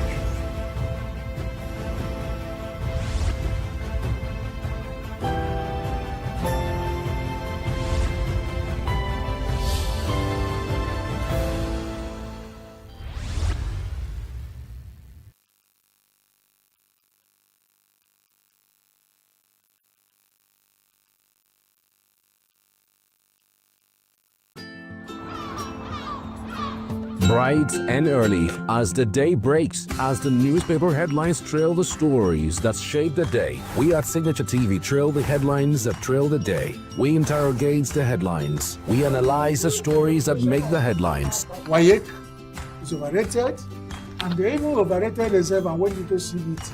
They are insensitive of some Nigerian children who have never had what they call CBT. With passion and emotion, we drive the conversation to change a narrative. Let nobody be deceived by Nigerian high level of performing in agriculture export. We are still where we are. Newspaper review on Signature TV every morning on Signature Morning, weekdays, and Signature New Day, weekends. Newspaper review on Signature TV. We do not just review the headlines, we make the headlines relevant to our daily lives.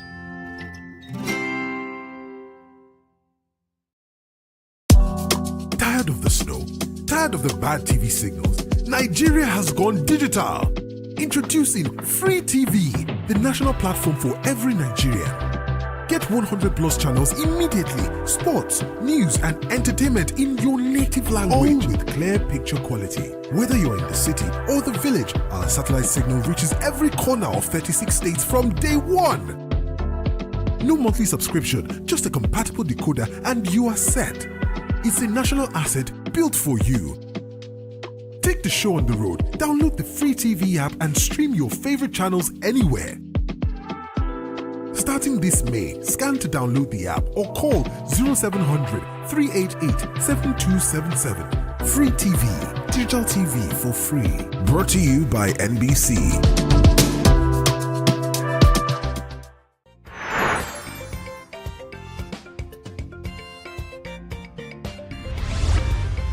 Signature TV, news in your pocket.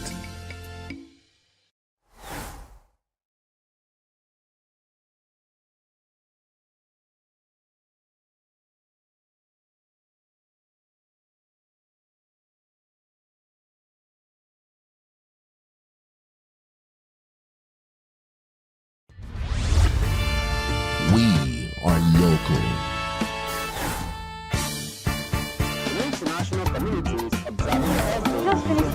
Why the main market is in chaos. People We are national. Those in support of this motion as amended, say aye. Aye. We have taken the vote by default. We are international. Israeli airstrikes. Donald Trump left us the worst unemployment.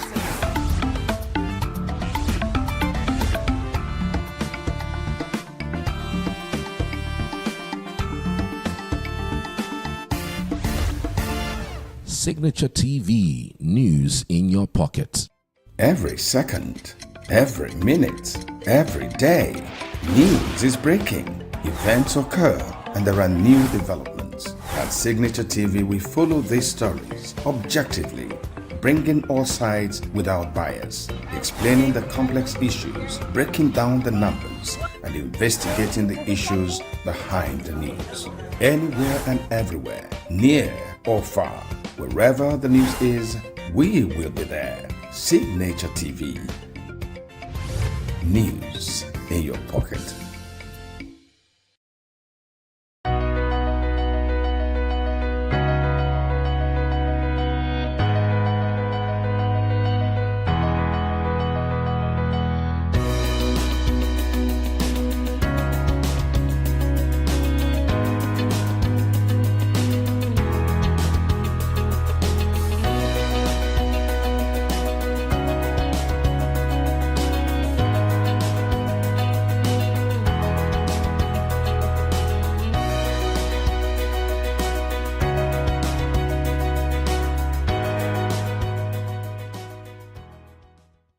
Welcome to The Sage, the program where together we journey to uncover the many hidden treasures in our country. I am Dr. Kechi Obuagu, your privileged sage on this journey. Come walk with me. Come discover with me. In this first episode, and many of the subsequent episodes perhaps to come, we shall be looking at a particular problem of huge importance to our country, Nigeria, and to many other countries across the world.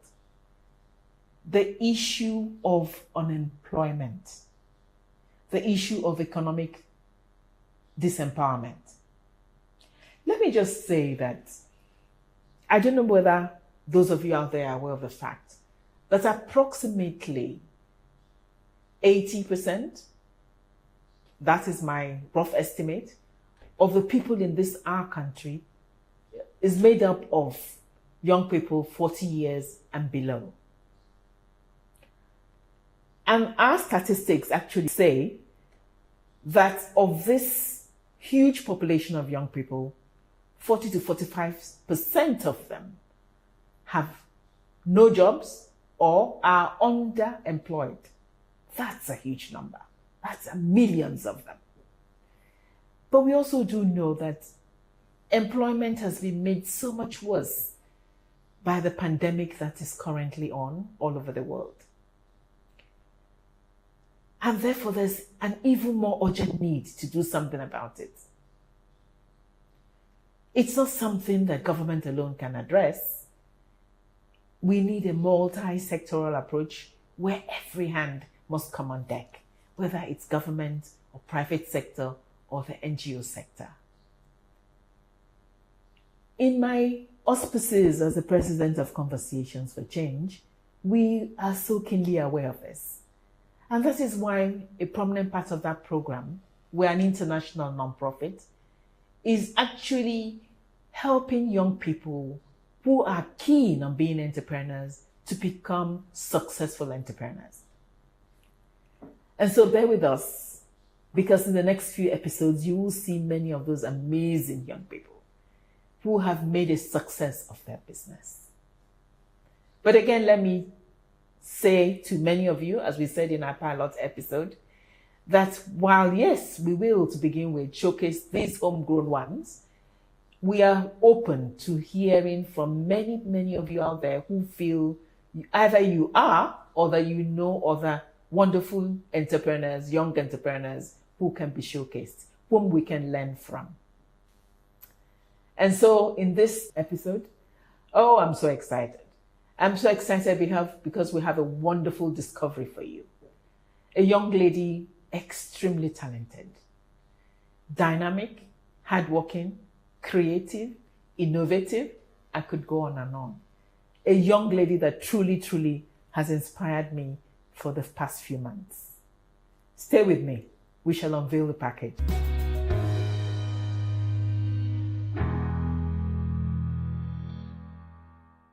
Welcome back to The Sage. I am Dr. Kechi Obuagu, your privileged sage on this journey of adventure. It is with a great deal of pleasure that I introduce Ngozi Roland Onwegwumoke. Thank you so much, ma'am. Welcome to the show. And before I hand over to you and ask you to tell us a little bit about yourself, let me say something more, one more thing about Ngozi. You see, I never get tired of talking about Ngozi. But not only is Ngozi hardworking and enterprising, I think one of the things that endeared me to Ngozi after I met her is she embodies that concept of social entrepreneurship. A heart that is large. A heart that gives from her own successes, that forever is wanting to teach, to mentor, to take others along with her. And she's a living testimony of the fact that when you give, that is when you truly receive. Ngozi, welcome to the show. Thank you. Please tell us about yourself. Thank you. I'm Ngozi Ronald Onimoke, a graduate of agricultural economics from the Premium University of Ibadan. I also hold a master's degree in business administration. I am the CEO of Safi Event Managers, an event management and catering outfit. I'm also the CEO of Sem Foods and Spices, where we produce natural and healthy spices. I'm also the convener of Business Mind Foundation. Wow. A foundation that brings entrepreneurs and intending entrepreneurs together to help create visibility for their business, to also see how we can create partnership and encourage intending entrepreneurs to start up. And it's been a wonderful journey. It's been awesome, and I'm happy to be here today. Oh, thank you so much. Thank you for being with us and agreeing to share.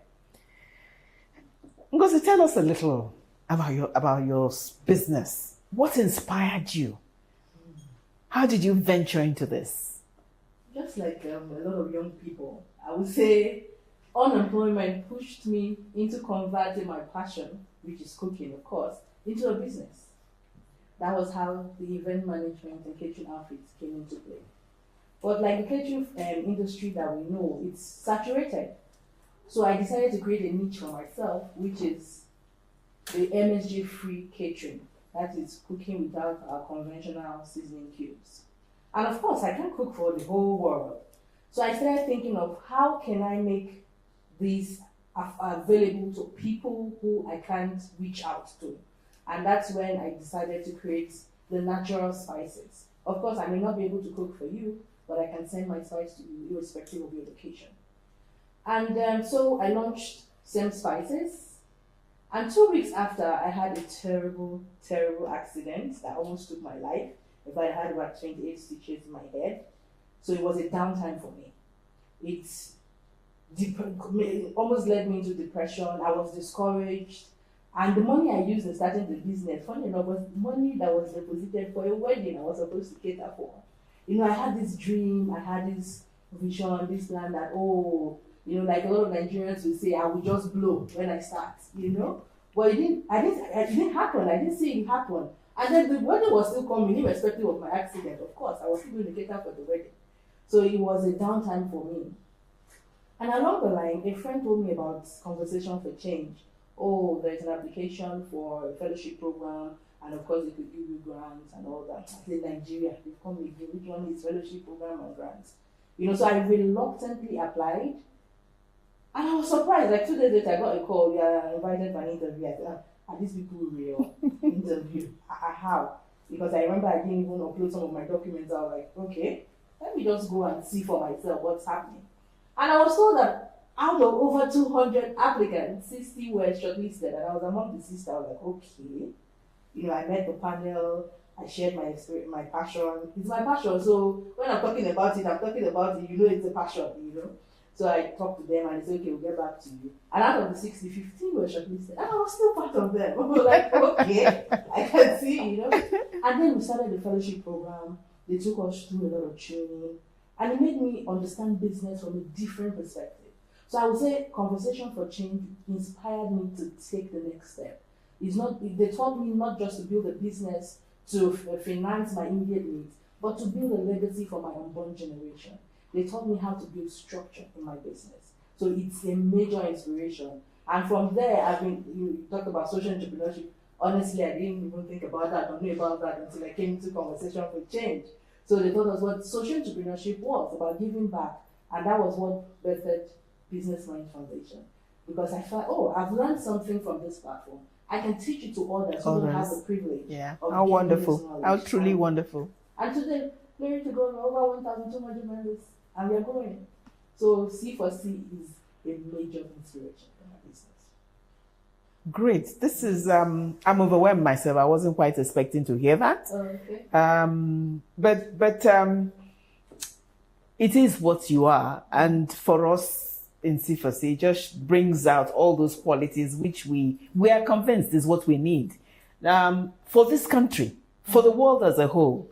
That where young people come out, have the courage, follow their dream and their passion, work hard, and then, but also with a spirit of giving, that is the answer to the world's problem. Yeah. So Ngozi, wonderful. Thank you for being on the show and for sharing what drives you and the various brands you're in. Stay with us. When we come back, Ngozi will tell us a little bit more about how she survived the COVID, or perhaps you haven't survived. Stay with us. We'll be back.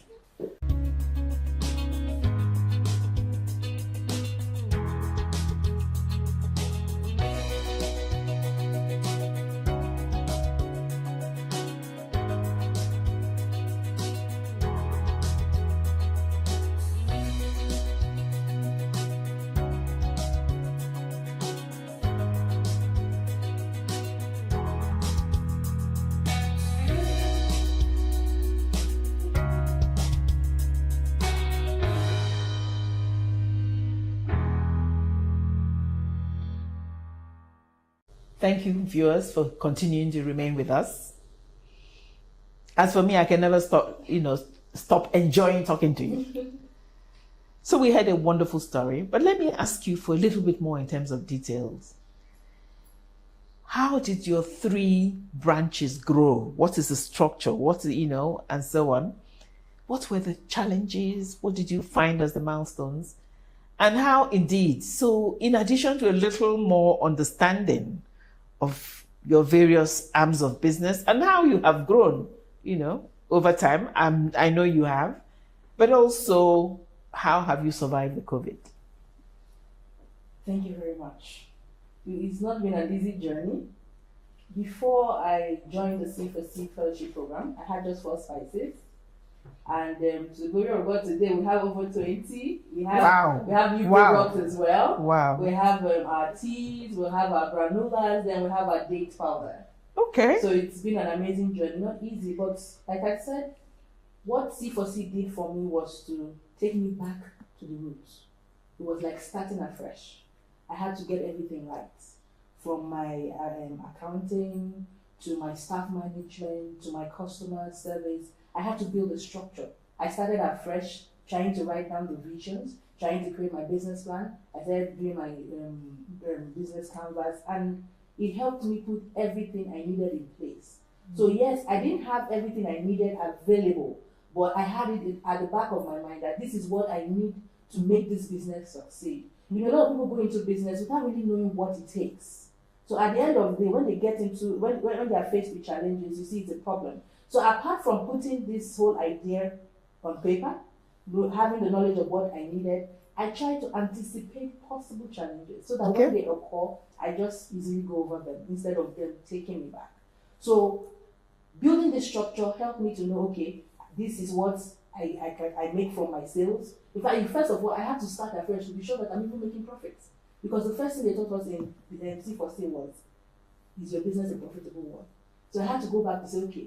And I discovered that, funny enough, in some of my products, I wasn't making profits. So I had to go back to the drawing board to make sure that I got everything right. So my costing, some of these new entrepreneurs, when you're starting a business, you don't know you have to equate like the NEPA bills and all that. So these are things knowledges that I was equipped with during the fellowship program. So in building the structure, I knew the number of staffs I needed. I could afford at that particular time so that I don't run at a loss. So I knew the competence, what I needed to look out for in getting my staff. I knew what I needed as a person to also upgrade myself in terms of knowledge. So what I did was to try, because the whole spice thing, I didn't go for training. I wasn't trained on it. It was just a natural thing that came into place. I needed to do some short courses to make sure I was on point. So when I'm talking to people, I'm not just talking from the point of passion, I'm talking from the point of Knowledge. experience and authority. So it's a different thing when somebody comes to tell you that, oh, use this, and then this happens. But I'm telling you what's going to happen, so I'm ready and equipped for every question you have for me. And I see that has even encouraged a lot of people to patronize me. Then part of the challenge was funding, which was something that Conversation for Change really helped me. From the grant I got, I was able to get the major equipment which I needed, which was a dehydrator. Because the dehydrator for my kind of business is very important. The difference between sun drying and dehydrating is sun drying reduces some of the nutrients of those ingredients I use. But when I dehydrate, it just eliminates the water content of the ingredients. So the funding aspect of the challenge. Then because I was a new business, a lot of people have this, oh, she's new, does she know what she's doing? Entering the market was a big deal. So the next thing I did was gifting. I give you my product for free. Go and try it out. If you A trial will convince you. A trial will convince you. So I knew I was selling trust and not trash. So I took that bold step. So initially it wasn't so profitable because I had to use my money to get money. So by the time people started using it, I started getting return customers and referrals. So that was how the business grew. And then people started calling me. So even in the COVID period, of course, the catering business was almost locked down, you know. And then I thought to myself, okay, there's a pandemic. How do I come in? How do I help? How do I make money from the situation? And I said, okay, I have something I am offering, which is a healthier alternative to not the conventional spices you have in the market. I started researching, which is one of the major things I learned from C4C. You don't just go into things like that. You have to research. You have to read. You have to, go to the internet. What do you do with your YouTube? What do you do to Google? You have to get information and be updated. So I said, okay, this is a pandemic that, of course, attacks the immune system. What can I offer? And that was how Great it question. About, Great question. So I went back to the drawing board and I said, okay, we have to boost our immune system. And then I brought my flu tea, which is an immune booster. And I put it up on social media. Get this product for your natural way to just prevent the whole COVID thing. And funny enough, it sold. This COVID has been my best period. Wow. Not in terms of the pandemic, but in terms of business. I've made my maximum profits. I made sales of over 1.5 million in COVID alone from my spices and my teas. And then the COVID, because a lot of people were at home, they started paying more attention to their health. They started having time for social media to read, okay, what's new, what's healthy. So in the COVID, my vision expanded from creating healthy alternatives to conventional spices to creating healthy alternatives to everything that enters your mouth. So name it. We started with our teas, we started with our granola, and we went into date powder production, which is, of course, your natural alternative to your sugar. So even if you're diabetic, of course, you can use it for your cereal, you can use it for your... But the flu tea has been amazing. And we have also launched our calming tea to help reduce the stress. You didn't bring flu tea for us to see? To help reduce the stress the COVID has brought. But a lot of people have lost their jobs. A lot of people are going through emotional stress. All you just need is our calming tea and you're good. And everything is 100% natural. No artificial additive, no preservatives. But even in the COVID period, another advantage we had were we started having distributors. Okay. We started having customers from different states. So what we did was look for the logistic companies that were allowed to move during the pandemic, and people started registering to be distributors. So it made it easily available for my clients, for my customers, to have it at their tips whenever they need it. So right now we are in over 12 states. And it's growing. Even in Abuja, we have distributors in Abuja as it is, So it's like my promise to my customers, I'm bringing this product closer to you. So that is when we launched into the distributorship thing. And it's been amazing and it's really growing. But the most important thing I learned is to sell trust and not trash. Because when you pay attention to quality above profit, the business or the product speaks for itself. I love that. To sell trust and not trash. That should be a motto for every business in this country, indeed in the world. When you provide quality to your clients, to your customers, that is the sure road to sustainable success. and probably through success. Oh, yes. I love that. I love that. Let's take a break, but stay with us because we still have some wonderful things to discuss with Ngozi.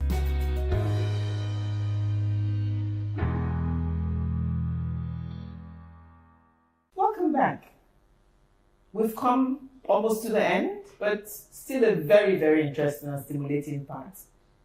Ngozi, let me ask you, can you describe a little bit more about your business? How big is it? How many people do you provide jobs for?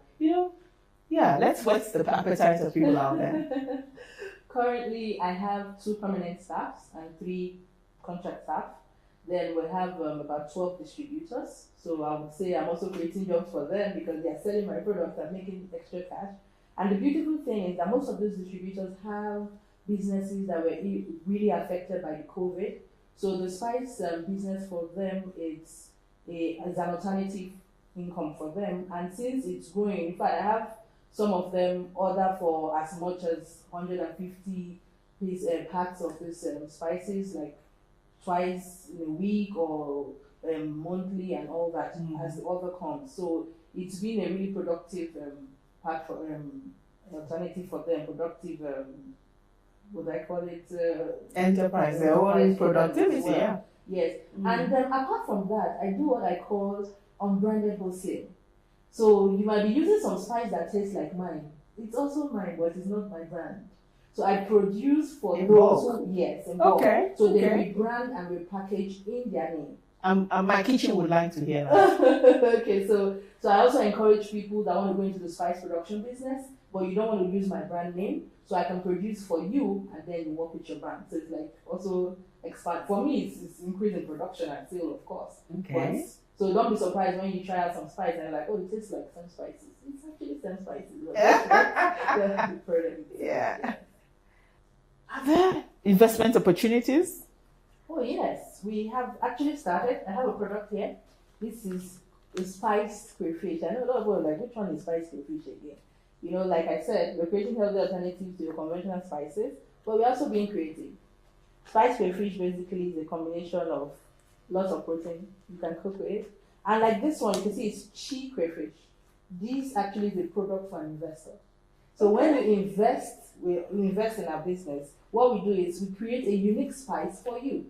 Okay. So it's like you selling your product with our brand name because we are already known for what we do. So I wouldn't say franchising basically, but for the investor, like this particular spice, the chi stands for Chinyere. Chinyere, Dr. Chinyere, she's in the US. So, but she saw our product, she liked what we did and said, okay, she wants to buy into this. I said, okay, I'll create a unique spice for you. So all the account details for this spice are kept separately from the business account. So we keep tabs of what is happening. So she gives us a percentage and then gets her money back. Wow, that's a great incentive. Yeah. That shows a real business acumen.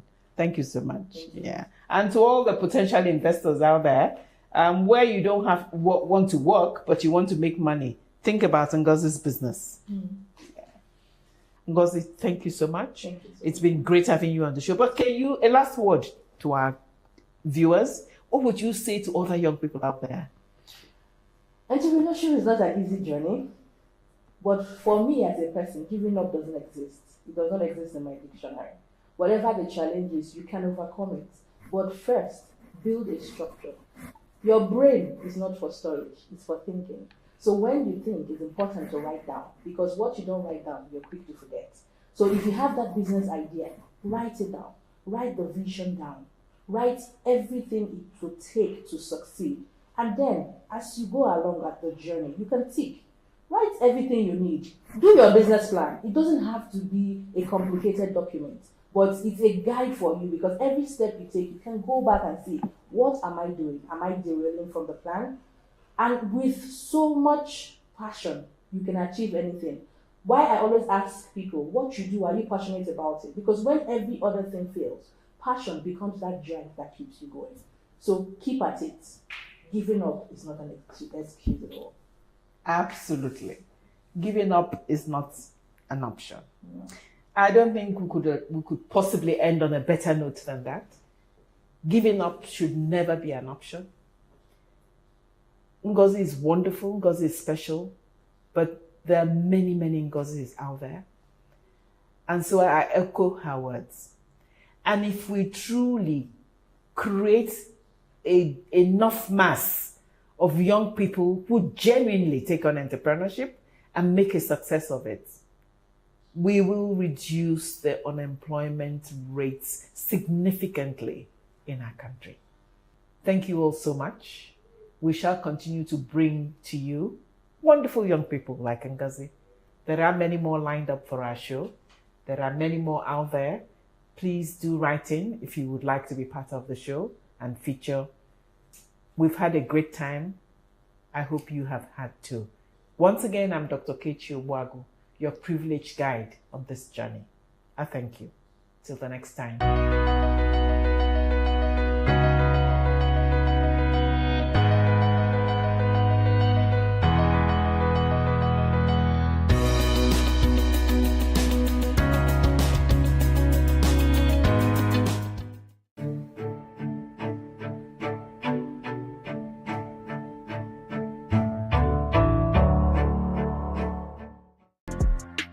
Plugged into the heartbeat of entertainment on The Hub, your ultimate show on e-vibes.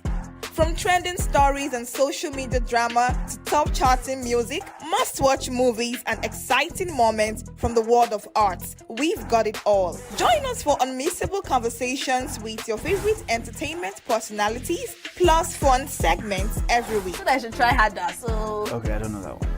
outfit of the day. Oh, I don't do that. That's some Gen Z stuff. Oh, now you say it's a Gen Z stuff. It's everything you love about entertainment, served fresh every week at 1 p.m. with weekend repeats just in case you missed it. The Hub's on e-vibes, where the vibes never stop. Only on Signature TV.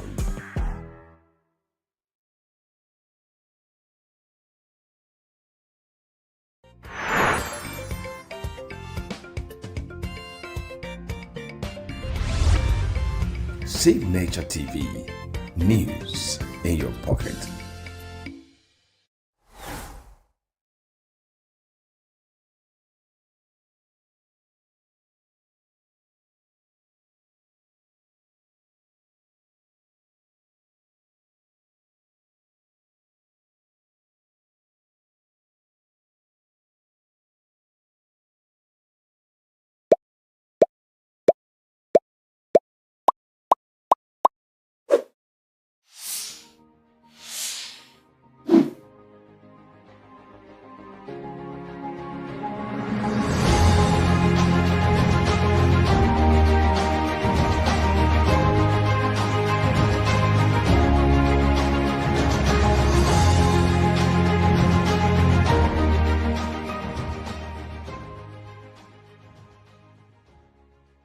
Ladies and gentlemen, welcome to Development Discourse, where we ideate for Africa's development. I'm Patrick Okibo, founding partner at Next Year. Next Year is a multi-competency advisory firm where we're really focused on addressing Africa's complex development challenges.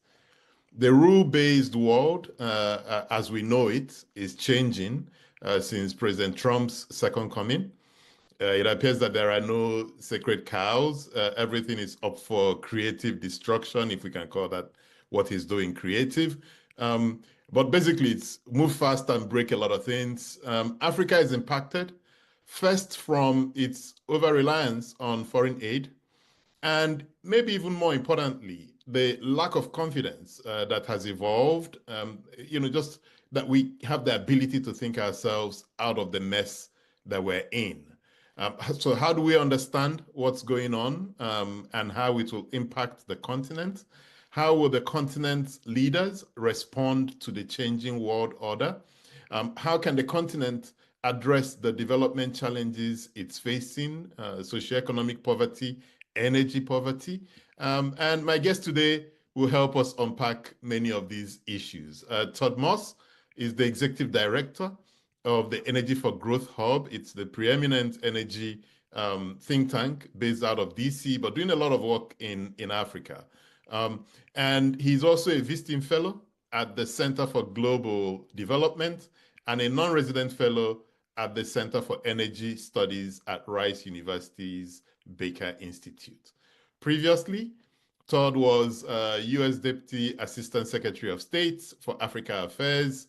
He was also worked at the London School of Economics, Georgetown University, the World Bank, and the Economist Intelligence Unit. Todd has a PhD and MSc from University of London's SOAS and a BA from Tufts University. He's the author of several books on Africa, Africa's Development, Making Sense of Issues and Actors, Oil to Cash, which we will get to in this conversation. And he's also the author of an international thriller series about a State Department crisis manager involved in solving many challenges across the world, including Nigeria. And we're going to get to all of this. Todd, welcome. Great to be with you, Patrick. Thank you for a very generous introduction. Fantastic. So, I mean, if we think about it, even before Trump's second coming, many pundits, many analysts, kind of said that the Bretton Woods institutions, this rule-based world order that we're in, was kind of creaking along, right?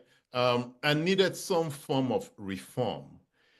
Do you think that maybe 20, 25 years from now, we will sit back and have this conversation and we'll be like, Trump was onto something. He needed to do it. Many leaders said it needed to be done. He's fixed this. If he didn't fix it, we'll be in a worse mess. Do you think we'll ever get to that point? Well, a broken clock is right twice a day, right? So it's possible that, we'll look back and see. I think we will absolutely look back and see this as a pivotal moment in global affairs. The Bretton Woods institutions, well, I'd say maybe we'll get to the World Bank and IMF in particular, which are particular institutions that clearly need adjustment. But overall, the global world, I think, has in a way entrenched the powerful interests, not in the interests of most African countries, in a way that was just not serving Africa's best interests. So the optimistic interpretation of what's going on is that something new and perhaps like more open and honest about power dynamics and what countries want could come out of this. The less generous interpretation is that, fixing the rules and adjusting power dynamics might be better overall than just breaking down and not having rules. So I think it's very important that this period of such uncertainty and chaos lead to a new set of institutions that we have greater confidence in, rather than just, the Wild West, where every country's out for itself. That's not a world that's going to be good for really anybody, except maybe a small handful of oligarchs that will arbitrage their way, to billions more. So, I do believe in democratic adjustment, and I do believe in the ultimate. I guess deep down I'm an optimist, so I believe deep down that people want good outcomes. And there's a lot of very smart, well-intentioned people trying to get us to a better world. So I do think we'll get there eventually, but I expect the next several years to be pretty rough. And where does that leave countries like India, Nigeria, many other African countries as they watch? They've always believed in this Western-led system, and it's like the rug's just been pulled violently from under their feet. How should these countries be responding, or even thinking about proactively defending their positions, if any? Yeah, so look, I think that this is a moment where, I don't know if you read Ken Apollo, who's a wonderful Kenyan political scientist at Georgetown. He's written a lot about how this is going to force African leaders to really figure out what they need to do for their own countries and stop relying on the rest of the world. I think there's a lot of, I agree with a lot of that, and I would expect a lot of African leaders to take that mantle. I think the risk is that some leaders, and I can imagine a few African heads of state right now that will just use this to say, well, the West, we're shedding the West and we're going to instead turn to, I don't know, Vladimir Putin, and he's going to be our new best pal. And if you think that Joe Biden or Donald Trump are disingenuous about what they want to do in Africa, and I could understand why you would think that, just wait till you see what Russian cooperation looks like. And I think also, you mentioned India. I think it's beneficial for everyone that this is a multipolar world, and that countries like Nigeria have a wide array of partnership options. And it's not just choosing between, the old Cold War, the U.S. versus the Soviet Union, or really what the last 20 years has been between the U.S. and China, but actually playing all of them off each other to Africa's benefit, to Nigeria's benefit, and cooperating with India, the Gulf, Malaysia, Indonesia, all of those countries that are all looking to find their way in the world, and that all bring value in partnerships with a country like Nigeria. So the opportunity is there, but the onus on Africa's leaders is going to be even harder. And we're going to come to the World Bank and the IMF in a second, but just to say that as I think about everything that's evolving, right, the challenge we face is what people like Dambisa Moyo had written earlier on, that all of this aid, all of this handouts, and even what you had spoken about in some of your writing at CGD on this world order where we're just relying on arms giving, that it's failing. It's broken. I think what has happened is we've created leaders who've become less confident, who've become dependent. So my fear is, are we going to see leaders, African leaders, who will come up with this new confidence that this could actually be a silver lining, maybe not intended as one, but it's an opportunity for us to do what China did, look inwards, and fix ourselves. In your toing and froing in Africa, do you get a sense that we have the ability to step up to the plate to do this kind of heavy lifting? Well, I think you're going to see a rapid gap open between African countries that get it and are going to move forward, and African countries that do not and are just going to continue to struggle, or you're going to see leaders really burrow in with a very small group of elites to enrich themselves, and they're not going to help the population. We can, if you want to, play everyone's favorite parlor game and guess which countries are likely to be one or the other. Let's go there. Yeah. So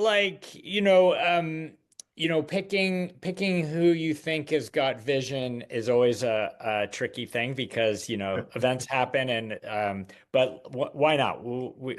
Let's throw caution to the wind. So look, I think that there's a number of leaders in Africa that clearly have a vision for where they want to take their country. They're trying to match that to reality.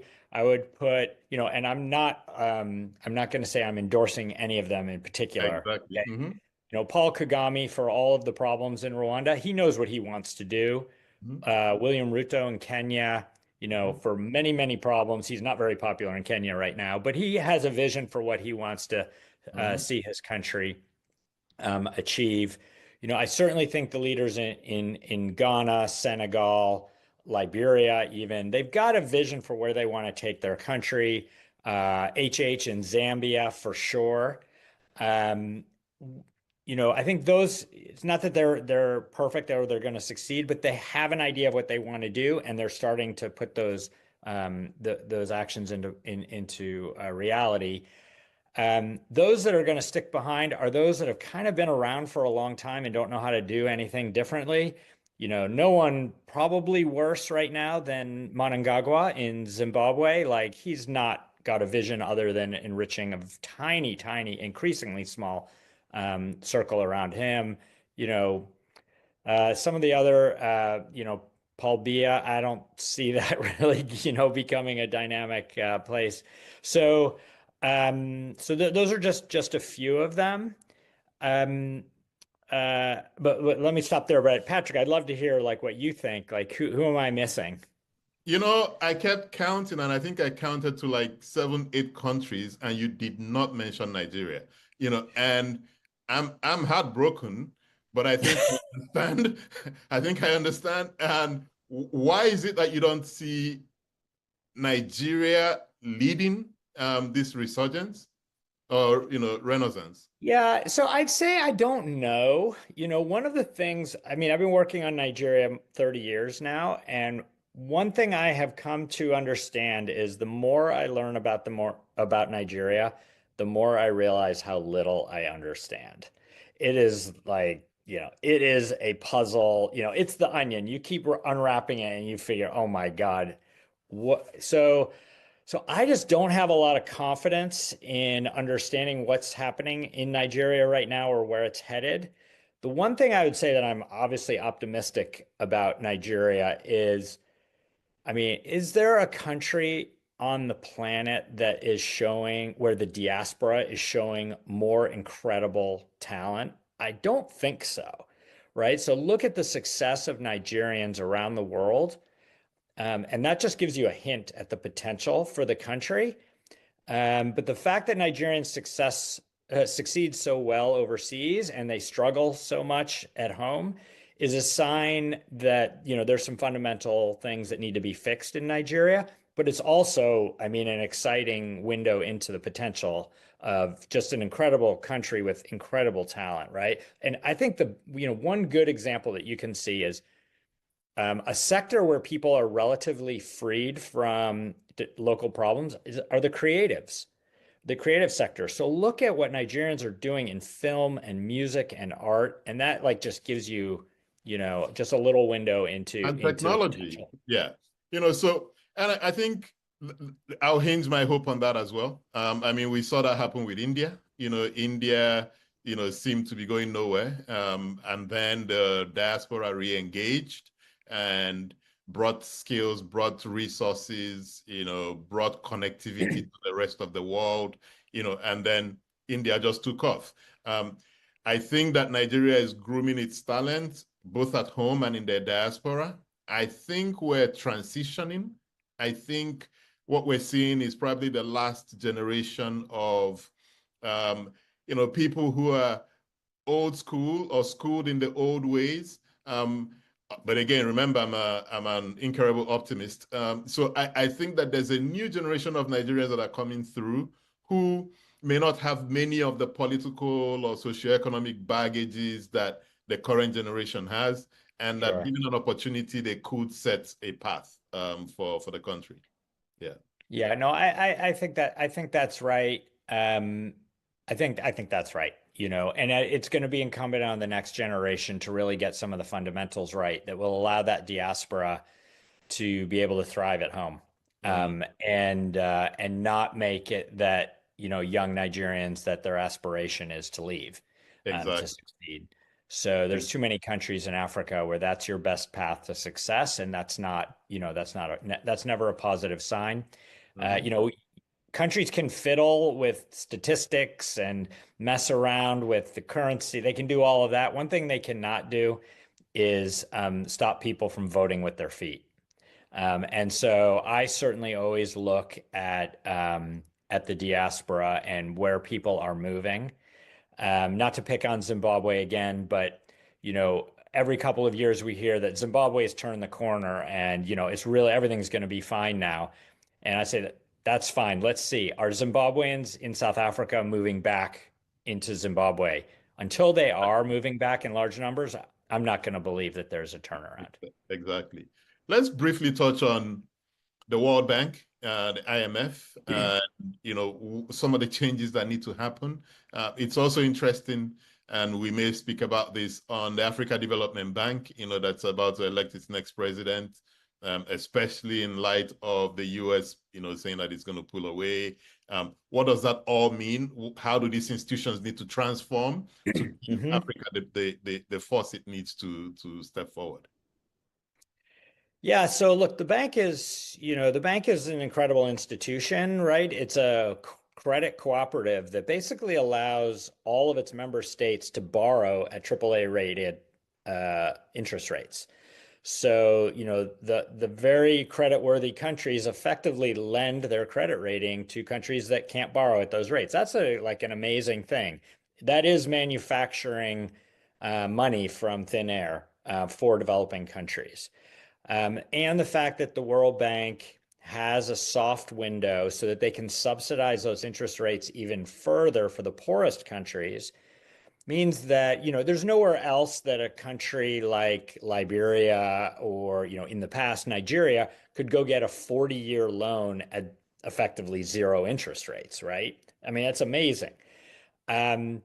So we actually need the institution. It's also a really important storehouse of expertise. Like they know a lot about how to do good public procurement, how to do infrastructure planning, all of the plumbing of making an economy work. The World Bank's probably the single most important institution around the world. So we actually need the World Bank to be functioning and effective. I think where it's gotten a little, where it's lost its way, is that, and this comes back to the question around breaking the global rules, is that it's become a tool for wealthy countries to impose their values and their vision on poorer countries rather than supporting developing country leaders and what they want to achieve. And I don't think that there's a sort of more recent, starker example than the climate change agenda, which is over the last, couple of years, the World Bank effectively became a climate a financing window rather than a development window. Yeah. And climate's very important to developing countries. Africa's going to, everybody knows this, Africa's going to be hit worst by the effects of climate change, and it's contributed the least. Africa wants to have, low carbon energy systems just like everybody else. And the World Bank can play a role in that, but that's got to be with the objective of things that African governments want, which is basically economic growth and job creation, and that's taking a priority over carbon mitigation, which frankly is the way that the priority ladder works in every other part of the world, right? In the United States, you could not pass, even under Biden, you could barely get climate action going if it was going to have an impact on electricity prices or job creation. The same in Europe, even in the climate aggressive countries like France, it's politically fraught to get too aggressive on that. If you're raising costs for consumers, you're impacting jobs or you're inconveniencing people. So why wouldn't that be true for African countries as well? So I think the World Bank could use a reset. I don't really love the way that the Trump administration is kind of bullying people into this, but it could, I think, force a bit more realism among some of the other board members. And that should be good in the long term. Yeah. Let's go a step deeper. So you've got African countries that are fossil fuel rich, but they also have to pay attention to climate change, energy transition, etc. How do we balance this? And this goes to some of the work you're doing at Energy for Growth Hub. How should countries be thinking about energy transition, but also thinking about job creation, poverty, etc., knowing that they are fossil fuel rich? How do they balance these slightly conflicting needs? Yeah, look, I think at one level there's a bit of a trade-off there for sure, right? But at another level, Africa's emissions are so small relative to the rest of the world. 3%? And that's if you include North Africa. So take North Africa out, let's just, for argument's sake, take South Africa out, which is a high energy coal economy. You've got 48 other countries, almost zero coal, a little bit here and there, almost zero coal, very, very low emissions. It's like, it's not even a rounding. Sub-Saharan Africa's emissions are less in total than the annual fluctuation year to year globally, right? It's just noise in the global system. And for emissions, all you care about is the global total. The local amounts don't matter at all because it's a common good. So there's also an argument, like, for at least the next 20 years, that we shouldn't be worried too much about Africa's emissions. I would say that there's a stronger case to be made to let's cool it on worrying too much about Africa's emissions. Pay attention to it, but don't worry too much, and really focus on job creation, poverty reduction, and economic growth.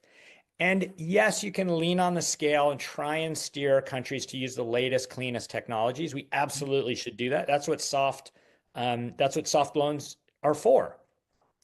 But the idea that African countries should be prioritizing carbon emissions while per capita incomes are a tiny fraction of the high emitting countries, to me strikes me as it's taking climate justice completely upside down. And not to be too cynical about it, but I feel like we, colleagues of mine and others have been trying to make this argument to Western leaders for a while.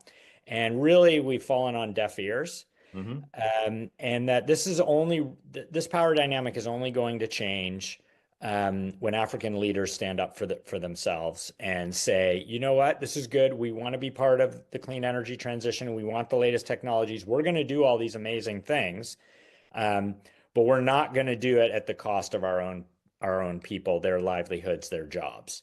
Exactly. And actually that's the responsibility of leaders is to meet the needs of their people, not look good on a global stage for empty promises, frankly. Yeah, but the challenge is if you've got to borrow to fund infrastructure and it's all tied to many of these parameters, you're stuck, and again, it goes back to that trying to develop with beggar's bowl in hand and bent at your knees, and not having the confidence as Africa to come together and say, this is our position, this is how we're going to engage with the world. And I don't think it's an easy feat to accomplish. Well, look, I'll disagree with you. I actually don't think it's that difficult, right? If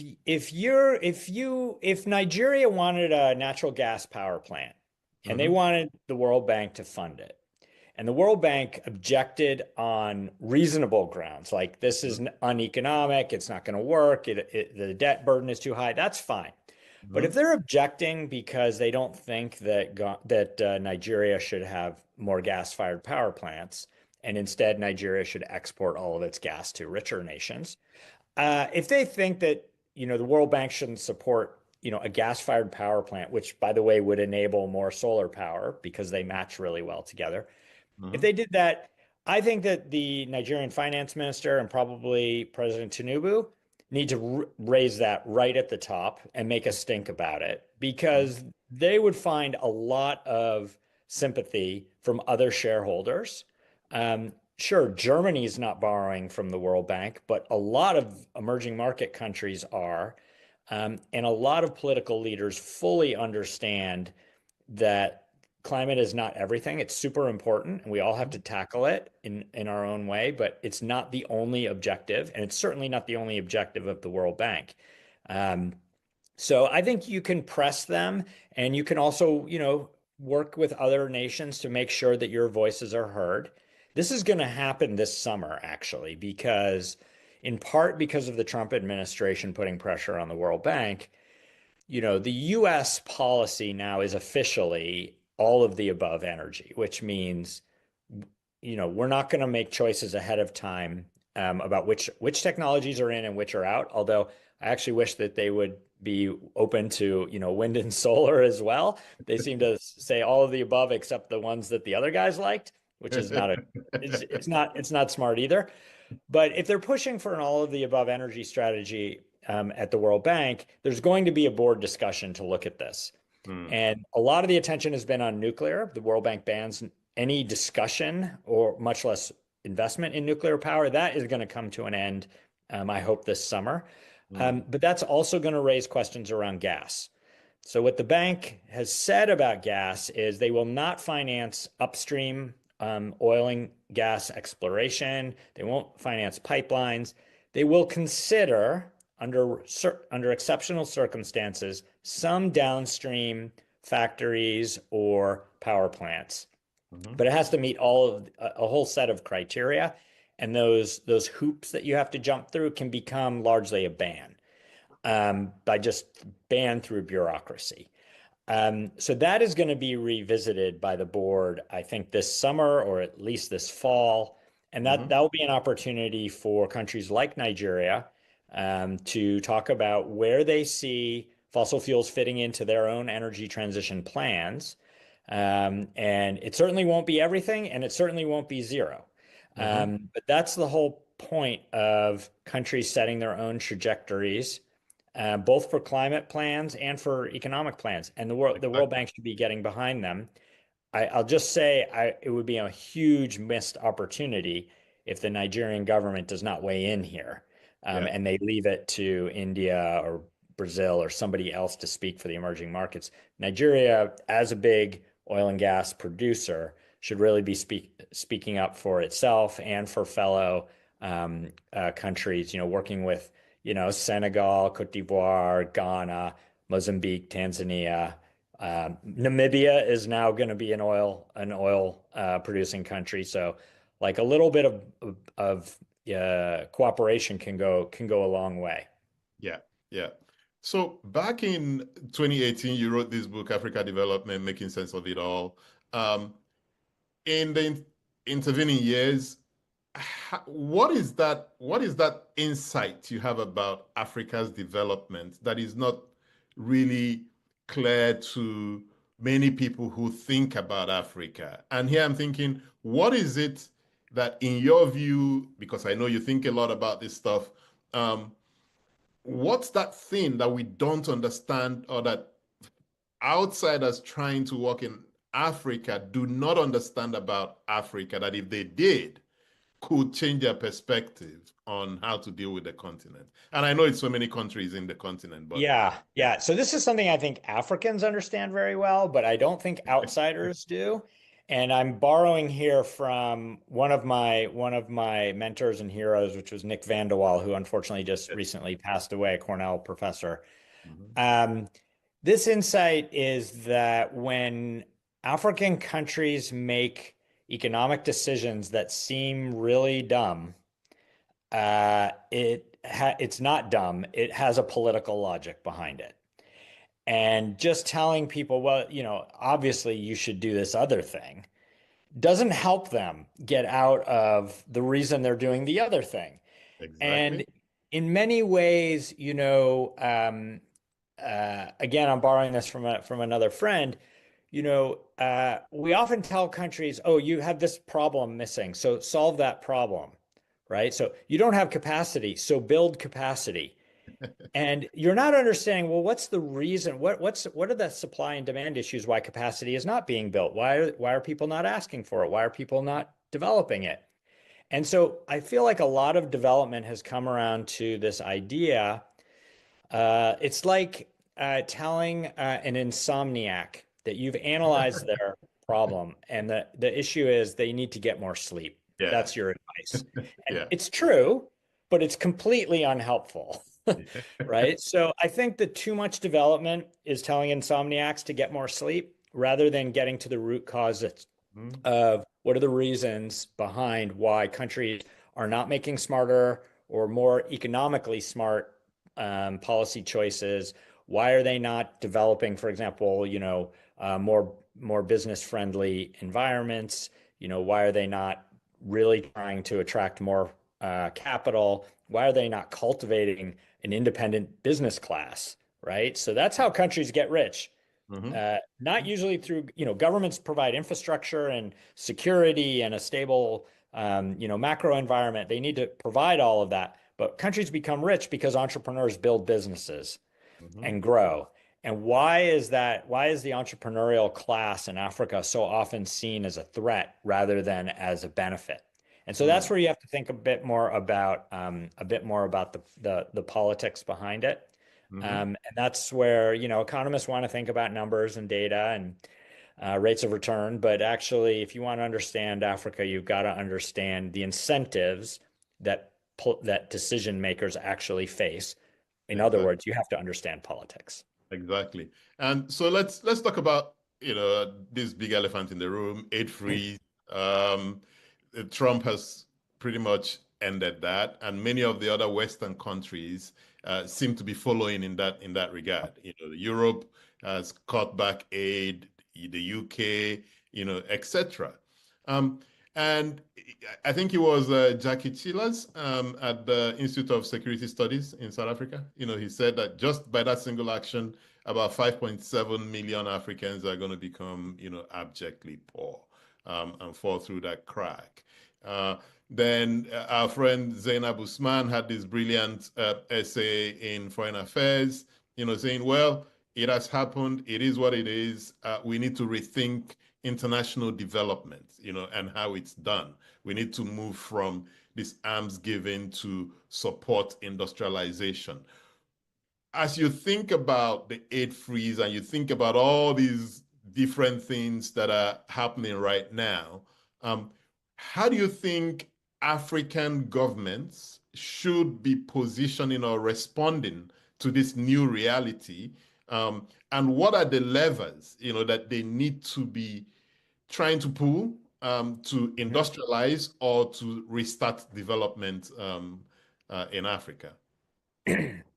Yeah, great question. And I think both of those two things can be true, right? Jackie's contention that this is going to hurt people in the short term is undoubtedly true. But Zainab and Ken Apollo and other African thought leaders are also true that we have to, Africa's got to just deal with the reality and move on from here and not get themselves in that vulnerable position again. And maybe when we get to the oil to cash discussion, which is about how do you get out of the resource, that's where I'm going next. there's actually an aid resource curse as well. Yes. And the mechanism is exactly the same. The mechanism is when a government can get resources from somewhere other than its own people, its attention becomes on that other source, and it breaks the bond between the population and the government. Mm-hmm. And the key to this is the word that everybody hates. It's taxation, right? So when you have to pay taxes, you are paying attention to what the government is doing. And governments, when they rely on citizens for taxation, they have to care about business. They have to care what citizens think because they need their revenues to run the government.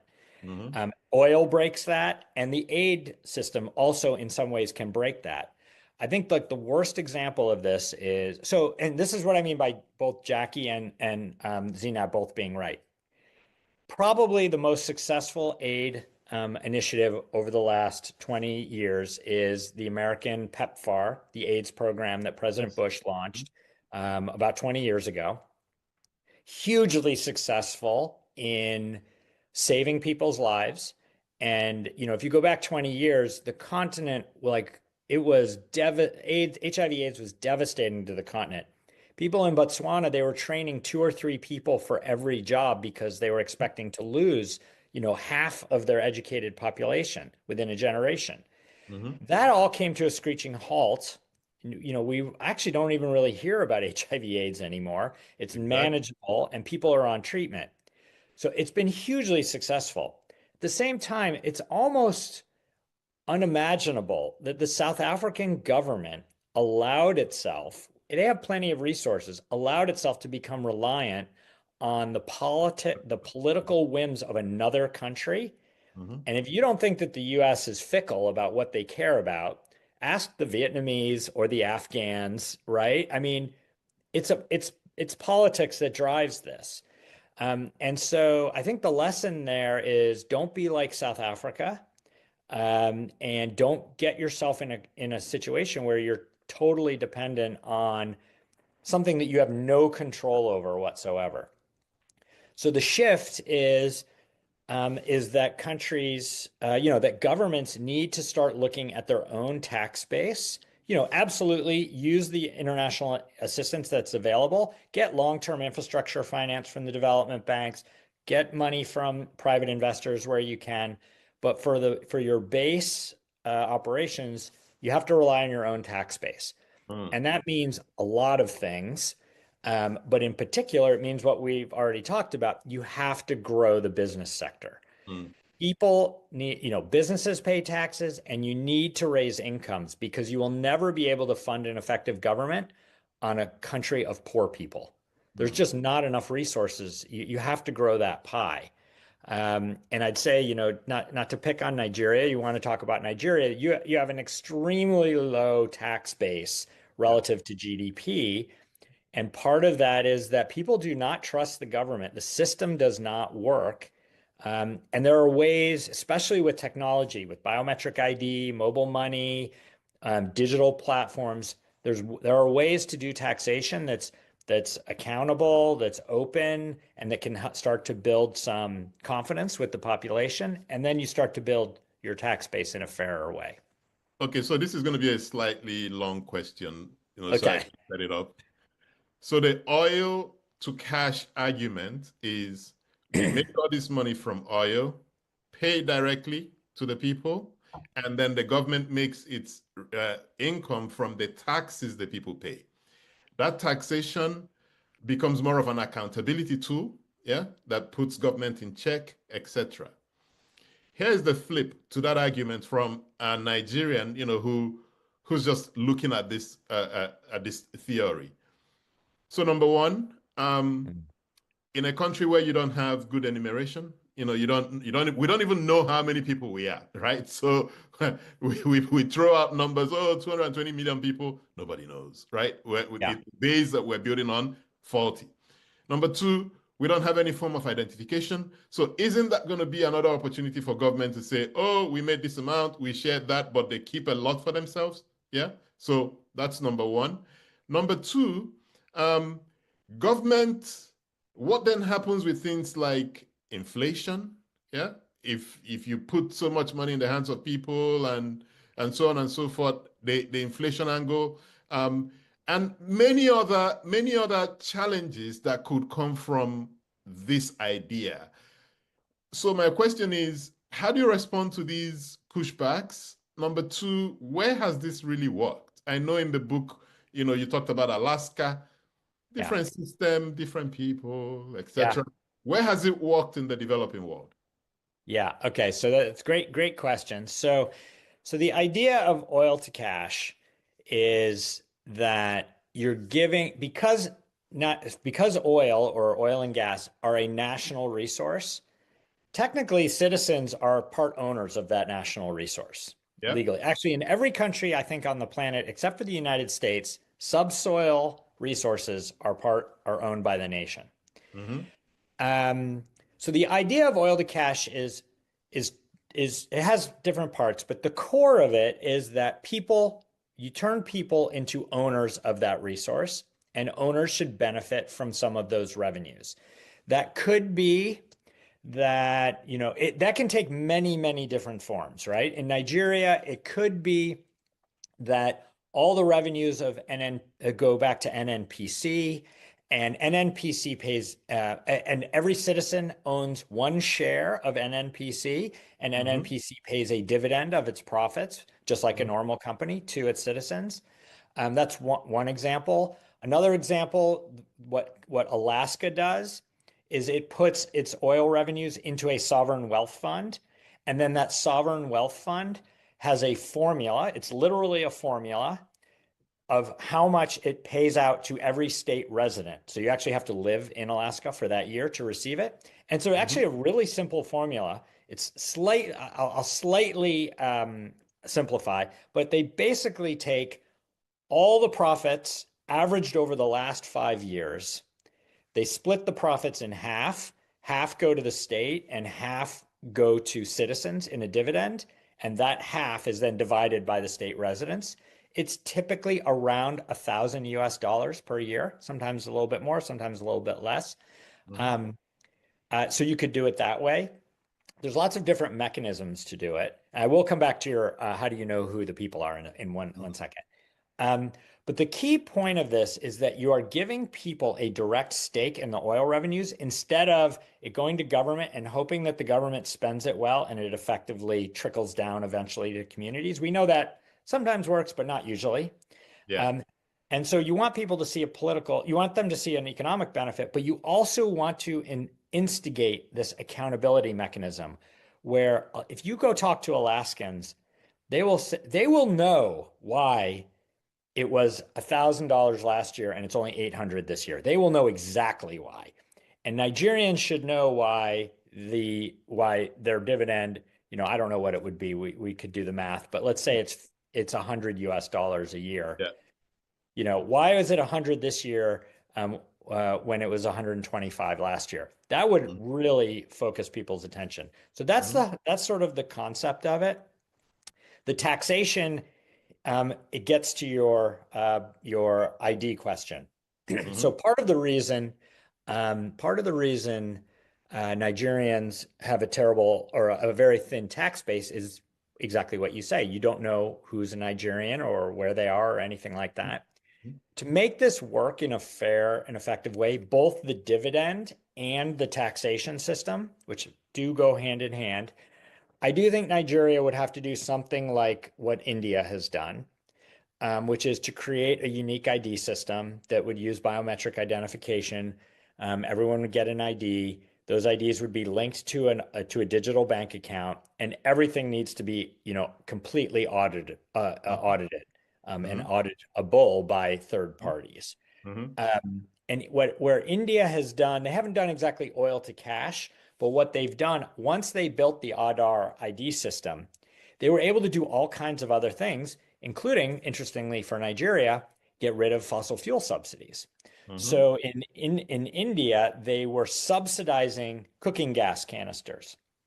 And it was hugely expensive, and it was really creating all kinds of distortions in the market. And of course, like all subsidies, most of it was going to middle class and rich people rather than the poor.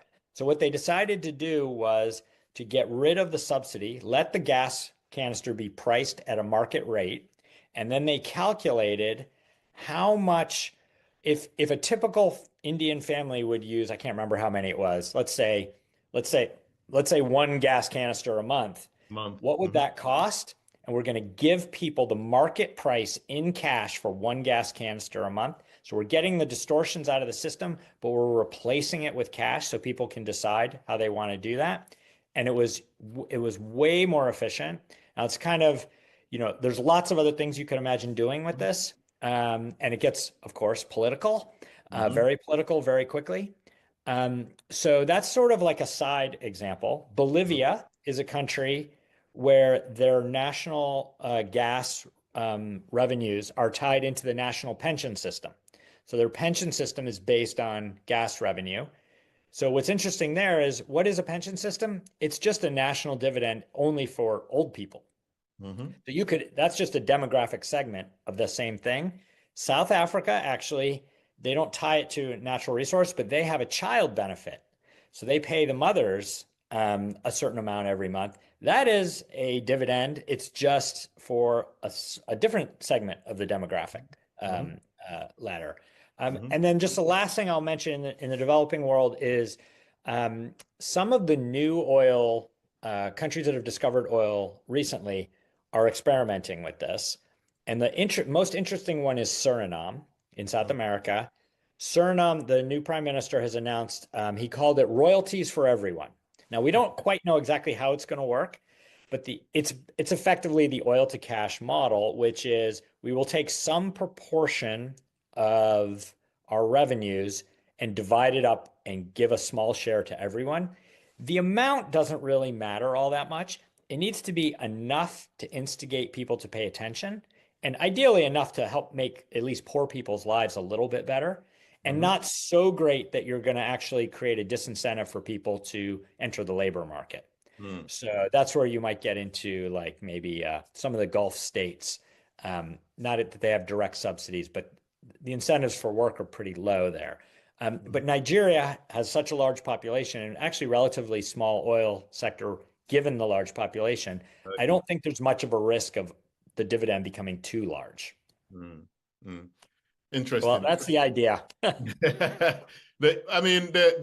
liked it when I read about it. I thought there could be some challenges, but not things that cannot be surmounted. But again, just another tool in the toolbox. So if we switch a little bit to China, right? Because that's something that comes up a lot in these conversations. What's your view on how this China-US geopolitical tussle is going to play out? Do you foresee us growing old in a China empire, or is it going to fizzle out like Japan did the Japan scare of the 80s. But even if we grew old in a China empire, how bad can it be? Or are there some silver linings? So, all right. So the short answer is I don't know, right? I wish I did know, right? I do think that there's a couple of things that are true that are both true. Okay, one is that China is racing ahead technologically, and the West is definitely falling behind, right? Mm-hmm. And this AI is a good example, but look at clean energy deployment, look at all of these things that they can do that we cannot do, right? Mm-hmm. Um, and that's a certain state capability that they have that the West had and is largely lost, and I Mm-hmm. actually don't think we will get it back. Okay. Mm-hmm. So that is definitely true. And so China is going to continue to become wealthier and more influential, and it will dominate certain sectors for sure. On the other hand, they're able to do that through a pretty brutal authoritarian system. And to come back to my people vote with their feet, um, I think that once, I still think that people, especially when they become middle class and definitely when they become wealthy, they really prize their individual freedom. They prize the ability to say what they want. They prize the ability to choose to live where they want. And that will continue to be possible in the West and not possible in China. And so I think when people have those choices, there's something, maybe this is wrong, it's probably wrong, but like I still feel like there's some fundamental universal human desire for freedom and to make choices in your own life and not have the government tell you what to do and when. And that's going to be a value that that I think will stick in the West and is going to be very disruptive in China. And like even like let's take it back to Nigeria. Okay, let's say it's a Chinese dominated world. Like I just cannot imagine Nigerians like letting their government tell them what to do or what to say. Like Nigerians are just not going to put up with that, right? You're much more like Americans in that you kind of embrace the Wild West. You want to be freewheeling, you want to say what you think, you want to try different things. That model, I think, that's really hard to get people to give that up. They won't give that up. So I don't know if that'll be the tension of the next 50 years. But I know as wealthy as China gets, it's still not going to be a place that's going to attract people that have choices. So we'll see how both of those two tensions play out. Interesting. Now, again, going back to your U.S. State Department days, how has U.S. foreign policy on Africa evolved over time?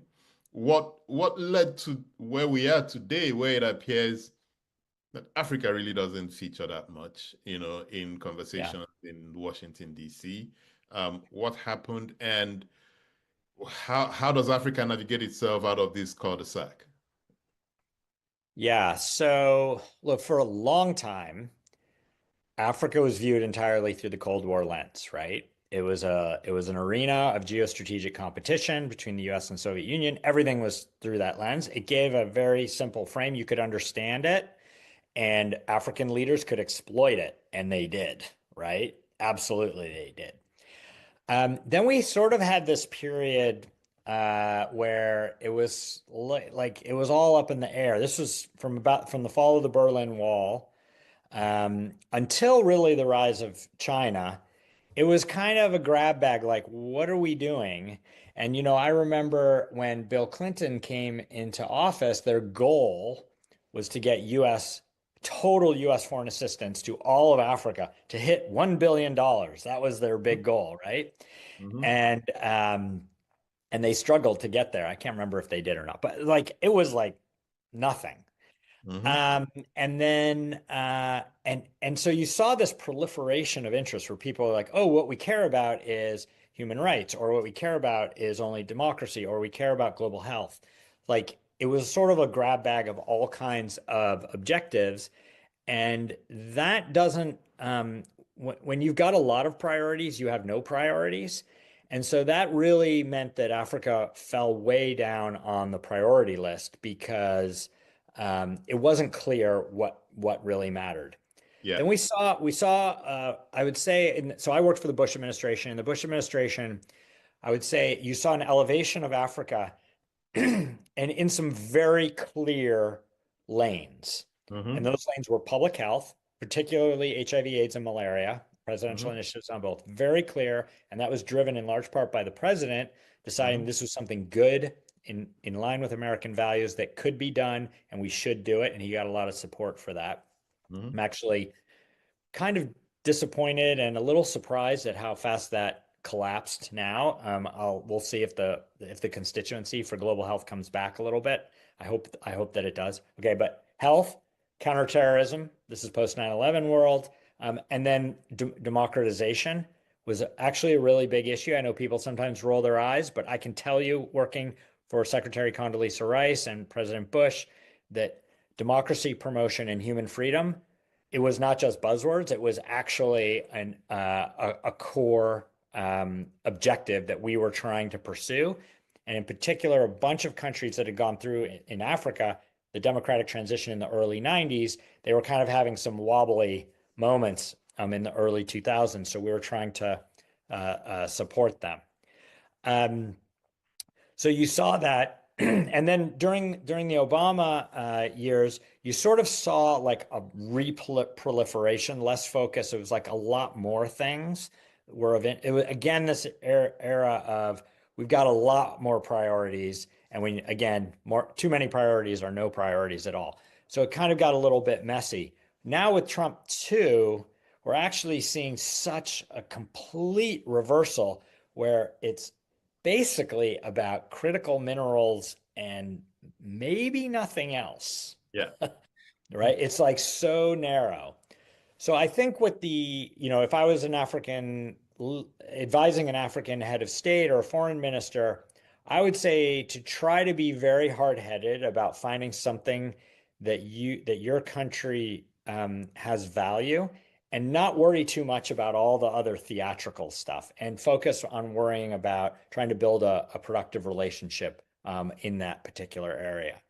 And we could talk about what that might be in Nigeria. So, not just Nigeria. I mean, again, just thinking about Nigeria, thinking about Kenya, South Africa, that's getting a lot of the brunt of the Trump ire. What can these guys possibly put forward to give them some bargaining chips in a world that seems to have turned away from Africa and focused on a few other things, yet African leaders may not have come to this realization, to say, if this is the world we live in today, what are the chips we've got to lay on the table, and how do we arrange our chips? Yeah. What are your thoughts? Yeah. So I would say, the two obvious areas, one are business deals, and this should be not seen in terms of charity, but in terms of mutual interest. What are the deals between American and Nigerian firms, or American and Kenyan or South African firms that would be beneficial for both countries, and help make those happen? Clearly that goes way beyond just the mineral supply chains, but that's something that they're certainly focused on. The second is national security. And, counterterrorism is still a big issue. If I was Kenya, Kenya is the linchpin for dealing with Somalia and a whole bunch of other problems in the region. And Kenya has done a good job of making itself a useful national security ally. So I think other countries can certainly do that as well. And then the last is really thinking about partnerships in a smart way that leverage U.S. concern about influence of China and Russia. And this is not like finger wagging, making people have to choose. And I'm definitely picking up right now in Washington, D.C., that there's a sense that people have overplayed the Chinese card, and that people have basically tried to use, oh, well, if you don't do this, China will, for everything. And it's kind of a little bit of the boy who cried wolf.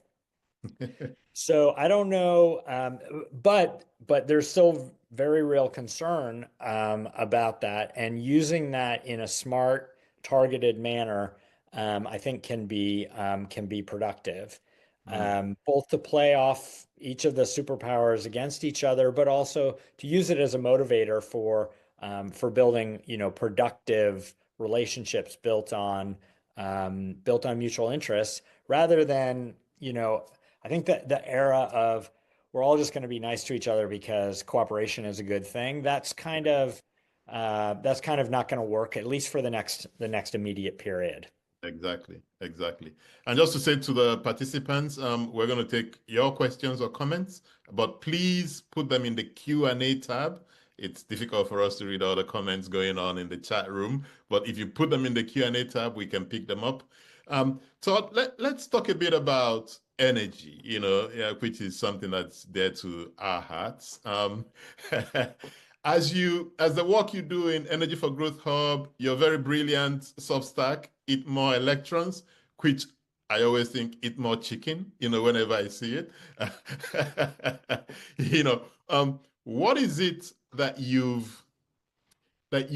know about addressing Africa's energy poverty that is lost on many of the other mainline think tanks that think about energy and Africa, etc., and that may also be lost on policy people within the continent who are challenged with addressing this problem?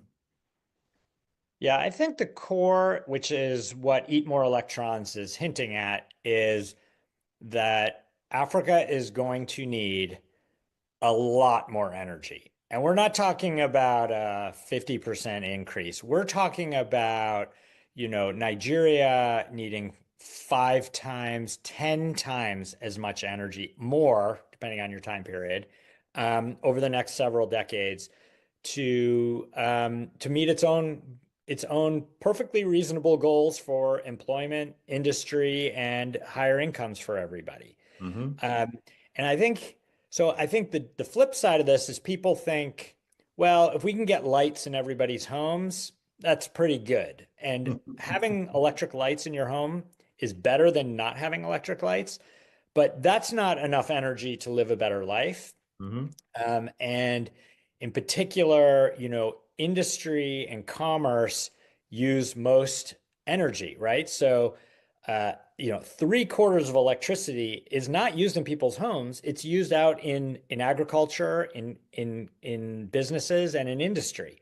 And so, it's not good enough to just get lights in everybody's homes, or maybe enough electricity for some basic appliances. That's good.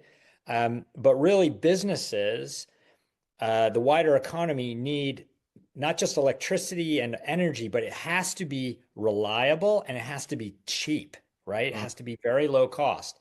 So, this is like the scourge of Nigeria, is the reliance on diesel generators, right? So people are relying on diesel, which it delivers a service, right? You can run a fridge, or you can run some lights or a small shop on a diesel generator, but it's incredibly expensive. It's annoying in lots of other ways. It's dirty and but noise pollution, loud. But you cannot run a competitive business if you're running a generator and paying, I don't know, 50, 60 cents a kilowatt hour, and your competitor is running on 5-cent reliable electricity from a hydro dam or a solar gas array or whatever it is. So I think my main takeaway is that people do not get the scale of the energy needs, and sometimes they view it either that we should just make incremental progress, just give people a little bit of energy, they'll be a little bit better off. No, orders of magnitude more. And right now, this is crazy, okay? The average Nigerian uses about 1% as much electricity as the average American. 1%. So it's not, again, not just getting a bunch more in people's homes. It's all the data centers and the air conditioning and all of the things that electricity allows. And just the last thing I'll say that I don't think people get, in addition to the scale, is that if you really care about climate change and we all should care absolutely about climate change. Climate change means more energy in Africa, not less. It's Yep. not a scarcity. It's not a scarcity pathway. It's an abundance pathway. And there's no way we're going to be able to tackle climate change anywhere, especially in Africa, if we're not looking at orders of magnitude more electricity. And that's on us to try to do it as cleanly as possible without being dogmatic that it has to be zero carbon, but as cleanly as possible. But there's no way that we could say we're serious about climate change if 1/4 of humanity is left behind, and people are still burning, with trees to cook. That's just not going to be possible. So it's really a story. Climate change and energy abundance go hand in hand. It's not one or the other. And I mean, what I love about your Substack is the way you use analogies to just bring what are seemingly difficult concepts, to the understanding of anyone who really wants to understand it. So this like 1% of what American use, or the famous one about a typical American refrigerator uses more power than the average African. I mean, that stack, he puts it right in your face. But I think what I'm hearing is there's a bit of a focus, especially from many of the development programs, to say, oh, we're providing access, electricity access to Africans, and they install a solar panel there or do some mini grid there, and people can power their homes, and we all pat ourselves on the back that we've done fantastic. Whilst that is good, and we should do that, isn't that distracting us from some of the conversations we need to have, which then brings us back to a question I raised earlier around how we finance infrastructure, and that what we really need in many African countries just to use whatever we've got to just drive grid supplied power to people, to drive productivity, etc. And why is this difficult for people who write these policies to understand? It seems like simple common sense, to me, like, an American refrigerator uses more power than the average African. This is like one of those very simple things to understand. Why is it difficult for the core policy people, the people who control finance flows, to understand this little logic? Yeah, so I think people do understand it. I think there is a lot of confusion, not among the people working in the energy sector, but in the wider community around what energy access means.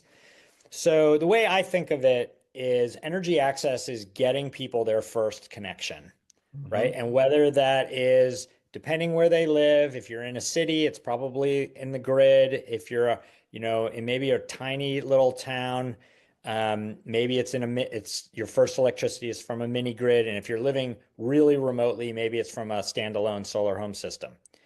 So that initial access is what the world has been focused on. The Sustainable Development Goal number 7, the access rate is getting everyone that first connection. The Mission 300, the new big program at the World Bank and African Development Bank, is to get 300 million new connections, getting all those people to have those first electrons flowing in their house. Super important. We absolutely need to do this, but we can't do that and ignore the other part of energy, which is energy for economic growth. I didn't name the Energy for Growth Hub by accident. We're focused on energy for growth, which is energy not really used at home. It's energy out in the wider economy, in industry, commerce, agriculture, and increasingly transportation. And there, you actually need different delivery systems. It's a different scale. And what you care about there is not access. Businesses have access. They have their first electrons. What you care about is cost and reliability. It has to be reliable. It has to be cost effective. And when you're doing that, that's how you get the sort of two sides of energy. People are earning more money outside the home from energy for growth. Then they're able to go home and afford appliances and electricity so that they can live better lives from the electricity at home. It's not exactly that simple. Some people work at home, that's fine. But In general, that's how energy leads to better development outcomes. We can become very fixated on the access number. And I think also people don't always realize that access can basically mean enough electricity for a couple of light bulbs, which again, great if you don't have light bulbs, but not enough. So we've worked with the Rockefeller Foundation on something we call the Modern Energy Minimum. And it's an additional metric. Let's get everybody to first access, 100%. Let's do it. Let's do it as cheaply, cost effectively, and quickly as possible. Not cheaply. I hate that word. Let's do it as cost effectively and efficiently as possible. But we also need to make these parallel investments. And what the modern energy minimum is, so access is defined as 50 kilowatt hours per person per year by the IEA. And again, to go to the fridge, my family fridge is about 450 kilowatt hours per year. So 50 counts as access, that's fine. But the modern energy minimum is actually 1,000 kilowatt hours. And we've divided this into 250 at home and 750 in the wider economy. And we've done that because it's about 3/4 of the world's electricity is outside and 25% at home.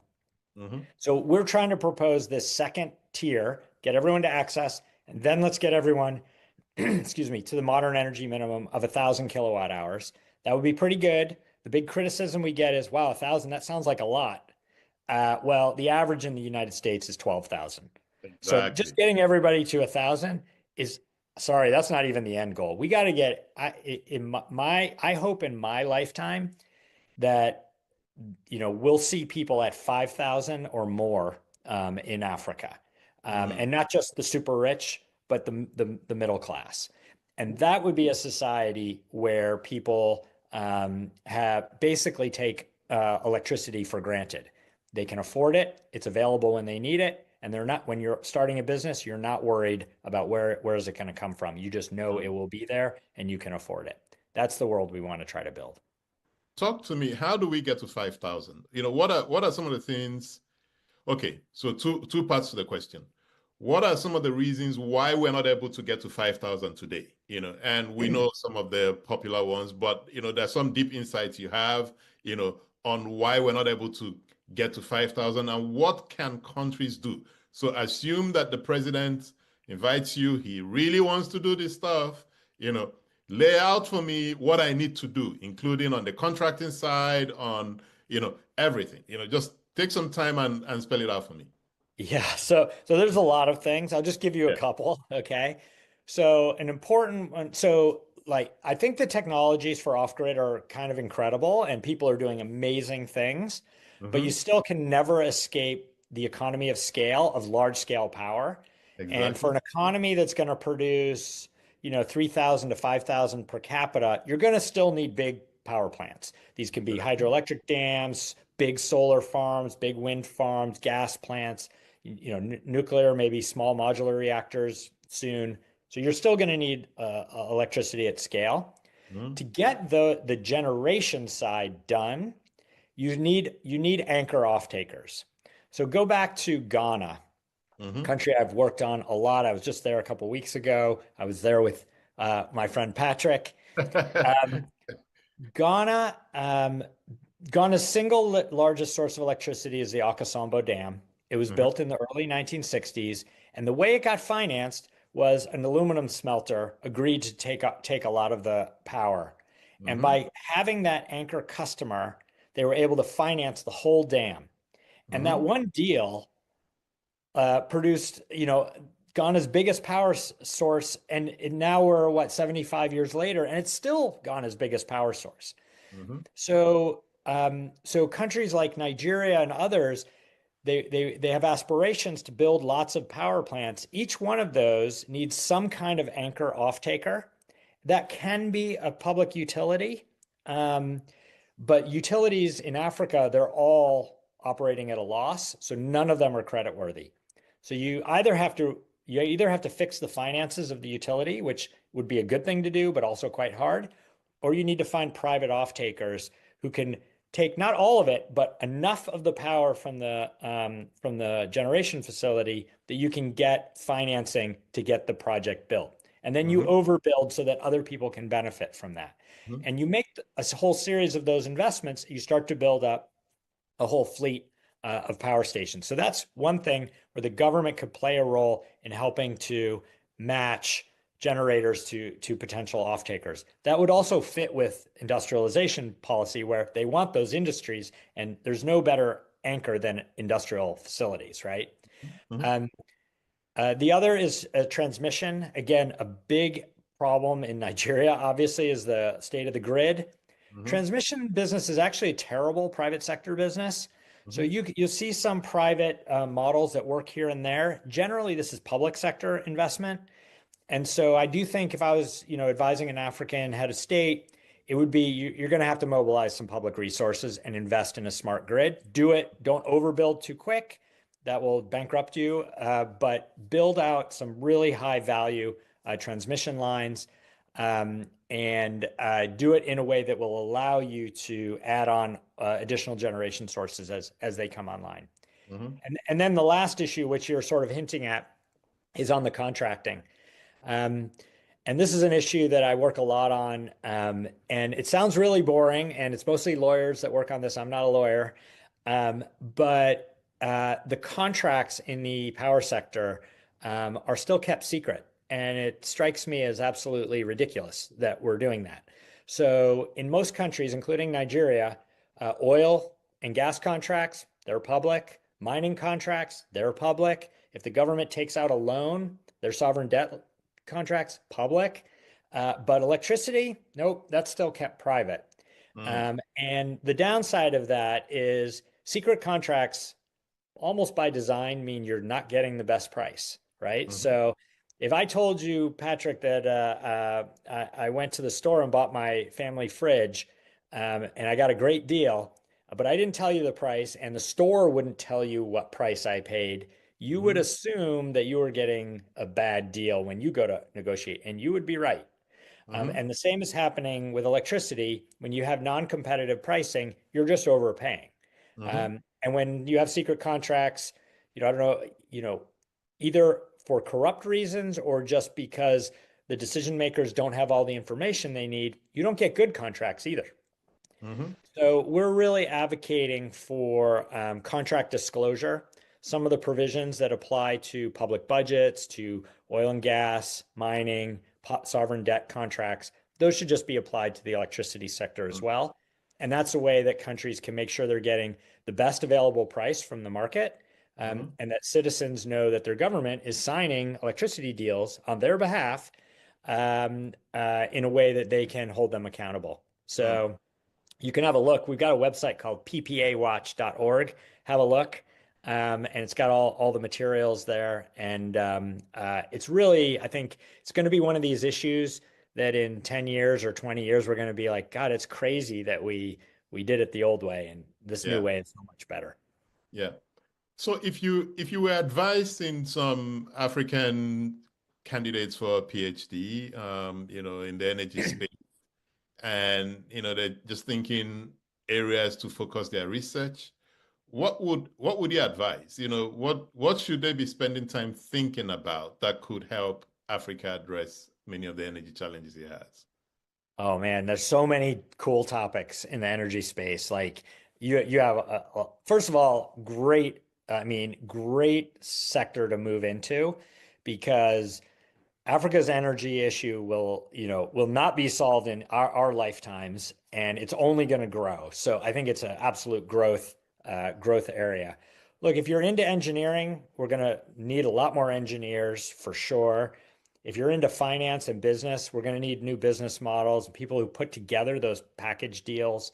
If you're a data nerd like me, you can get into geospatial analysis, which is used for planning and monitoring.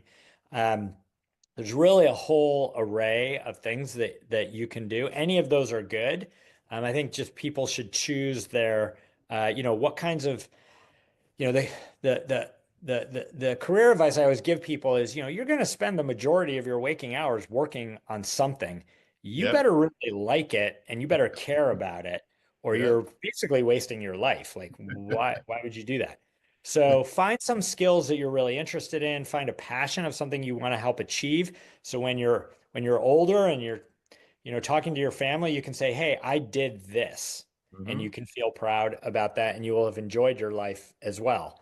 So the last thing I'll just say is, I know that everybody thinks I got a PhD. I know everybody thinks getting a PhD is like the be all end all. You can have an amazing career. You do not need a PhD. If you definitely want to be an academic, sure, you have to do it. Pretty much every other job you want to do, I would ask whether maybe a master's degree and some additional work experience might actually be a better path. Thought we're Nigerians, right? We got to get that. I know. I was just talking to a Ghanaian friend who was insisting that she's going to get a PhD in economics because that's what she needs to do. And I was like, well, why?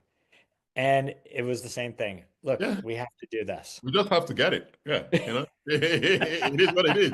Well, I'm being very practical, but look, you got to do what you got to do, right? Yep. Live your best life.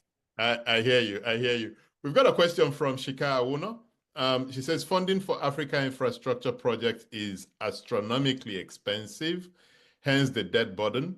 Why can't Africa gain access to inexpensive long-term, maybe 30 years at least, funding for real development instead of the crippling system we have? So essentially, I think the question here is, why aren't we able to access, this longer-term funding more cost-effective to drive development?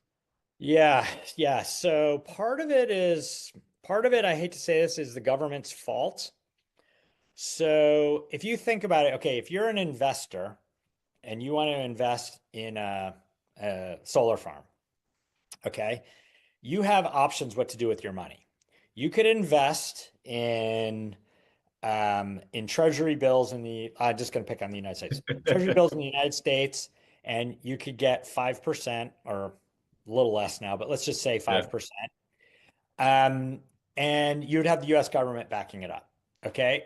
All right. Well, now we want to look at Nigeria. Okay. I don't know what the prevailing Eurobond rate would be, but let's say it's something like 10 or 12%. So you could get 10 or 12%. Okay, I'm going to get 700 basis points more, and I'm going to take on the risk that the Nigerian government might default. I can make that calculation. Okay, I'll take it. 700 basis points. Well, now I want to do a solar farm in Nigeria. Well, okay, now I'm not just taking on Nigerian sovereign risk, but I'm actually taking on project risk that the solar farm will get built and will get paid. Well, there I'm going to need another 1,000 basis points. Right. So now I need, what is it? What are we up to? 20%. Yeah. Or more. I mean, I'm making these up, but they're roughly right. Mm-hmm. So there's a double risk premium on infrastructure projects in Africa. There's the sovereign risk, and then there's the project risk on top of it. And the sovereign risk is just based on the country, the likelihood of getting paid back because of currency and other issues. And then the project risk is just how risky that individual project will be, that it could get stuck or, fall apart, and then you're left holding a worthless asset. So the not very satisfying answer for for the audience's excellent question is governments need to manage that sovereign risk down. That means doing a lot of the big macro things well, so that their premium risk comes down, and then the project risk. The government and the investors can do things to reduce that premium, either through things like public guarantees or making it easier to get permitting. Having open contracts, I think, would help. All of the things that add to project risk, you can try to reduce them one by one. The last thing you can do is, and we talked about the World Bank a little bit, there are international facilities that actually do sub-market, lower interest rate than market rate investments. Those are things like the International Finance Corporation does private investment in projects at sub-market rates. And then a lot of countries have their own either development bank or development finance institution that also does long-term infrastructure at better terms than you'll get in the private market. So you can exploit those as much as possible. And a good example of that is the British government has something called BII, the British International Investment, and they make a lot of investments in African infrastructure, and they do it at rates that are better than what the market would bear. Another question from William Dennis. African countries are generally factor-driven economies, meaning their value is essentially in providing raw materials and cheap labor. Do you think the rest of the developed world wants to really see African countries move towards efficiency-driven economies? And if not, to what extent can African leaders navigate the political and economic subversive efforts to keep Africa at the factor-driven level? Yeah, so I don't think the rest of the world really cares all that much, right? They'd be perfectly happy taking Africa's natural resources in a raw form and benefiting from them. And, you know, the old colonial extractive model is unfortunately alive and well today. All right. And we'll see many examples of that. It's absolutely incumbent on African governments to negotiate better deals. I see a lot of governments highly motivated by this today. They do not want that colonial model to continue, especially with the green economy, green industrialization, these new investments in mineral supply chains. So it's very important that the government negotiate hard to make sure that there are local benefits. So, for example, that raw materials are, processed as much as possible locally. If you're going to process minerals, for example, you need reliable power. Zambia is running into this problem, right? They have a lot of mining. The U.S. is investing in a railway to get Zambian minerals out to the Lobito port so it can go into the international market. But Zambia is facing a massive power crisis right now because they're reliant on a decades-old dam that's at a very low water level.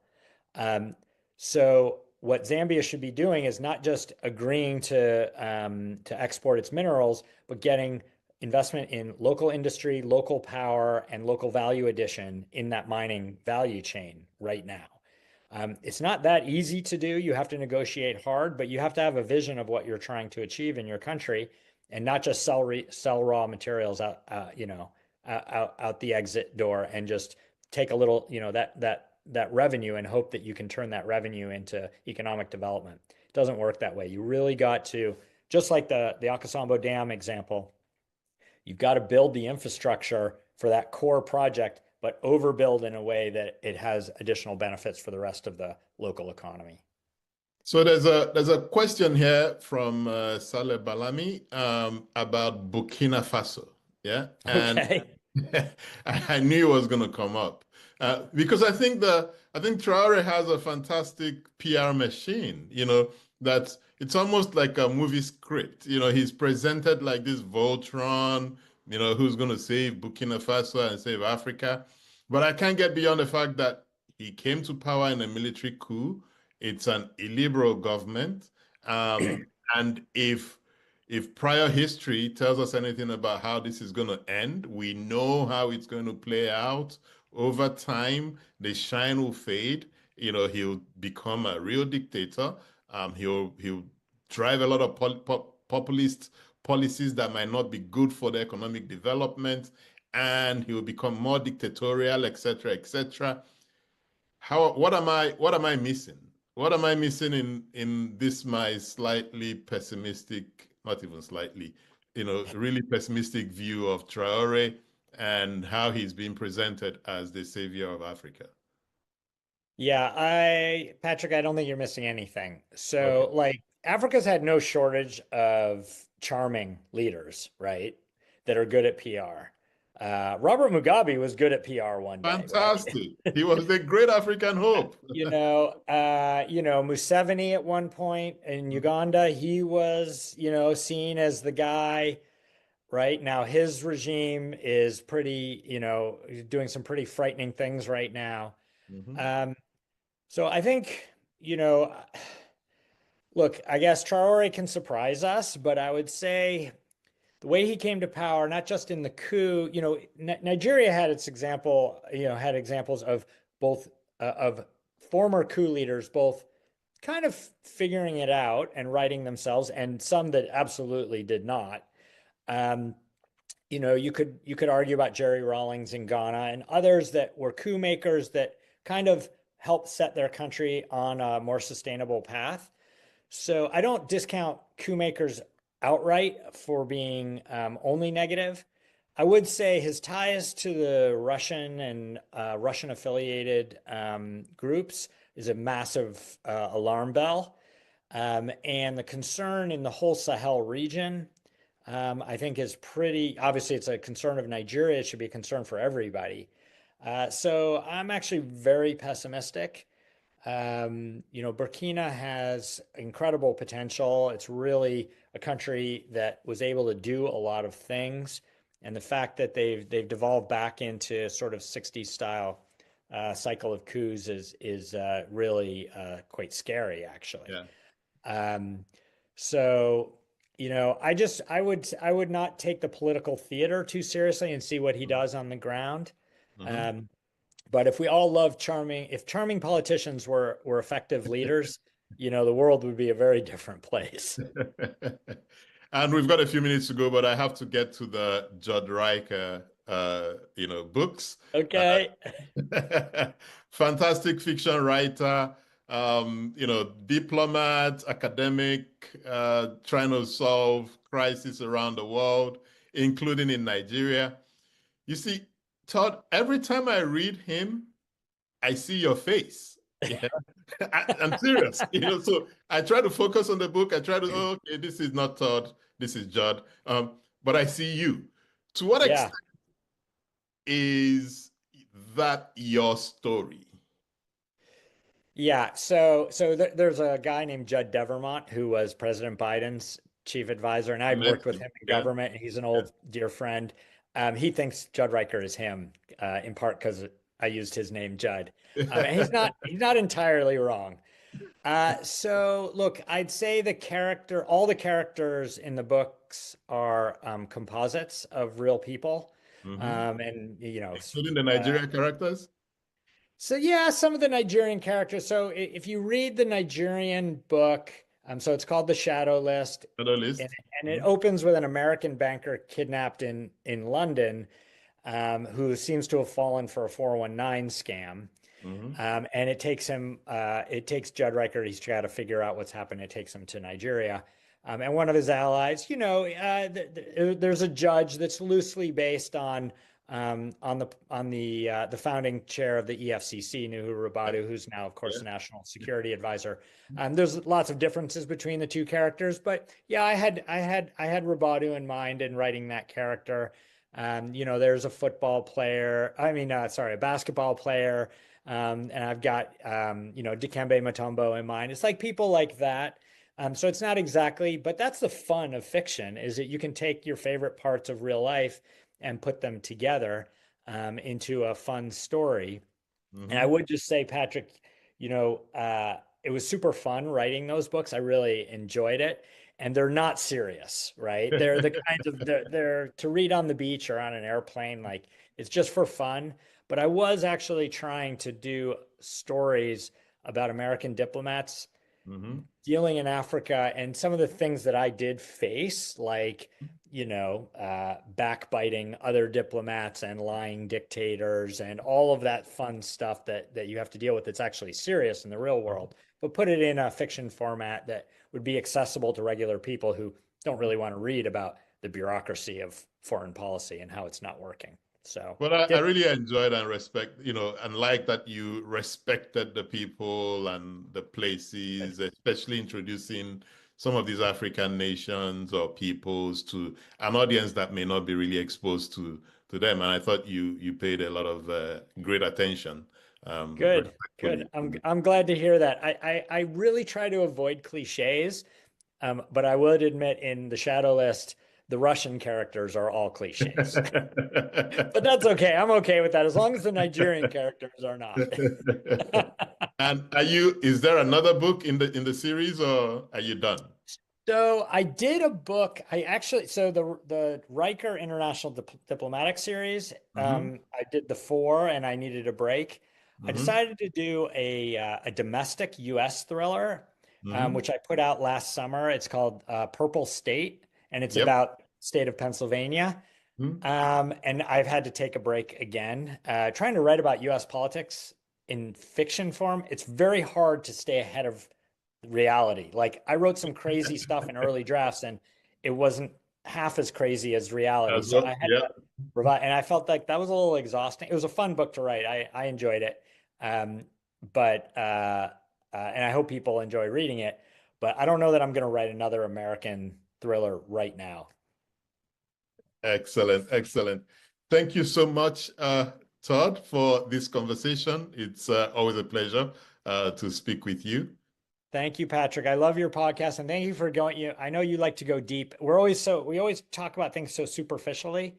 So I really appreciate that you like to go, spend time, go into a deep topic. And of course, I love everything you're doing at Next here. So congratulations on that. Thank you, and see you when you get back to DC. Fantastic. Fantastic. Thanks a lot. You don't tire for this picture? Or yeah, make you follow Unorodo. Nigeria don't go digital with free TV. Over 100 channels they wait you. Sport, news, and better entertainment for your own language. No matter where you dey, whether for city or whether for village, the satellite signal they reach every corner of Nigeria from day one. No monkey payment again. Once you get a Ogbonge free to air decoder, you don't win. This one, now our own national asset. Even from your phone, you feel watch out. Just download the free TV app and carry your TV go anywhere you dey go. Scan that code now or call 0700-388-7277. Free TV, digital TV for free. Brought to you by MBC. Health is more than a diagnosis. It's your lifestyle, your choices, and your future. Join us on Inside Health, your weekly deep dive into the stories, science, and solutions shaping your well-being. From expert interviews to real-life journeys of healing and hope, we cover it all. One of the complications of cancer management or treatment is they have some of them, at one point in time, you see them having anemia. Okay, so you see them at times being transfused. But at the same time, you come in with a diet. Nutrition, mental health, innovations in medicine, fitness, and everyday wellness. Whether you're managing a condition, staying informed, or just living your best life, Inside Health is your trusted guide. I'm Chigichi Agorom, and I'll be with you every week on Inside Health, only on Signature TV.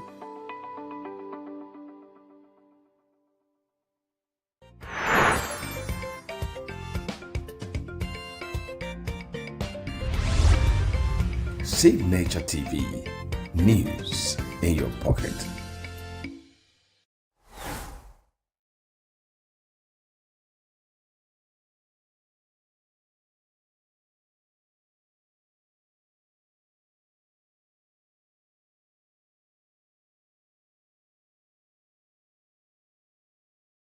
I have bad mouth. Because if Sugar Daddy promised me 50 million naira tomorrow morning, Yes. and Sugar Daddy do any nonsense this evening, I can call Sugar Daddy and his entire generation. So at the end of the day, I will not be able to get that money. I've always admired Lizzie J. She is one of the funniest, most talented, actors and content creators in the scene today. But there's always been a sparkling quality, a courage, a clarity that I've always liked. And I wanted to investigate it.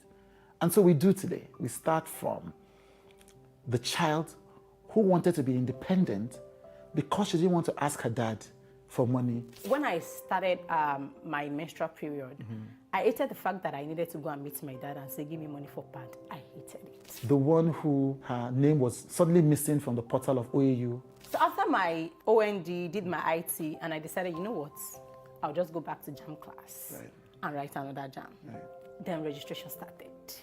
I went to school, tried to, and that was when they told me they could not find my name on the portal. Like, you cannot find my name. Like, I have printed my admission form, everything. Said no, they can't find my name. It just went away like that. They didn't take responsibility. Oh, you didn't take responsibility, nothing.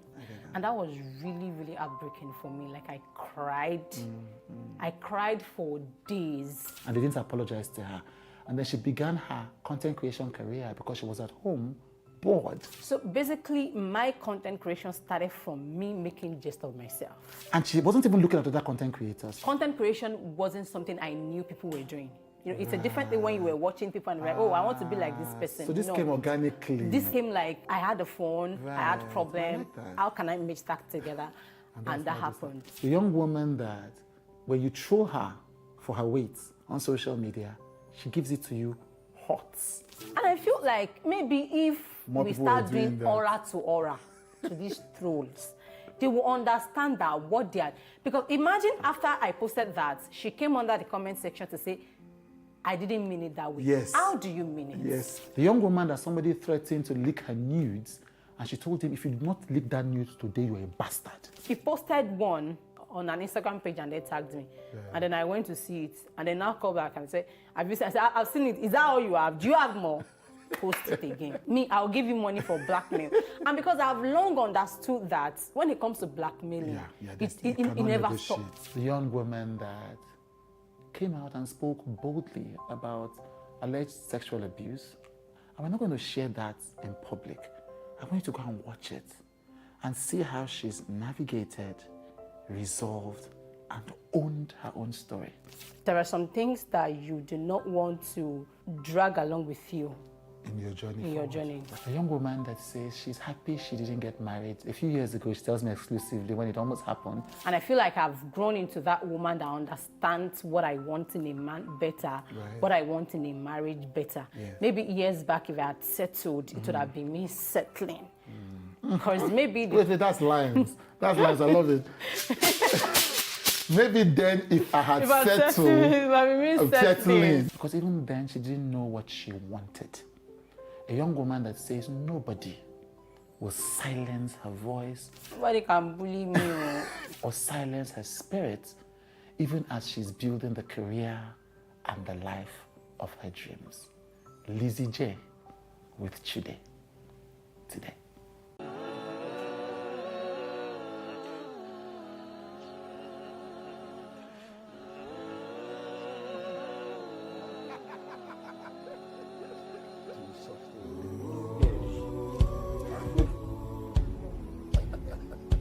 Come for me.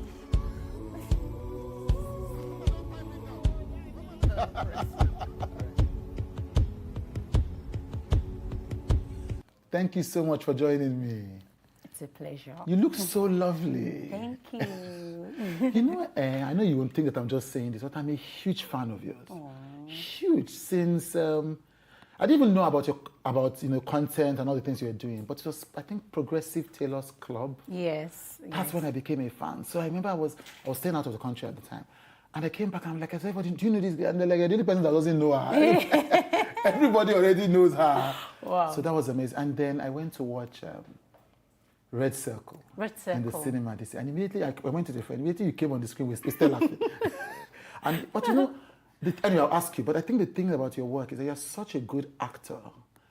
But because you are so funny, I think sometimes people forget that you're actually acting it well. Yes. Do you feel like that sometimes? I think. Yeah. How does that make you feel? I'll say that maybe because I am able to get into that character so well.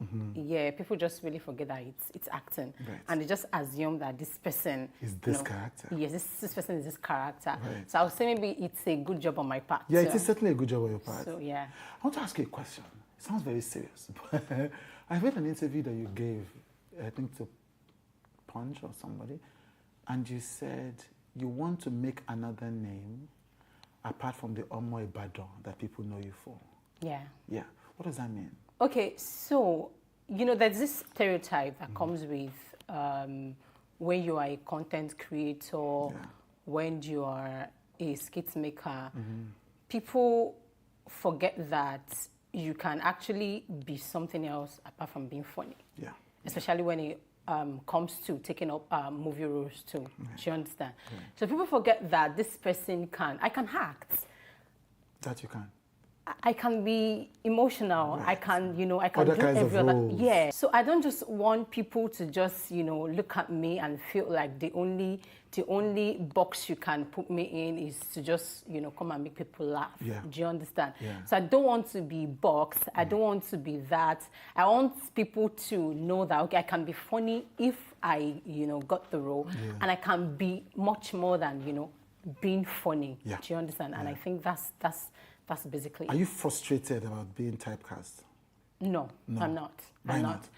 not. Because I believe that it will happen when it will happen. Right. I'm not really pressured. Do you understand? I know that it will happen. Before, I was not on screen. It was just social media. I was just, doing things on my own social media page, Facebook, Instagram. And, people started seeing that. I felt, okay, this person can, do this role. Yeah. That came in when that came in. Do you understand? Right. So I know that But the it will next one happen. will come So I in. don't need to pressure myself. And I'm also, working on, if I'm not going to get that role now, then I can give myself that role. Love and it. that means I can also make my film Yeah. and then play roles or characters that are very different from just being funny. Yeah. So I'm not bothered. Right, that makes sense. Just following up with that, what stage would you say you are in your career, your life now? How are you feeling? I'm good. Yeah. I feel good. Like I said, Because you're busy, you're booked, you're doing movies, your Yes. content is still getting engagement. So I'm not Yes. even asking about whether you're doing well. We can all see Yes, that yes, you're yes, doing yes, well. yes, yes. I'm saying, in your when you sit down, you just think about the journey, you think of where you are. What stage would you say you are in? Are you just having fun? Are you preparing for a next level? Are you retreating? What is the stage you say you are in? Okay, so there's this Yoruba adage that says, Ojo tagun kola nkoran. Okay. Meaning, let me just put it in there's this pregnancy stage, Yeah. there's the, giving The birthing birth, stage. crawling, Yes. and it's Yes. all stages. Right. So I would say that I am in that stage of, transitioning. Do you understand? Like you asked the other time, you said that I said I wanted to be known differently from just, being Omobado. Yeah. And I would say that I'm in that stage. Right. I'm in that stage of, when you plant a seed, you do not plant a seed now and expect it to grow tomorrow. Yeah. But in that period of becoming something that it's in, grows out and then you can see it, Yeah. there was a process. Yeah. Do you understand? Yeah. So Germination and all of that. Right. So I'll say that I am in that that process. of, Yeah. Yeah. I get that. transitioning, I get that. germinating I get that. into something much more Yeah. than Yeah. what we can I see. feel that. Is it boring at this stage? It is a little. Because you've done the things you've done, you know how to do them. You can even do them in your sleep. Yeah. So It is a little, Yeah. Yeah. But like I said, I'm not bothered You're not because I bothered. know that I am putting in the work. Yeah. I am putting in the effort. Yeah. As long as I do not stop, Yes. it will happen. I love that. As long as you do not stop, it will happen. will So happen. you can't even be too bored with it because No. you know that's part of the process. Exactly. Yeah. Exactly. Let's go back. I found the story of how you ended up not going into OAU very interesting. Yes. Please tell me the story. Okay, so I finished secondary school. Yeah. Right after my secondary school, I've always done things that would bring me money. Right. So I've always known that Right. I just have to, make my own money. Yeah. Then I would teach, to just. I could remember my first phone. I bought it in my first salary, 5,000 naira, and I bought that Nokia phone, 5,000 naira. Right. So I was learning tailoring, all sorts of things then, and then I wrote JAM and WAEC, something. But then I couldn't be cut off. Right. Yeah. So as at then, because my dad, or let me say my parents really do not like me going far away from them. Right. If it is not home, then... They are not there for it. And there's this sentence that my dad usually say, he will say, I'm not going. He won't say you, he will say, I am not going. And I'm like, you are not the one going. You say, and that means if I am not going, then He's you are not yes, going. Yes. So it's not like my mark then, I could actually apply to other universities, but because it just have to be OAU. Yeah. Is that where he went? No. He liked but the that's school. where we lived. Right. Okay, yes. Right. That's what you were explaining because it was very close. Yes, it was very... OAU to my house was like maybe 15 naira bus. Okay. So my dad wanted it to be like, you go to school in the morning, you come back home, I see that you are safe. And I see that you are safe. Yeah. So that was what he wanted. And during that period, there were, some of my colleagues that with their marks, they've applied to other universities and they worked and all of that. And after so much begging from my dad, Charlie, this man said, no, you are not going to. I wanted to study medicine then. Okay. And then someone told us that if I go to Polytechnic to study science laboratory technology, that's SLT, that there's a way that they do after the 2 years course, then you can do like direct entry to university, to OAU, right. to maybe like a medical. Yes. And after begging and begging my dad, he later said yes. okay, it's fine. And then we chose this polytechnic that is, a little close to the house to Ede. Right. I think Ede to Ife was like maybe 30-35 minutes journey. And that was it. This first year, the second year, I was almost done, and then we started hearing this thing like, OAU no longer allows direct entry to study microbiology or medicine with that course. Right. And I felt like this was the only reason why you wanted to. I came to this school. Yes. I had no business. I could have just waited and write another jam. Yes. And at that point, it was like, So after my OND, did my IT, and I decided, you know what? I'll just go back to jam class and write another jam. Right. As then, because of strike, every other thing, I could remember that the student that I taught when I was teaching, primary GSS, we were in jam class together. Like, just imagine how that must have felt like. You, yes. I taught these people. And now they're here with me. Now you're here with me. Yeah. But that didn't matter and then I wrote jam again. And then this time, thankfully, I was offered microbiology. Right. And in my head, I still feel like, okay, if I study microbiology in the same OAU, once they get to part 3 or part 4, you can then switch to medicine. And that was it. And everything was, I was really happy. Yeah. Then registration started. I went to school, tried to, and that was when they told me they could not find my name on the portal. Like, you must be joking. Check it again. Yeah. It's a lie. Yeah. I said, you cannot find my name. Like, I have printed my admission form, everything. I said, no, they can't find my name.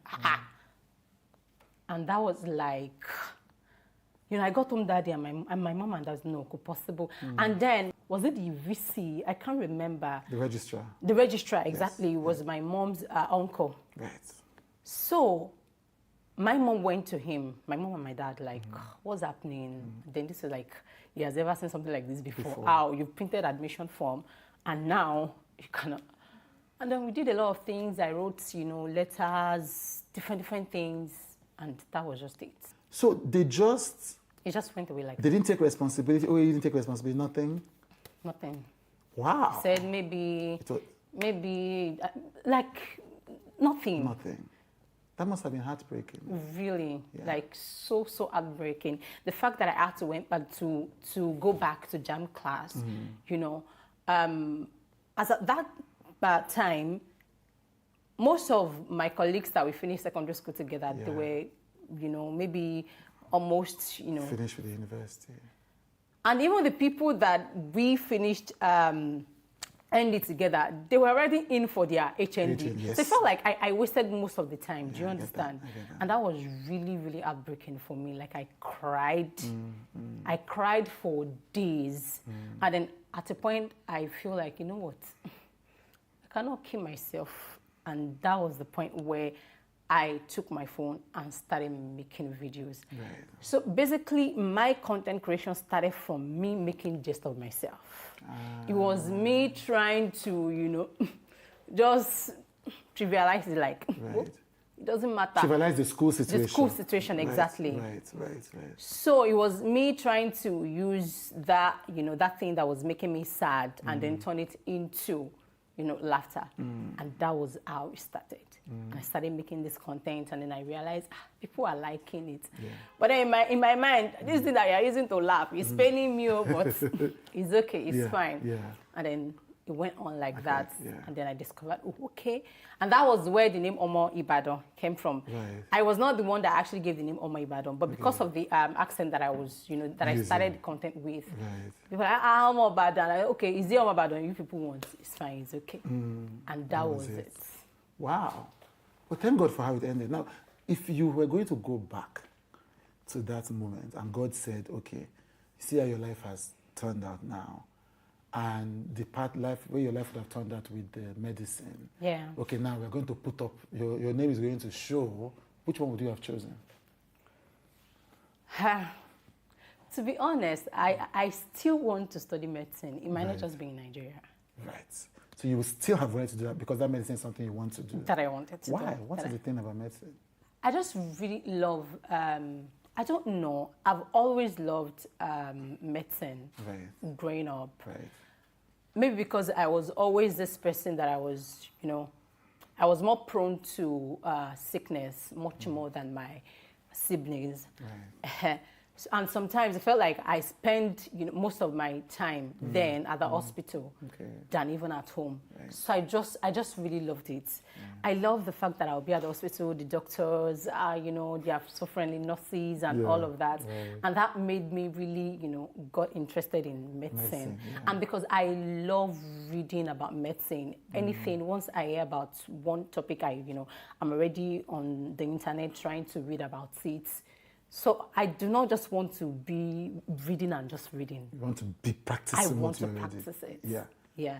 But then I'm so grateful where I am now. Yeah, of course. And I feel like that has really taught me that sometimes our ways is not God's way. Yeah. And the way that we want things to happen is not really how God wants it to happen. Right. And even when some things happen to me now, I look back to that time, I'm like, if that can happen, and God still find a way, God still made a way, then just forget about it. Right. He will still make way. Still make a way. So you still want to go back and study medicine? I would love to, even though I'm still very busy. Exactly what I'm going to say. Chasing this money. Chasing this money. But I would really love to. But do you think it will happen? Celebrity, when they are making money, they'll be like, oh, I want to go back to school. Be like, I mean, if you go in Nigerian school, like everyone understands, all kinds of things happen. But if you want to go abroad, where are you going to find the time? Where are you going to find the space? Do you honestly think it's going to happen?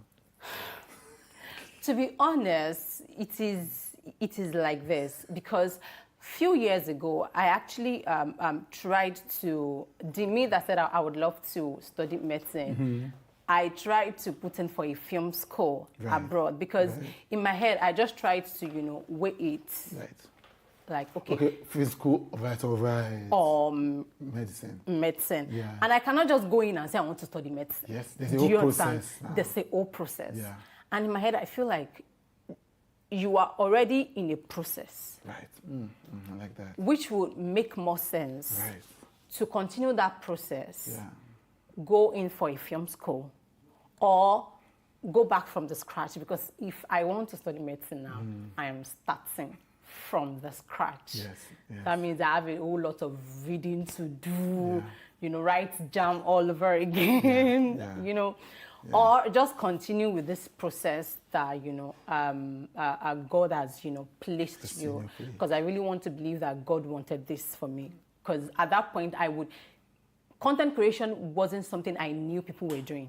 It's a different thing when you were watching people and like, oh, I want to be like this person. So this came organically. This came like, I had a phone, I had problem. Like how can I match that together? And that happened. So I believe God placed me on this. So which one would, make more sense? Go back and start from the scratch, or continue in this process? Yeah. And, I had to just say, you know what, let me just give myself time. Yeah. And be sure of what I want to do. Yeah. So that question, if I think it can happen, well, I don't know, but maybe when I start giving birth, maybe I will encourage one of my children to go and do it. I will not force him or him or her, but you will choose between, staying in my house or being a medical doctor. Well, I love it. Child. I love it. I love it. Okay. You mentioned that when you were younger, you liked to make money. Yeah. Why? What was the thing that was driving you to make money? Because I really didn't know how to ask anyone for money. Right.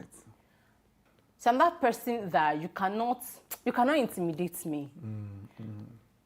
What I don't have, I don't have. And the fact that you have it will not make me want to have it. Like, I don't really care like that. Okay. Do you understand?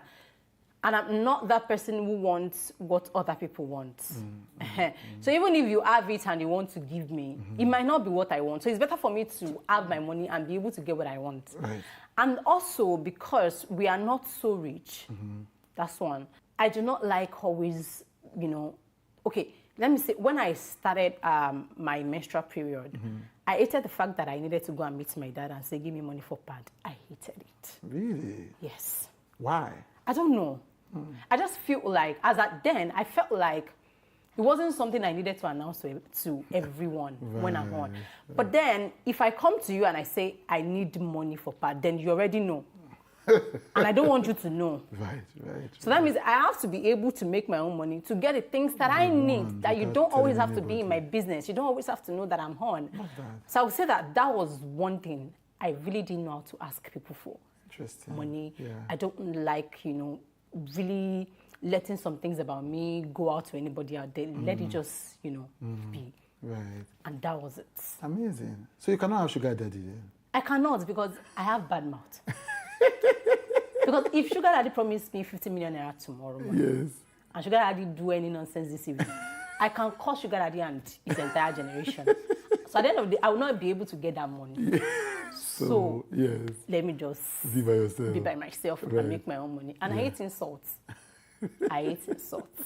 I hate it.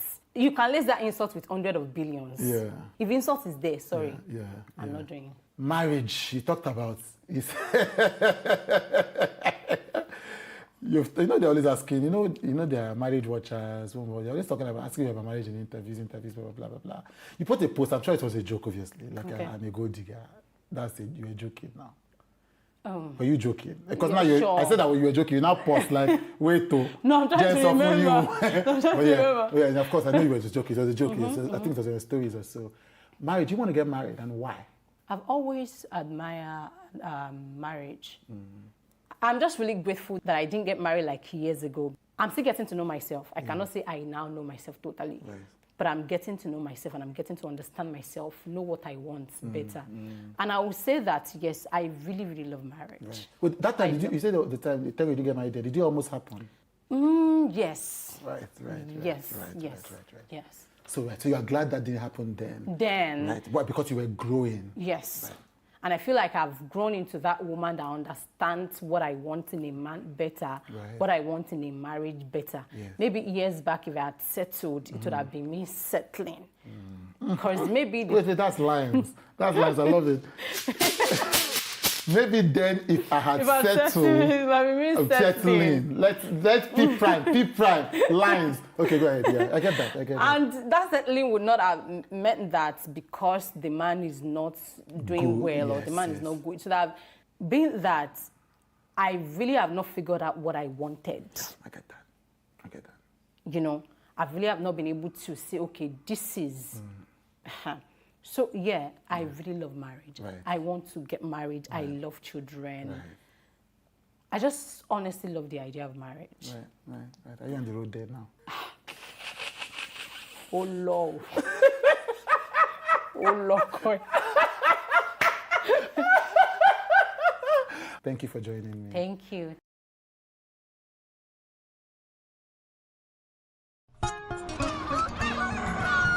New every morning on Signature TV, we open the day for you with needed energy, information, and required vibes to shape your day. From sizzling snippets of stories in various areas of life to intriguing conversations with net worth guests. When you have people who have no track record becoming your leaders, you have a problem. There's no outstanding gratuity when Obi took over from me. I left in all the accounts of Anambra State 13.8 billion for him. Your day cannot be complete without Signature Morning on weekdays and Signature New Day on weekends. There is no better way to start your day except Signature Morning and Signature New Day every day on Signature TV.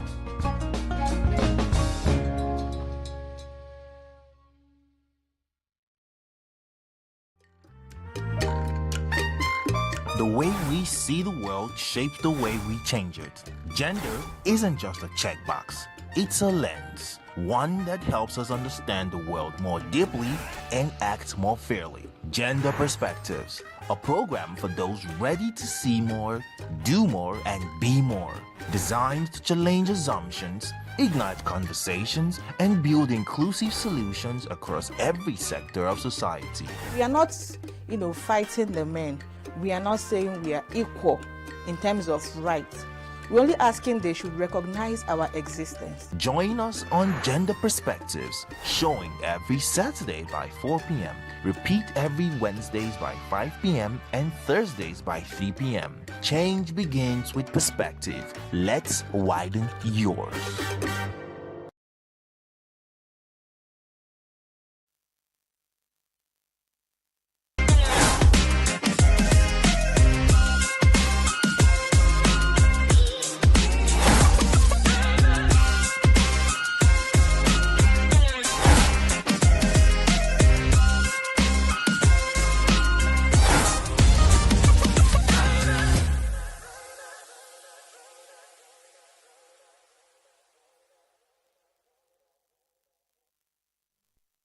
Hello and welcome to Teens Should Know, the show where we listen, where we learn, and where we grow.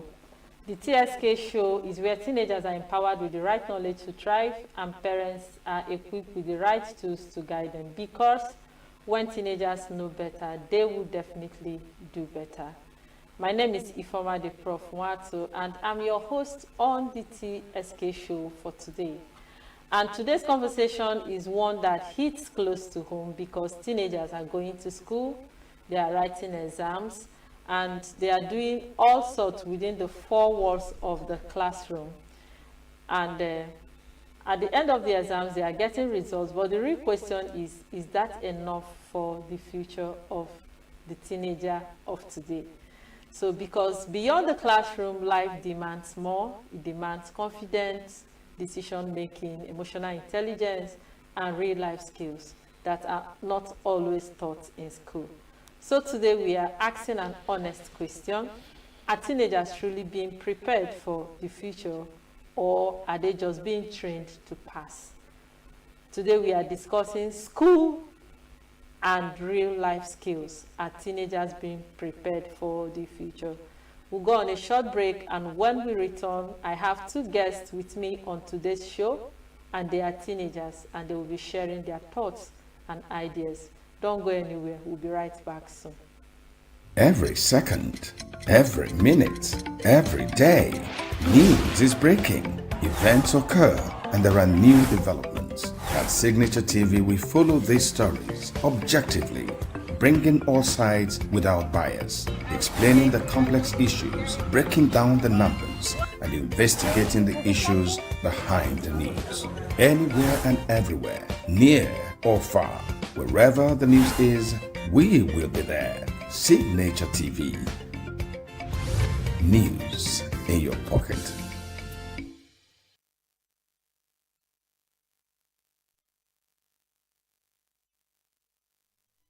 Okay, welcome back. This is the TSK show on Signature TV, and we are looking at school and real-life skills if teenagers are prepared for the future. And joining me on the show today are two amazing young people who represent the voice of this generation. They are not just students going through the system, they are teenagers experiencing firsthand what it means to balance school, expectations, and real life. They bring fresh perspectives, honest experiences, and real conversations about what it truly feels like to grow up in today's world. I'm really excited to have them here as we unpack this important topic together. I have with me, say ladies first, right? Yes. So I have Precious Udochukwu and Precious Asogwa with me on the show. Welcome to the TSK show. Thank you. Okay. So we'll go right into the discussion for today. You'll be speaking on behalf of many other teenagers that are listening and are watching as well. So let's go with the first question. To both of you, you answer first, then he will answer. Do you think the school is really preparing the teenager for the future? Do you think so? If yes, why? If no, why? Okay. For me, I feel like the school is mainly teaching people how to pass exams. They're not really teaching students real life skills. Because I remember when I first left secondary school, I thought it was going to be easy. because I was among the top of my class. But that was not the case. Okay. So the main thing about school, they teach theoretical processes, Okay. but life is about practical skills, Okay. and schools don't really teach skills that teenagers can use to go far in life. That's all I can say about that. Okay, Precious. She have answered it all because school doesn't even at all teach us, doesn't prepare us for the future, because what they teach us in school is far beyond what we see. In real life? Yes. Okay. So when you think about the future, do you feel confident and prepared? Or do you sometimes feel unsure? I feel both confident and unsure Okay. at the same time. Okay. Because when it comes to passing exams, I can do that very well. Mm. But schools don't teach us about, let's say, emotional intelligence. That's Mm. why there has been an increase in suicide Okay. in teenagers. Mm. There was a girl that just entered university and she could not deal with the stress, so she decided to take her life. Oh. So I feel like things like this should be taught in schools so that they can prepare teenagers more, because what you see in school is not what you see in real life. Okay. School doesn't really prepare you for, give you the emotional intelligence and emotional stability and all of that. So let me ask this other Precious. I have two Precious with me. Okay, Precious, have there been any situation you find yourself and you felt like, oh, I wasn't prepared for this? Okay, Yes. just give us an example. Like the university I'm currently in now. When I was in secondary school, we here university, everyone like, wow, I want to be there, I want to be there. Now we have entered. It was all what they told us there. That so you're we are seeing. sitting down. So Okay. and we are not prepared enough. So we are being forced to face and manage it. Okay, you're still trying to adapt to the system. Yes, trying So to can you just adapt. give us one particular thing that you're finding very difficult to adjust to away from home, and school did not prepare you, the secondary school did not prepare you for this phase in the university? Okay, take for instance, now I'm in the university, I stay alone. I'm far away from my parents, so at home then in secondary school, I'll just wake up, I'll see like meal and hot water is already ready for me to take, but this time around, You do it by yourself. you have to do everything by yourself. You come to class, normally in secondary school, you have your own chair, everything. You read if you don't understand, you ask questions, but in the university, you not sit here, just outside. You will not understand anything, you cannot ask the lecturer anything, so it's not. Okay. From what you said, I know that there are some lecturers that still take questions, but most times I think the relationship between teachers and the students in the secondary school are more closer than that of the university. Okay, I want to ask, do you think that school teaches you how to think? Because thinking is actually a skill, is an ability. There are people who don't do critical thinking. And I don't think that is always taught in the school. So does school just teach you how to think, or they just teach you how to memorize? You know, because when you're preparing for your exams, you just read and memorize. Okay, noun is the name of noun is the name of a person, animal, place of things, and all of that. Does the school really teach us how to think? Any of you can answer the question.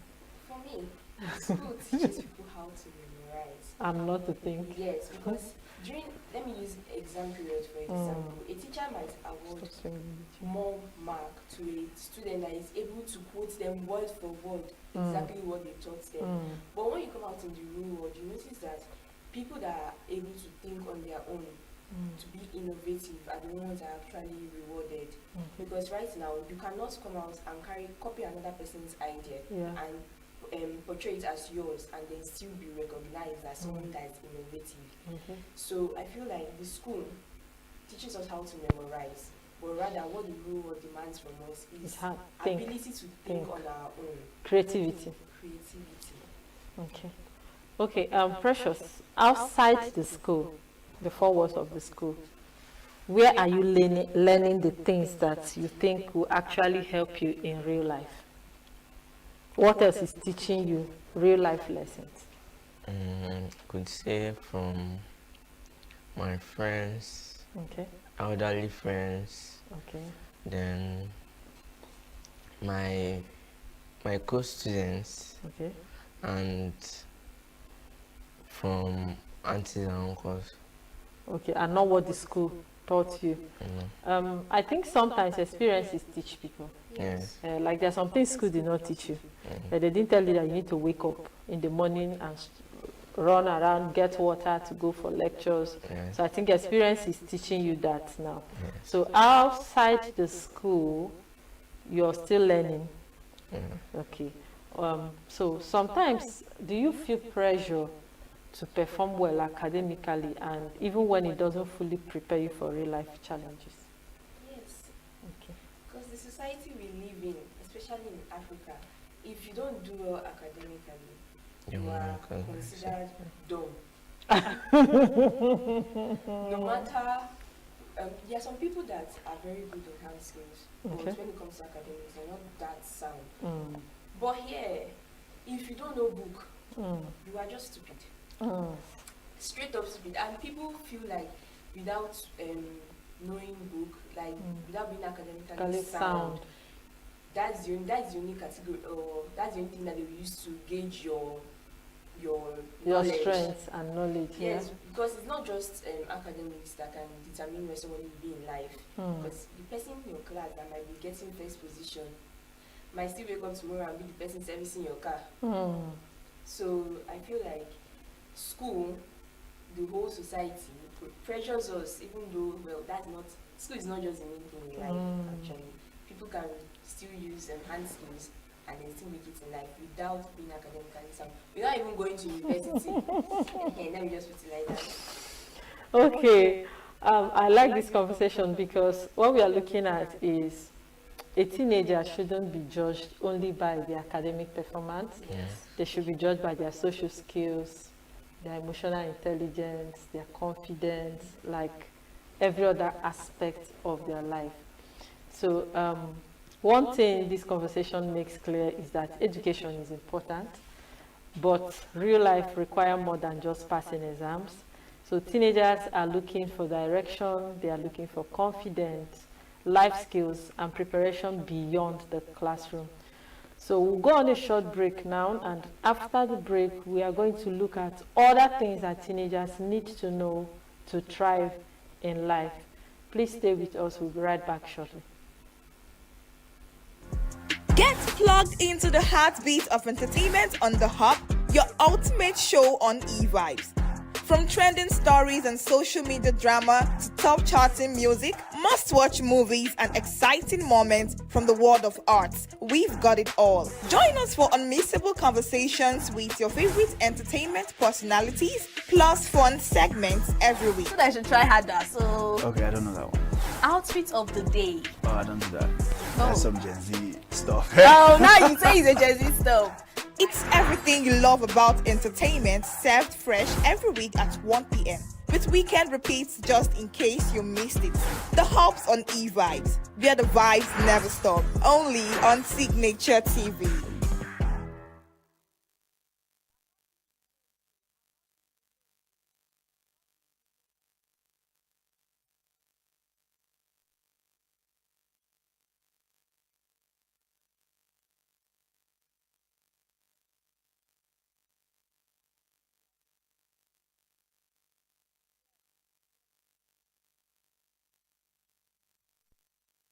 Welcome back, everyone. This is the TSK show on Signature TV. If you're just joining us, we've been having a very honest conversation on whether teenagers are truly being prepared for the future beyond academics and exams. And from everything we've said so far and everything we've heard so far, it's clear that real life requires more than just grades. So we'll continue this conversation as we explore the skills, the mindset, and preparation teenagers really need to thrive in today's world. Some time ago, I was talking with teenagers, and we were looking at soft skills. And some of these things are not being taught in the school. like emotional intelligence, good communication skills, even time management. We hardly talk about these things in the school. And then when the teenager faces the real world, they start struggling. So like when you were talking about the world judging the teenager by only their academic performance, but they forget that we can have an intelligent teenager who is rude and arrogant. So character should also be part of the things, but most of the times school pays attention to more of academic performance than disciplining the teenager to have a good character, because when we don't have responsible teenagers, we end up having dysfunctional adults. So that will lead us to the next question. So Precious, if you have the opportunity to teach one skill to every teenager, what would that be and why? I think it should be communication skill. Communication.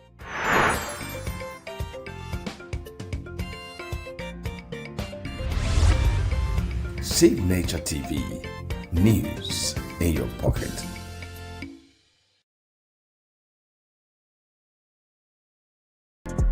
Get plugged into the heartbeat of entertainment on The Hub, your ultimate show on eVibes.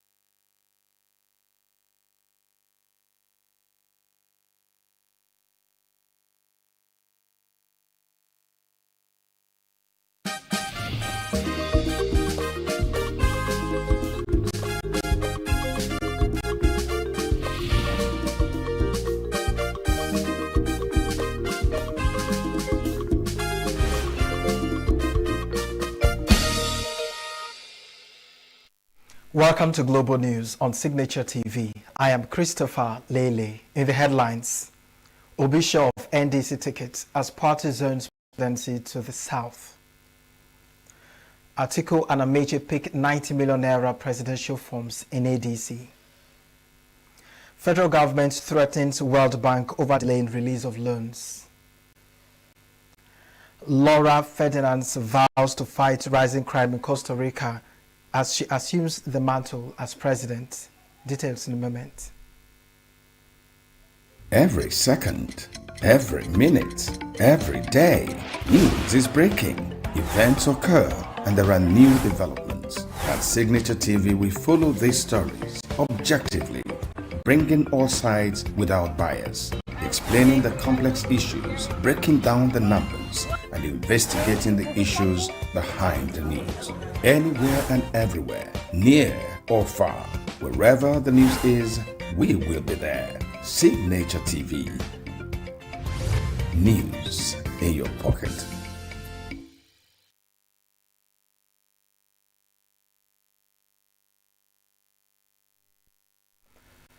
The Nigerian Democratic Congress, NDC, created a fresh sense of nation building on Saturday when it held its first national convention in Abuja. Though it was an elective convention, speakers at the event opened a fresh national conversation, not creating mass of not of telling delegates to deliver their states, but of creating mass of economically productive Nigerians and an enduring safe society. Correspondent Nasiru Usman covered the convention and now reports. The first sign that a significant political movement was about to happen became evident with delegates, party members, and supporters overflowing into the adjoining streets and creating a gridlock. The outpouring of entrants and political heavyweights created a hyper sense of celebration.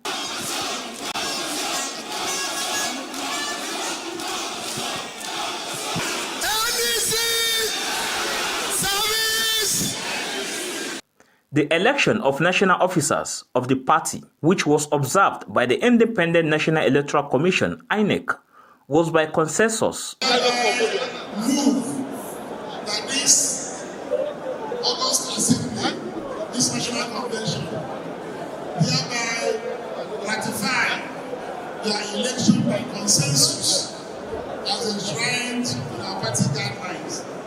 I so move. Then came the speeches which seemed to lay out the philosophy of the party. National leader Senator Seraki Dixon said the NDC is a party of ideas, ideology, and service with a mission to give Nigeria back to Nigerians. There are people whose idea is only to build flyovers, including flyovers where they are not necessary. Any other development is brick and mortar. No matter how expensive, if you don't invest in the human capacity. My colleagues and I have a clear vision. So an NDC government, you can be sure that our focus will be national security, investing in the human being, education, healthcare, empowerment, economic empowerment. As Senator Seraki Dixon reminded the audience of the hard work ahead, former governor of Kano State, Rabiu Musa Kwankwaso, reminded Nigerians that political stability of the country has always been achieved through by a shared understanding and not by the winner takes it all. The alliance between Shehu Shagari and Alex Zekwemi under the National Party of Nigeria, NPN, helped restore civilian rule and national unity after years of military dictatorship.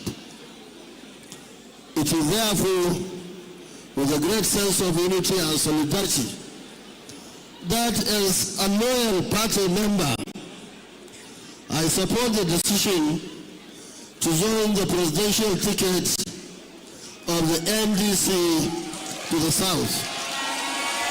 We can only achieve that by continuing to mobilize to register as INEC to vote, and the MDC to belong to this noble cause. Peter Obi, presidential candidate of the Labour Party in the 2023 election, told party members and delegates that NDC has come to turn Nigeria's population into an unstoppable production force for the economic good of themselves, the nation, and the continent. Nigeria is not a poor country.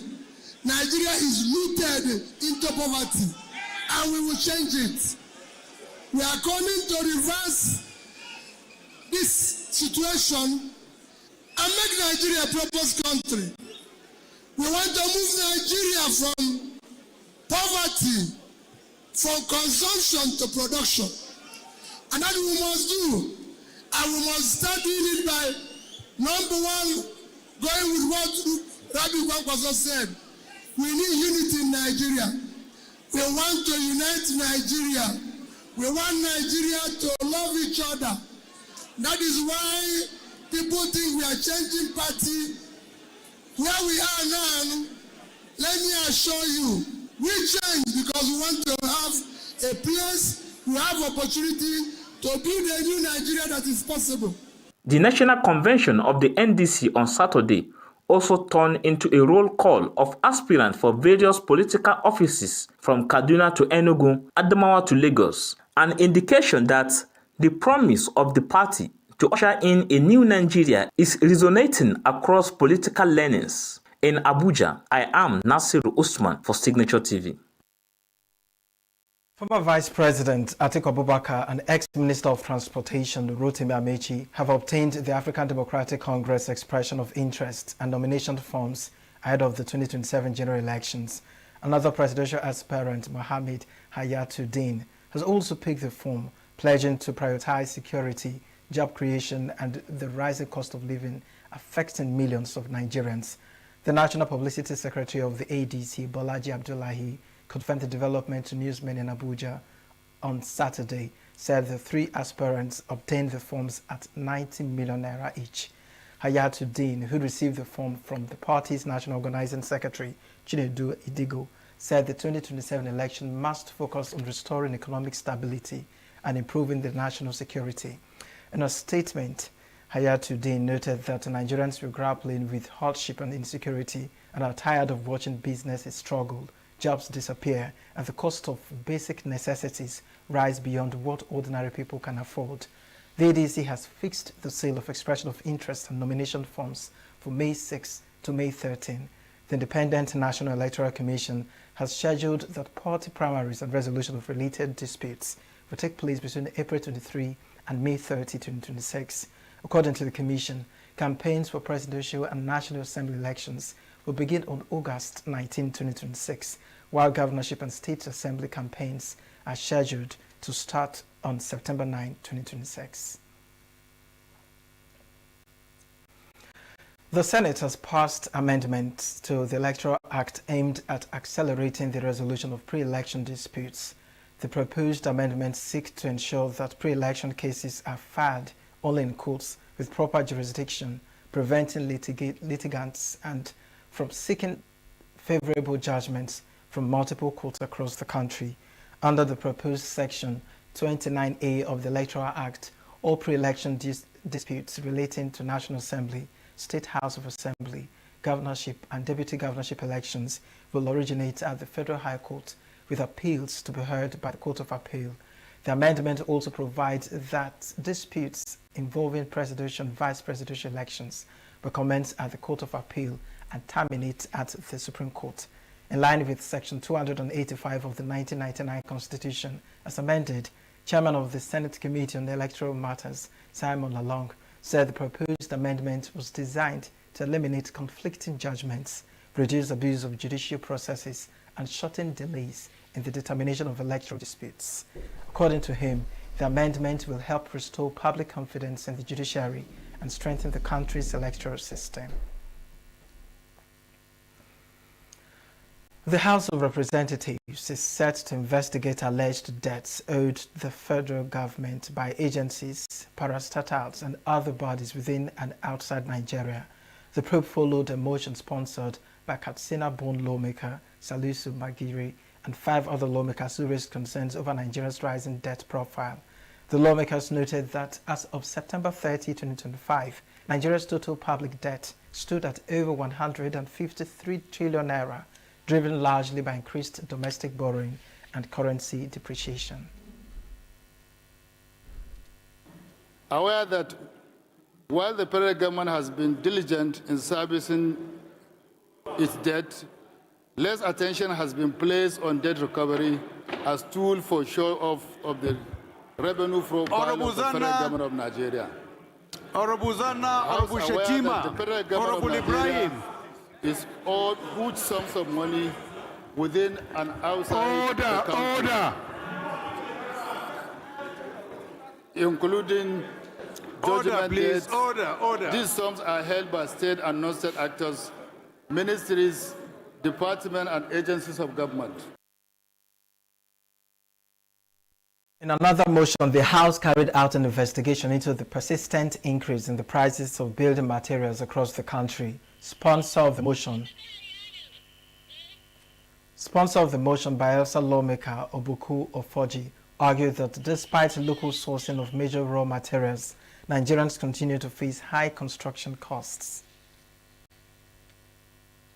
Concerned that the price of 50 kg bags of cement has risen sharply from above 7,500 in the late 2025 to between 11,500 and 12,100 in 2026, representing an increase of approximately 50 to 60% within a short period of time. As further concerned that within the same period, steel prices have increased by 20%, chap sand price by about 25%. Other materials such as granite and timber have also recorded significant increases. The motion by state lawmaker Maria Ibikake urged the House to intervene in the alleged failure of Wando Nigeria PLC to fulfill its corporate social responsibility to some communities in her constituency, including the provision of electricity.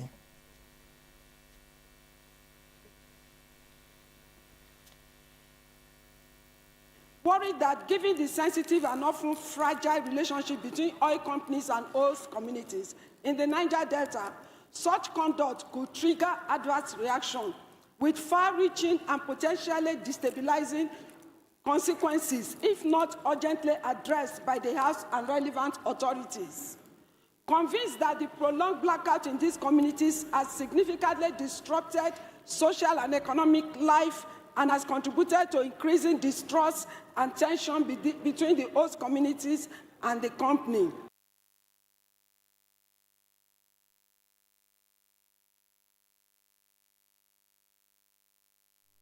The House also tasked the federal government to urgently resettle over 10,000 internally displaced persons from Mate currently taking refuge in Mongolo local government area of Borno State, following a motion by Bukar Talba, who said the displaced persons have remained in difficult conditions after fleeing attacks in their communities.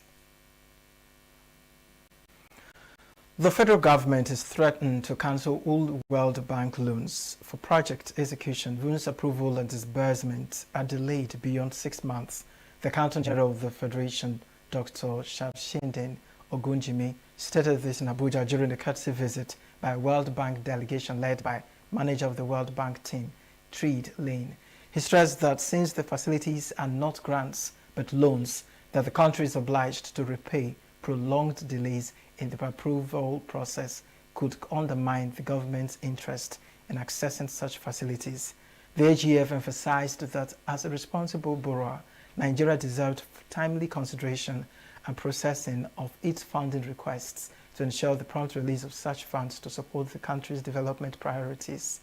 The man informed the delegation that action has commenced issued of public financial management statements and audit reporting raised by the bank, and assured that the 2023 audit report will be submitted to the Office of the Auditor General for the Federation within 2 weeks, while work on the 2024 and 2025 audit reports is already in progress. Earlier in her remarks, Lane congratulated Dr. Ogunjimi on his recent appointment as the African chairman of the Association of Accountants General and encouraged him to sustain its efforts toward digitalizing its operations and ensuring the timely presentation of professional financial statements. The National Security Advisor, Ribadu, has briefed the United States Vice President J.D. Vance on ongoing reforms and operational measures being undertaken by the federal government to improve national security and stabilize communities affected by insecurity. Ribadu, who held a strategic meeting with Vance during a 3-day working visit to the United States, assured of the strong commitment of the Nigerian government to further strengthening ongoing collaboration in counterterrorism, intelligence sharing, regional security, and democratic governance. He further underscored Nigeria's role as a regional leader and frontline state in counterterrorism efforts across the Lake Chad Basin and West Africa. Ribadu also met with the U.S. Acting National Security Advisor and Secretary of the State, Marco Rubio, the Under Secretary for Political Affairs, Alison Hooker, and Assistant Secretary of War, Daniel Zimarin. The meetings provided an opportunity for both sides to review the current state of Nigeria-United States relations and to further strengthen ongoing collaboration in counterterrorism, defense cooperation, intelligence sharing, regional security, economic resilience, and democratic governance. The Economic and Financial Crimes Commission has declared former Minister of Humanitarian Affairs, Sadiya Umar Farouk, wanted over alleged criminal conspiracy, abuse of office, and diversion of public funds. A statement posted on the EFCC website on Saturday and signed by the head of media and publicity, Dele Oyewale, urged members of the public with information on her whereabouts to contact the Commission. The Commission urged anyone with useful information to contact its offices in Ibadan, Oyo, Sokoto, Maiduguri, Benin, Makurdi, Kaduna, Ilorin, Enugu, Kano, Lagos, Gombe, Port Harcourt, or Abuja.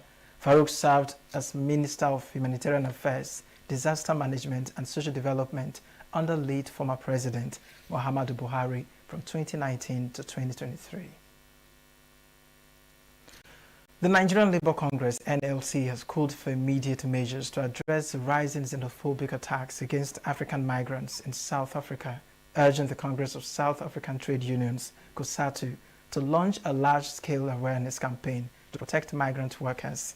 In a letter addressed to the leadership of COSATU in Johannesburg, NLC President Joe Ajaero condemned recent incidents involving the killing of African migrants and destruction of their businesses.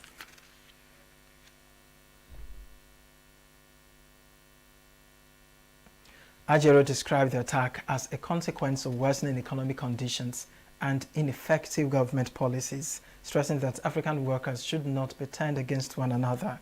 The Labour leader urged COSATU to lead extensive sensitization efforts in communities, unions, and workplaces to counter narratives blaming migrants for unemployment and poverty.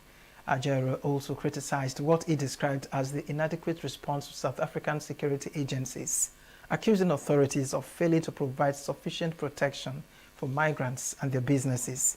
He called for the full deployment of security resources to prevent further violence, while demanding the arrest and prosecution of those responsible for the attacks, in addition to payment of compensation for victims and families affected by the violence.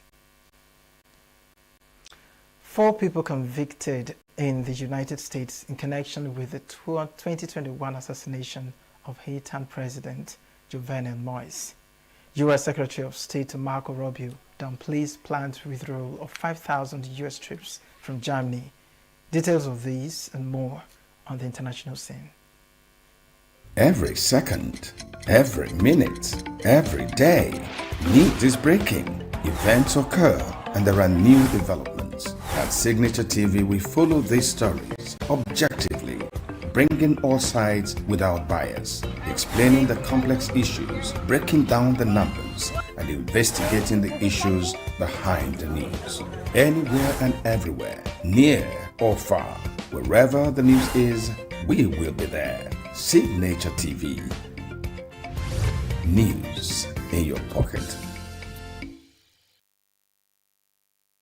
A group of 298 petitioners from remote villages in Marsabit County in northern Kenya is suing BP and the Kenyan government over oil exploration waste from the 1980s that it says is causing a cancer cluster that has killed hundreds. Residents and local health workers say cancer cases and deaths have risen steadily, with more than 500 people reported dead from cancers affecting the digestive system, particularly the esophagus and stomach. Many were from villages where access to medical care remains limited. They believe rising cancer cases are linked to toxic wastes left behind during oil exploration in the 1980s.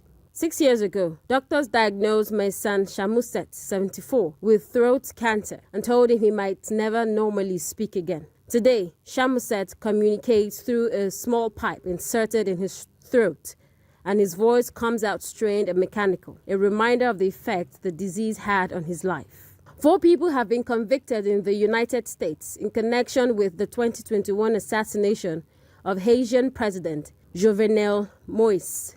Archangel Pretil Ortiz, Antonio Intriago, Walter Vientemile, and James Solage were found guilty on Friday of conspiring to kill or kidnap Moïse, whose assassination left a political vacuum in the Caribbean nation that has compounded overlapping security and humanitarian crisis. They were also convicted of providing material support for the plot in violation of U.S. law. All 4 face possible life sentences. U.S. prosecutors have said that the south of Florida, the closest U.S. state to Haiti, served as a central hub for planning and funding Moïse's assassination. Laura Fernandez has been sworn in as Costa Rica's new president and has vowed to fight rising crime in the Central American country, as well as maintain close ties with the United States. Fernandez defeated a crowded field in the February 1st vote to replace outgoing President Rodrigo Chavez, who has remained a close ally of U.S. President Donald Trump. In an unorthodox move, Chavez is said to remain in the government as dual minister of the presidency and finance, assuring outsized influence in the incoming administration. Further underscoring plans to maintain close ties with the U.S., Fernandez has appointed her second vice president, Douglas Soto, as ambassador to Washington. U.S. Secretary of State Marco Rubio on Friday downplayed the planned withdrawal of 5,000 U.S. troops from Germany and said President Donald Trump has yet made a decision on removing more service members from Europe amid growing cracks in the transatlantic relationship. Speaking in Rome after meetings with top Italian leaders, Rubio sought to publicly distance the move from Trump's continued critique of NATO and its members, including Italy, over a perceived lack of support for the U.S. war against Iran. Still, his argument is not likely to assuage European fears about the reliability of the United States and its commitment to the defensive alliance. Rubio, a longtime NATO proponent, did not foreclose the possibility of further troop reductions in response to the U.S. displeasure with the bloc. The top U.S. diplomat said the reduction of the troops in Germany, announced by the Pentagon last week, was already ongoing.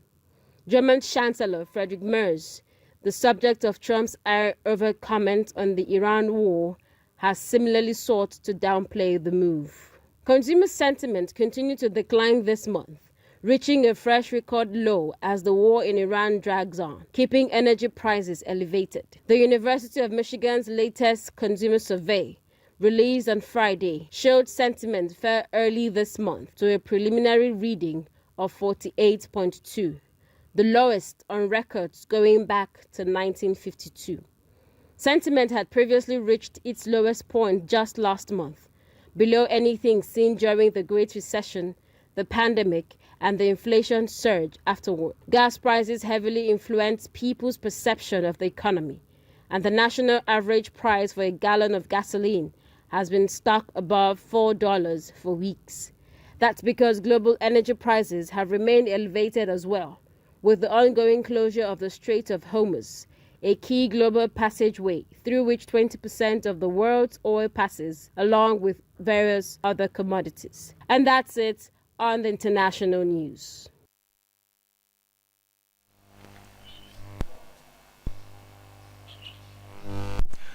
And that's the package this hour. I am Christopher Lely. Thank you for watching.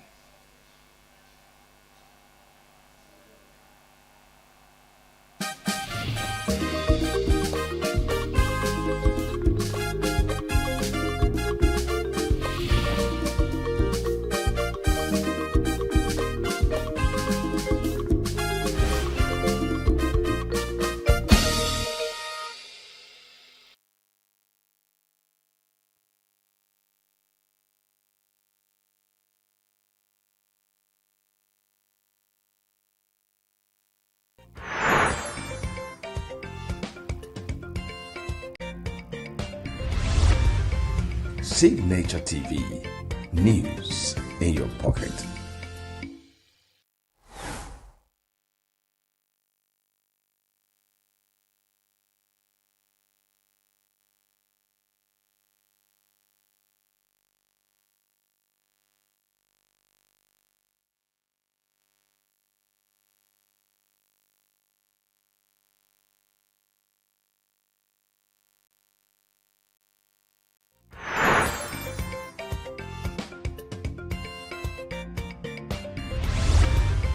Signature TV, news in your pocket.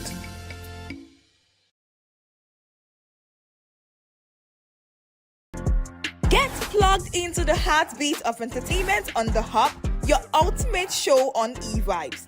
From trending stories and social media drama to top charting music, must-watch movies and exciting moments from the world of arts, we've got it all. Join us for unmissable conversations with your favorite entertainment personalities, plus fun segments every week. I should try harder, so... Okay, I don't know that one. Outfit of the day. Oh, I don't do that. That's some Gen Z stuff. Oh, now you say it's a Gen Z stuff. It's everything you love about entertainment, served fresh every week at 1 p.m. with weekend repeats just in case you missed it. The Hubs on E-Vibes, where the vibes never stop, only on Signature TV.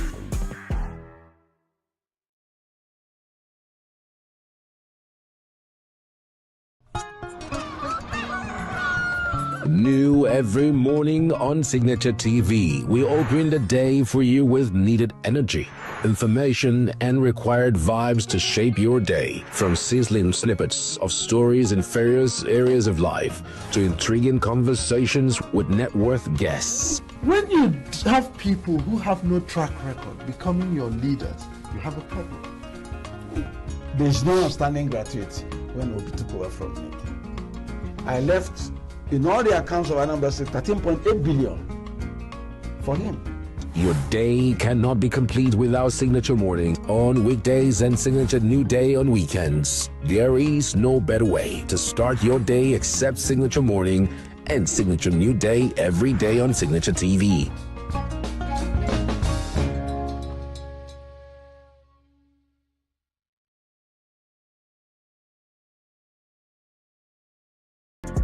Get plugged into the heartbeat of entertainment on The Hub, your ultimate show on E-Vibes.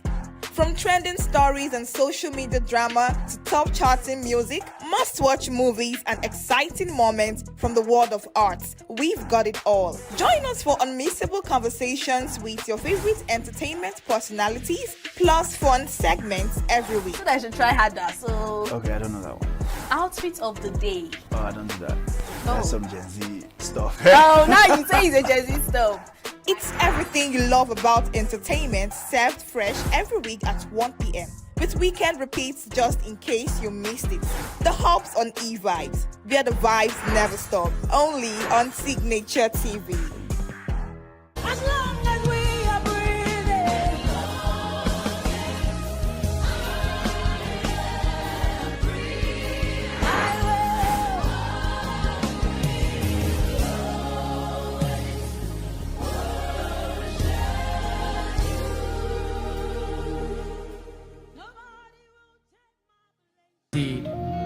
Father Lord, we thank you for this awesome moment. We ask that you grant us access to your mysteries. We ask that you grant us understanding to your word. We pray that your spirit interpret your word to the minds of people. Thank you, Holy Spirit, for in Jesus' most mighty name we pray. Amen and amen. Before I proceed, can we celebrate our General Overseer for the grace of God upon his life? What is happening here is as a result of his ardent fellowship with God. His fellowship is what is betting out the result we are seeing in this place. This place is a home of success, a place of practical Christianity, where faith is lived and experienced. We are here to teach you the practical ways of how to become a successful believer, not one who suffered from the decadence or from the hands of demons. And I trust the grace of God in the house this evening, that before you leave this place, you will walk out with your blessings in the name of Jesus. You will walk out with a testimony in the name of Jesus. You will walk out with your miracle in the name of Jesus. At the same time, can we celebrate the angel behind our General Overseer, the first lady of the house? Can we give the Lord a big, big hand of clap for the angel behind our General Overseer? Hallelujah. Can we celebrate the leadership of GWC? This conference is a proof that we are making progress. It is not easy. The media department, choir department, ushering department, the welfare department, the security department. Can we give it up to all the department? The doctor at the back, they stood very, very well to ensure that everybody is secured in this place. The media did a good job. The ushering department. Can you celebrate yourself as a participant? Maybe you did not participate in any department, but your presence matters a lot. Without you, there won't be conference here, but your presence makes it possible. Can you celebrate yourself one more time? We have heard the testimonies of people, but you can't just duplicate testimonies without doing what the testifier did. You can only replicate or duplicate the testimony of somebody when you decide to follow the same route that the person follows. If the person is a giver, you must also be a giver for you to experience financial blessing.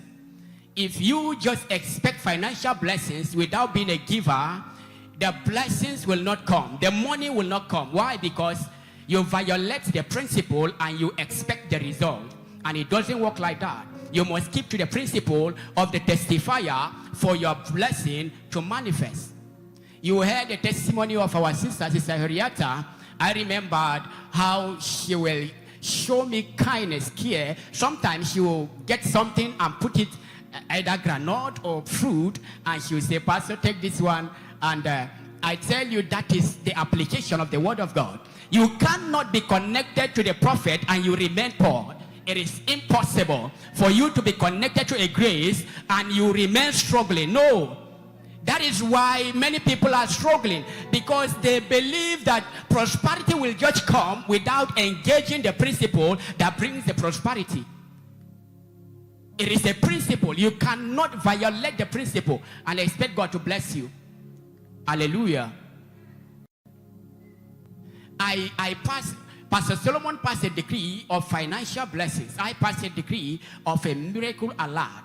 It happens because the people key to it. They believe with all their heart that they know that this word belongs to them.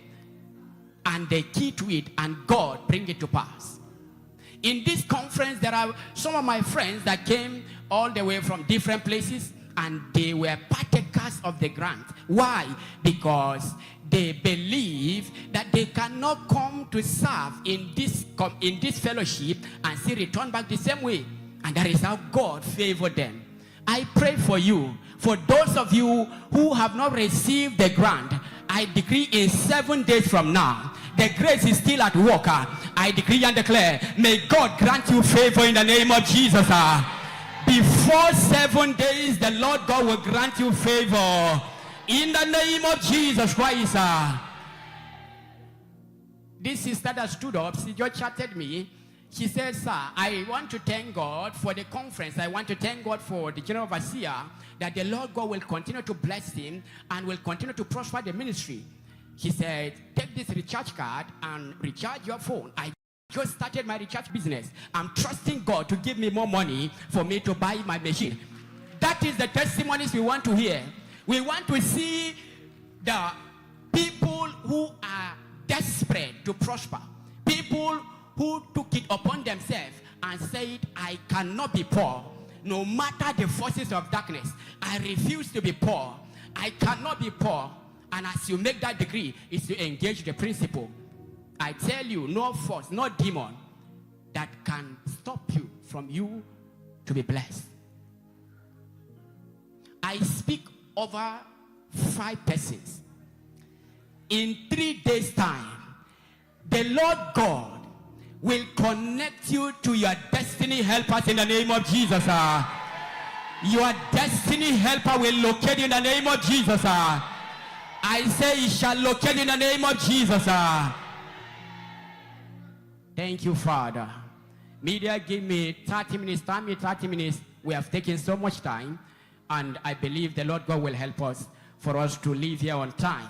I want to make a recap of our conference theme, Give Yourself and for Others Employment. Give yourself and for others employment. But my area of focus is you are wired for greatness. Wired for greatness. Every human being on earth has a potential, has a talent, has an ability to make progress, has the ability to succeed. There is something inside of you.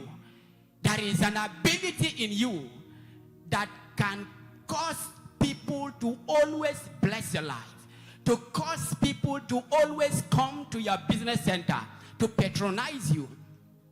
It is when you activate that ability, that is how you begin to see the manifestation of God's hand upon your life. One thing I want to let you to know or to understand is that when we came up with this caption, We were not trying to entice anybody. We were not trying to make a gain out of it. No. This caption came from the womb of the Spirit. God laid these burdens in the heart of our general overseer to ensure that lives were blessed, lives were transformed. And I believe that nobody participated in this conference that did not receive a blessing, that will say, I did not benefit from this conference. So you cannot actually employ others if you did not employ yourself. You cannot employ others without employing yourself.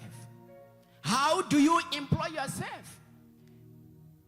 You employ yourself by learning a skill, and that is why this conference is put together. That is why the conference was organized. You employ yourself by learning a skill. You learn a skill by attending conferences, just like the one we did. You employ yourself by learning a skill. Through skill acquisition, you partner with somebody and you learn about how to repair generator. And when you become the master of that thing that you learned, you now have the ability, you have all what it takes for you to be able to employ others. If you don't learn anything that will bring money, you cannot employ others. You employ others by learning a skill. When you hear about conference, you hear about seminars, you attend them. When you attend them, you get knowledge, you get understanding. If you are to go for skill acquisition, you have to pay money to learn hairdressing, to learn barbing.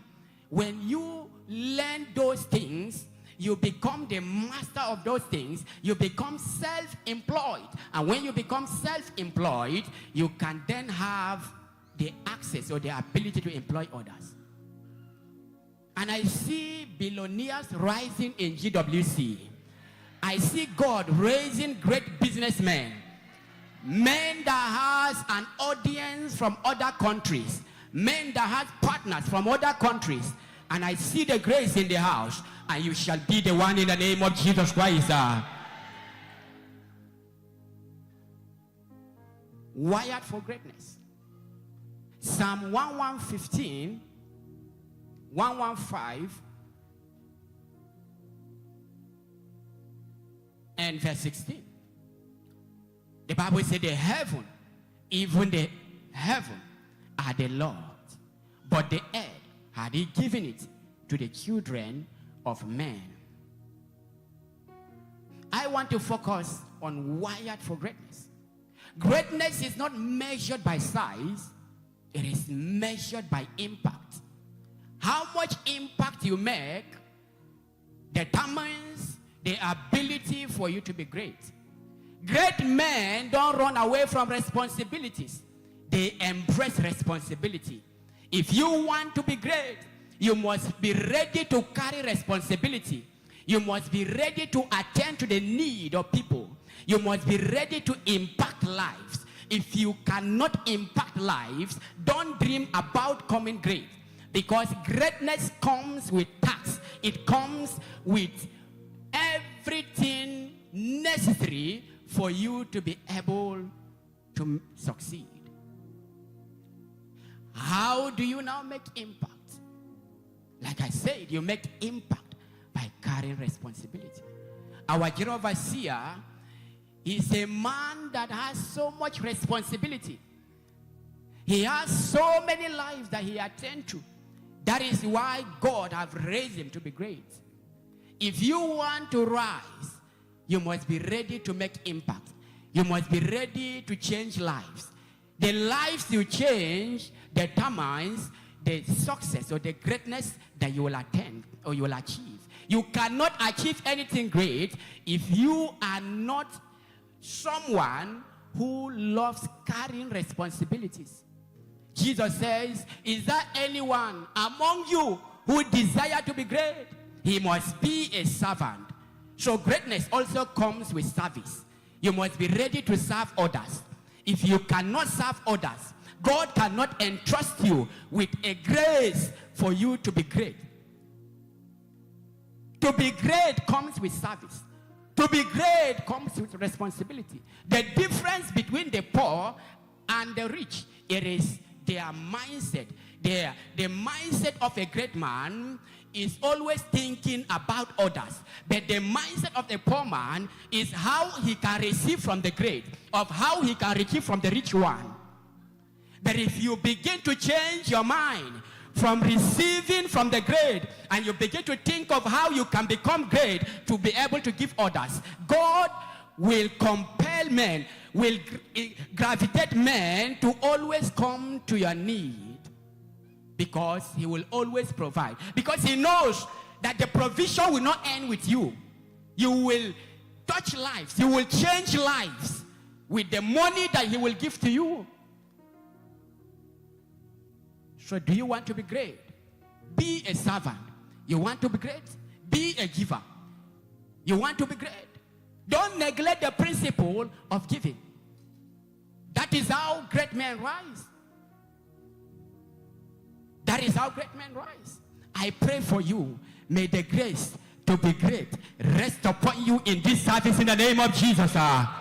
You're connecting online. I decree and declare, may the grace to be greater rest upon you in the name of Jesus. In any country, in any state that you are connecting, I decree and declare, may the men in that city favor you in the name of Jesus. May the men in that region favor you in the name of Jesus.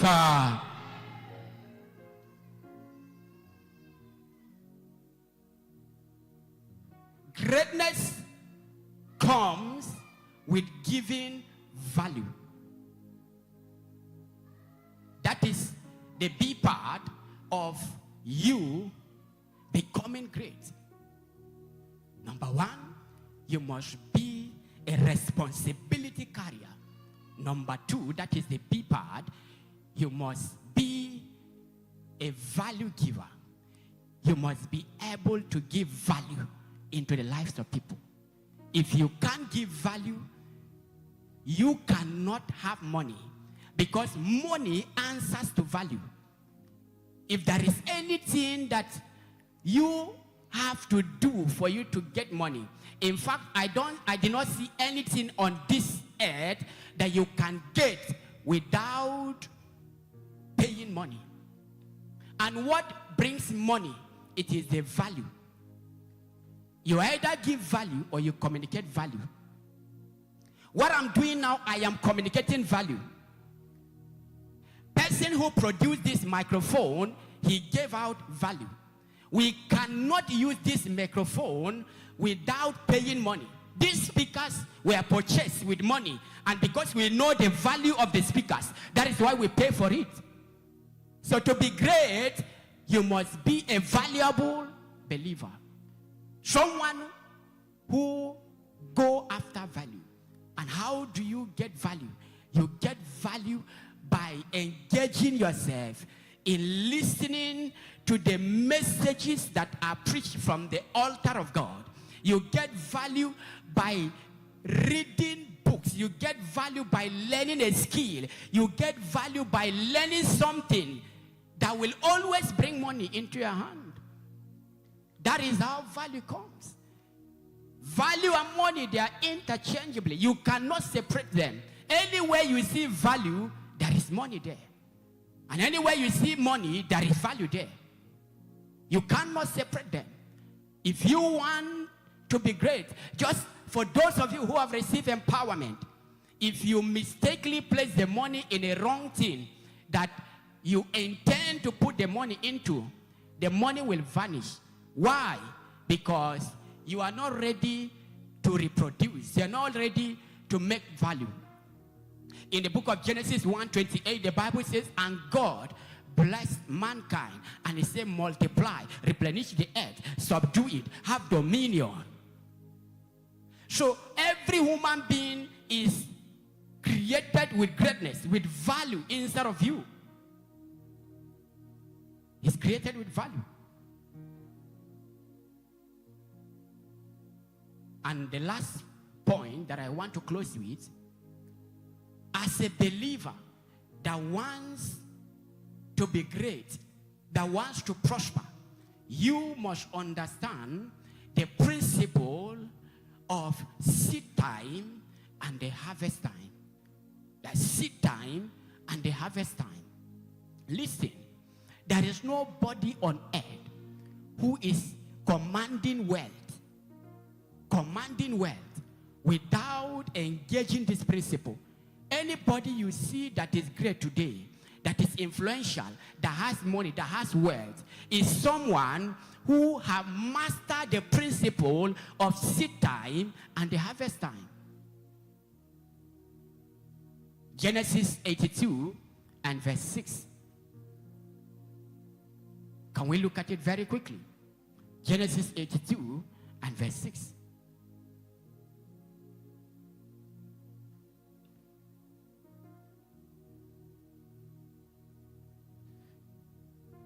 Genesis 8 verse 22, sorry. The Bible says, while the earth remained, seed time and the harvest, and cold and heat, and summer and winter, and day and night shall not cease. This is a law in the spirit. It is a law. You cannot break this law. You want to succeed, you must be a sower. And the sowing does not necessarily mean that you must give money. No. Your time is a seed. Your service in the house of God is a seed. Your commitment in the house of God is a seed. As a keyboardist, your commitment to playing keyboard is a seed. As an usher, your commitment to ushering department is a seed. As a media, your commitment to delivering good service is a seed. And in case you did not fall into these currencies, then you can use the physical money and use it as a seed. That is how to rise. That is how to be great. Before I drop the mic, I want to let you know that any money that enters your hand, it is not for you alone. The part of God is in it. The part of the needy is in it. The part of the poor is in it. If you always dream of only yourself, God will always provide what will sustain you, but not what will impact lives. He will only provide that money that you need to buy rice to cook. He will always provide the money that you need to pay for your children's school fees. Because you don't think of others. As you don't think of others, God cannot think of you to be blessed and be a blessing to others. When it comes to service,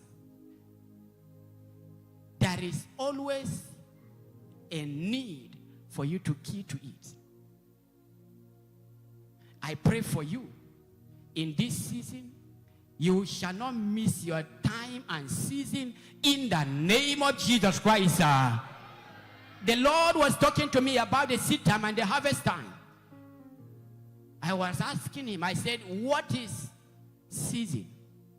What is time? And hear what the Lord says. He said that season is that moment that you come in contact with someone who helped you to fulfill purpose.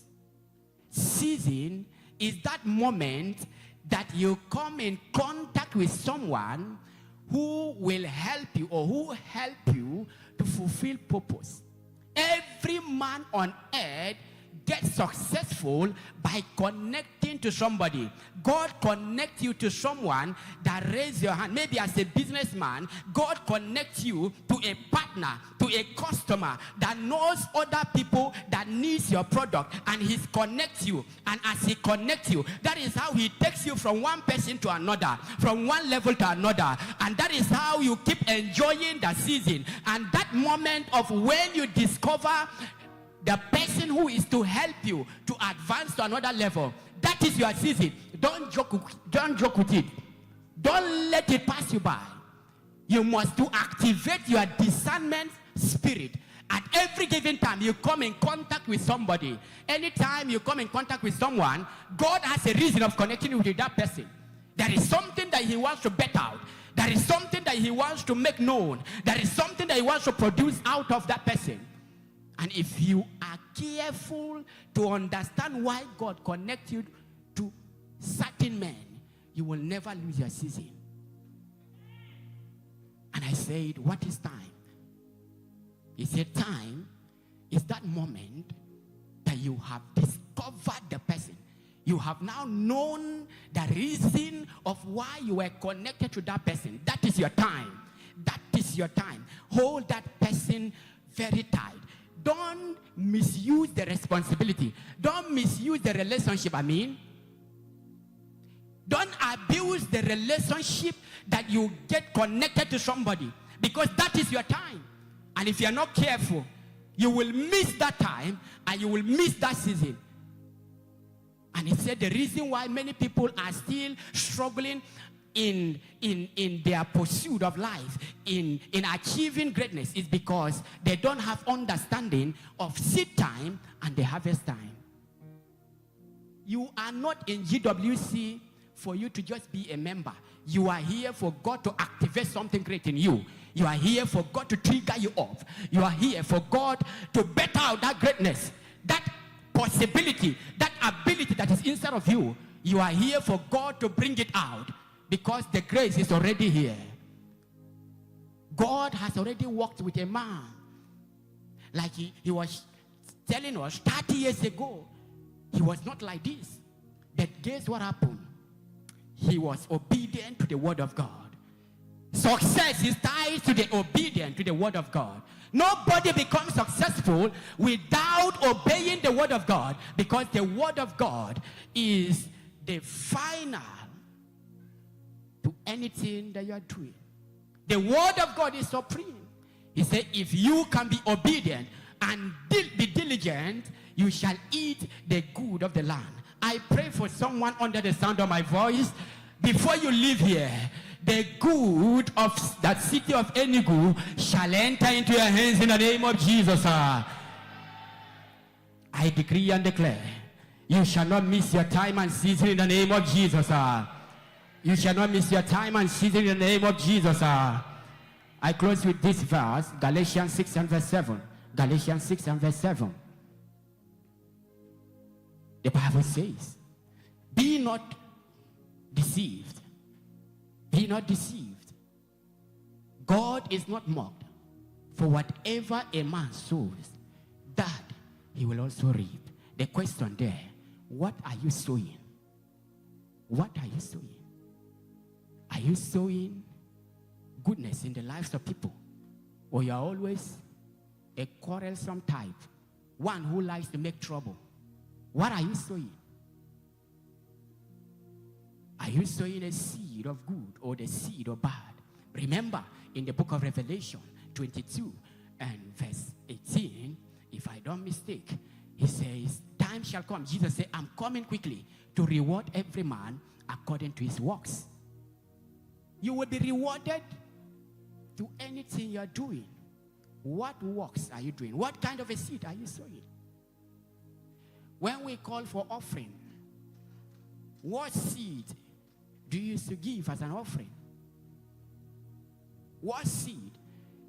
For those of you who receive 100,000, you are to remember that there is something that you should do to ensure that you connect to the principle, to the covenant of prosperity. Either to sow to the pastor or to give a good offering, as you do so, that is how God opens the doors. 2 Chronicles 20:20. He said, believe your God, that you will do what? That you will prosper, that you will be established. And then believe the prophet, that you will do what? You will prosper. So God established you. But if you want to prosper, you want to succeed, you must believe in your prophet. Because prosperity is tied to the prophet. It's tied to your pastor. He may not have the money, all the money in the world, but the blessing, the pronouncement he released over your life, that is how God will make it to happen. That is how God will make it to happen. I decree and declare, by the reason of the word of God, the mystery of the word of God, may the Lord God cause it to prosper in the name of Jesus. May God cause it to prosper in the name of Jesus. Looking for a place to worship, grow, and experience the power of God's presence? Then join us at God Breaks Worship Center, located opposite Peaceland University, ENUGU Abakaliki Expressway, Onwabanike, ENUGU State. For prayers and counseling, please call +234 707 186 0394 or +234 703 772 8392. Stay connected with us online at Facebook, YouTube, and Instagram at God Breaks Worship Center. Watch and listen to R7 every Sunday on Afia Radio 99.1 FM and Signature TV Metro Digital SLTV channel 265 and on YouTube. You can also support the work of God through your giving. Account name God Breaks Worship Center. Bank Zenith Bank Nigeria. Account number 131232958. God Breaks Worship Center, a place for practical Christianity.